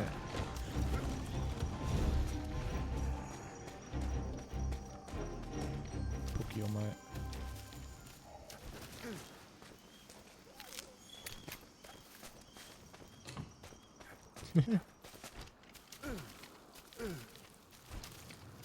うん。こっちにいる。ベベルボンブ。はい。はい。お願いします。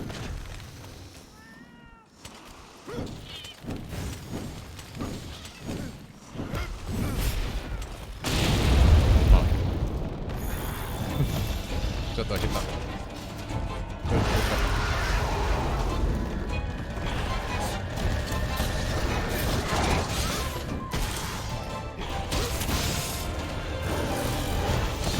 もうしばらく死んでるみたい。あ、死んだ。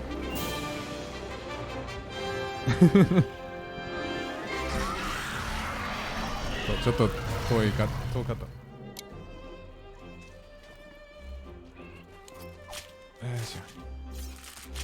よっしゃー。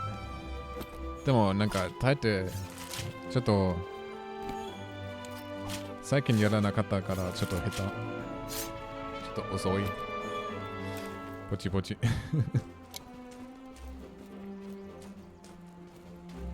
多分うららちゃんならなんか3分で勝った。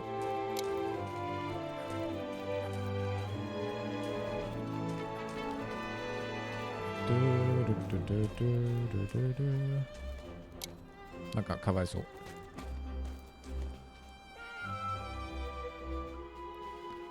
長くこのやつ難しい。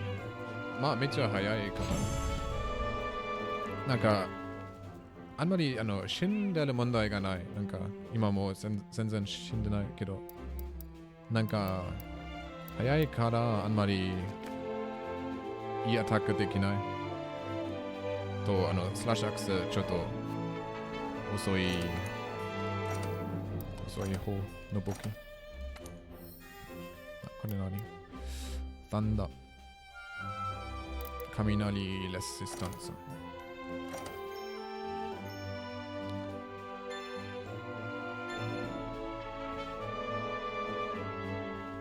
い。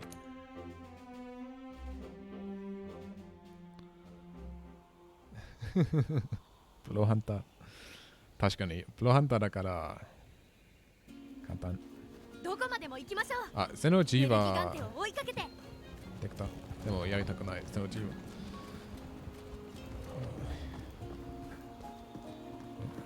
あ、僕の部屋見よう。Move to your room. Let's move to my room.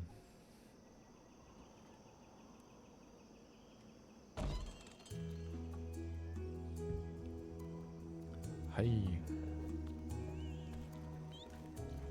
お邪魔します。このやつある。このかわいいペンギンもある。本棚ある。ペンギンいっぱいある。いる。魚。じゃあ、かわいい猫ちゃんと、イノシシではないけど、ピグ、豚、このやつ。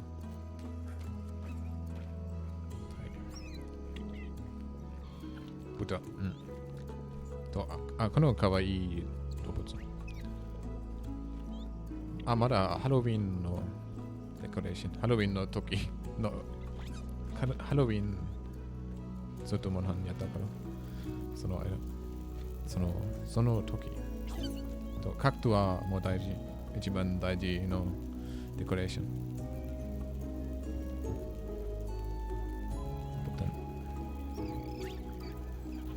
と、この、逃げた。魚、アトマヤアクアリアム。じゃあ、あんまり面白くない。けど、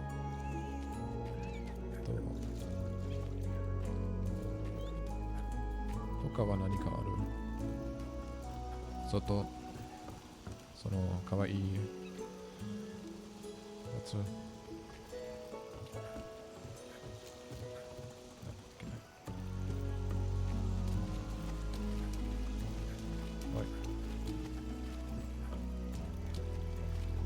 と、この猿。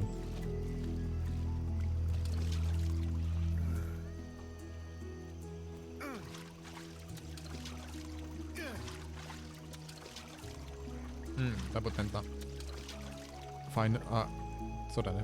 ファイナルファンタジーの安全タイム。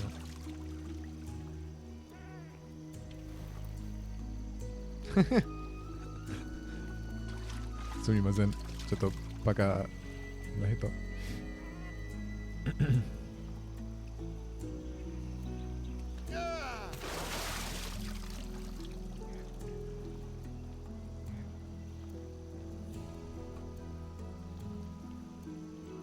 そうだね。動物たくさんいる。このザルたちめっちゃ可愛い。なんかずっと温泉で楽しんでる。じゃあ、はい。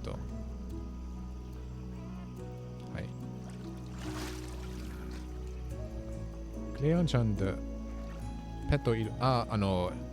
猫ちゃん。でも、猫ちゃんは今、家族のお家にいる、に住んでる。この猫ちゃんだね。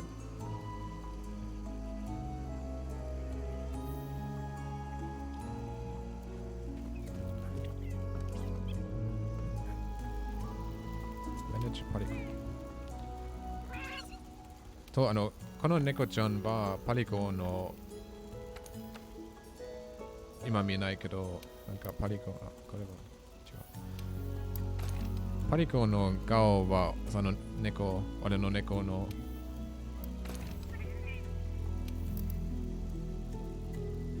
なんか、同じ。何がいいかな。これかわいいかな。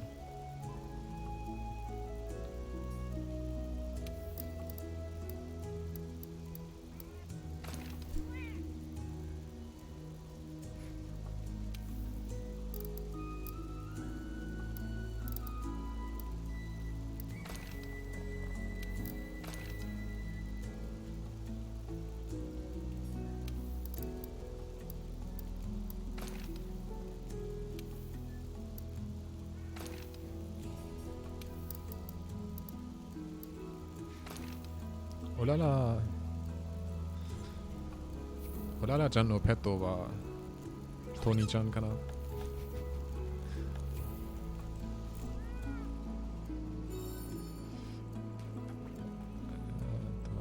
ウスキーパー。ミャオ。あ、サファリ全然やったことないです。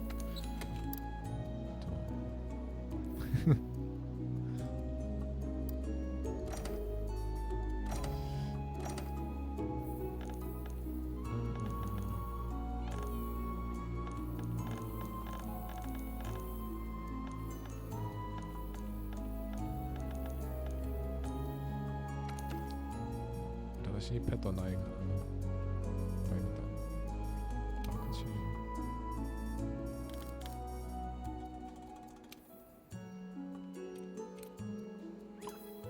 うん。じゃあ、友達。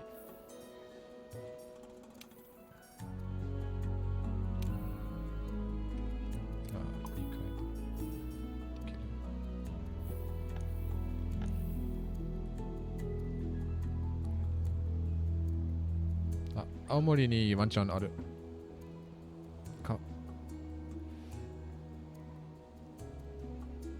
あ、今その仕事、そう。おららちゃん、ずっとの、なんかおららちゃんの仕事、なんか、秘密、なんか、すごくストリーミングやってるけど、仕事もある、なんか、忙しそう。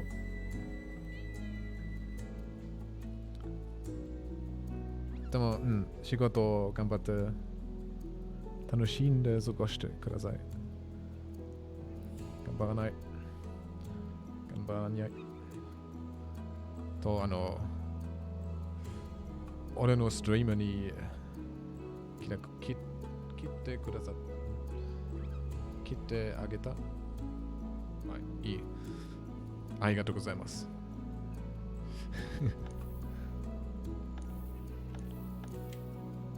でも、いや、本当にいい、なんか、長い間、モンハンやったことないから、楽しい。おららちゃんと、ももちゃんと、じゃあ、外に行こう。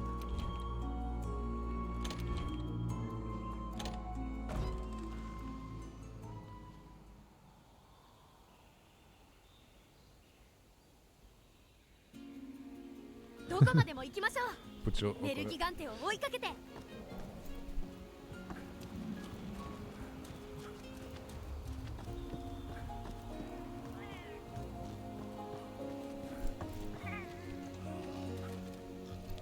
あ、ポキーさんのことわかんない。いつも怒る。なんかどうやってわかんない。あ、いつもそんな感じ。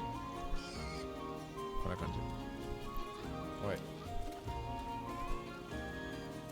なんだお前。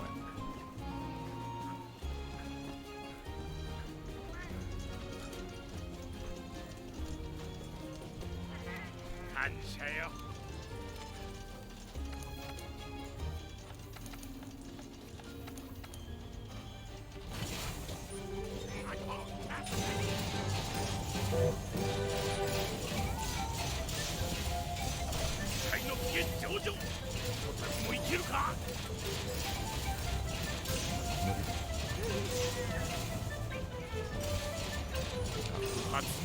人生の一部よ。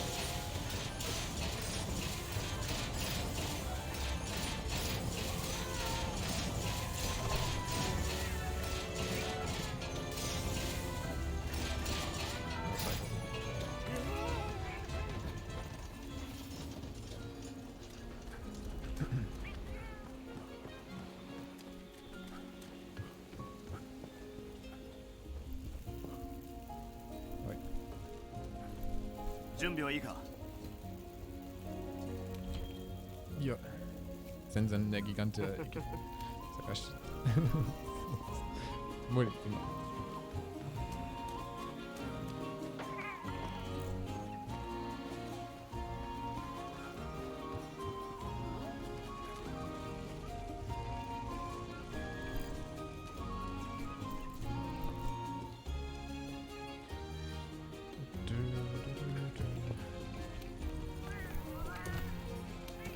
これ見よう。食べ物を作る。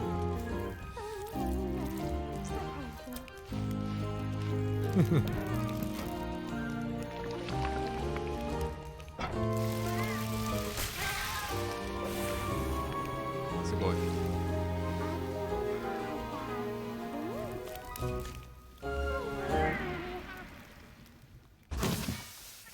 スモールミール。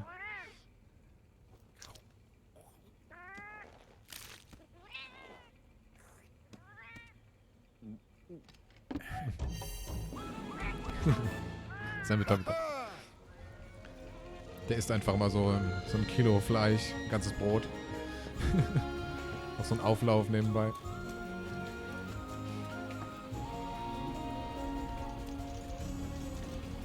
Kein Problem.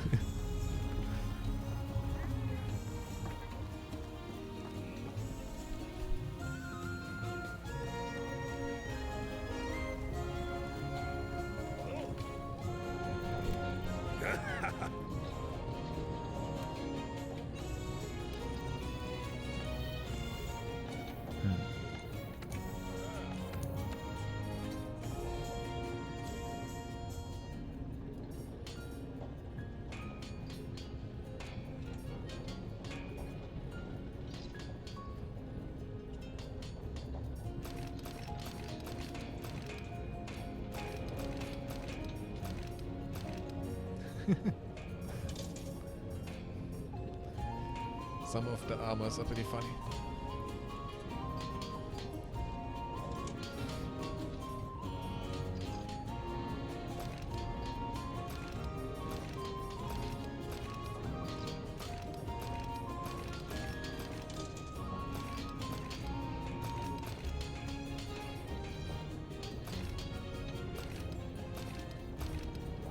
Can I buy this? That's pretty cool.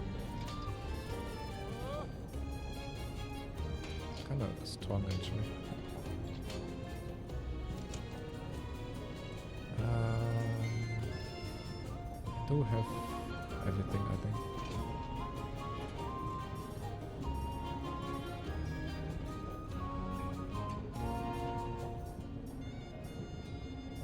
Let's buy. Why not?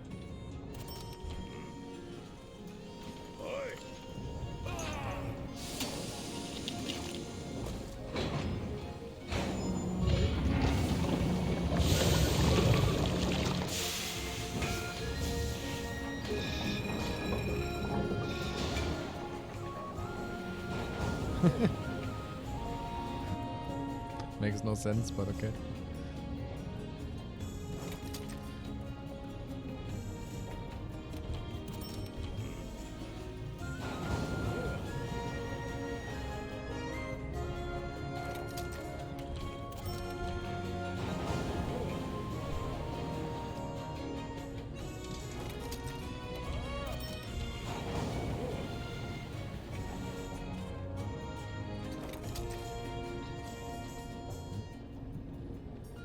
Oh, I can't buy this. Disease chart. What's that? Okay, that's gonna look stupid now. Ah, it's okay. Do I have other pens? Not really. That's one. That one I'm wearing. This one. No. This one. Anyway.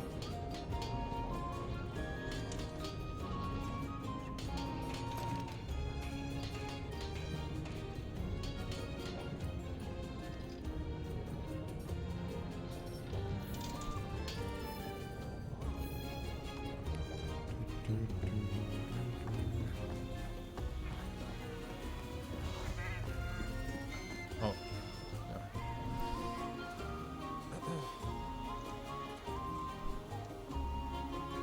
Okay. うららちゃんも出ちゃったかもね。はい。Okay.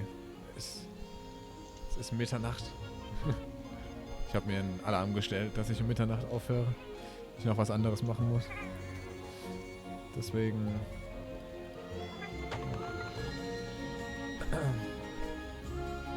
Ja, ich glaube nur du bist da, deswegen ich kann auch in Deutsch reden. Aber ja, danke fürs Reinschauen. Und ja.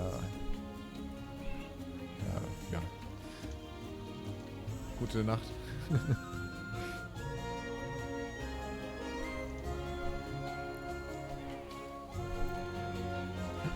bis dann.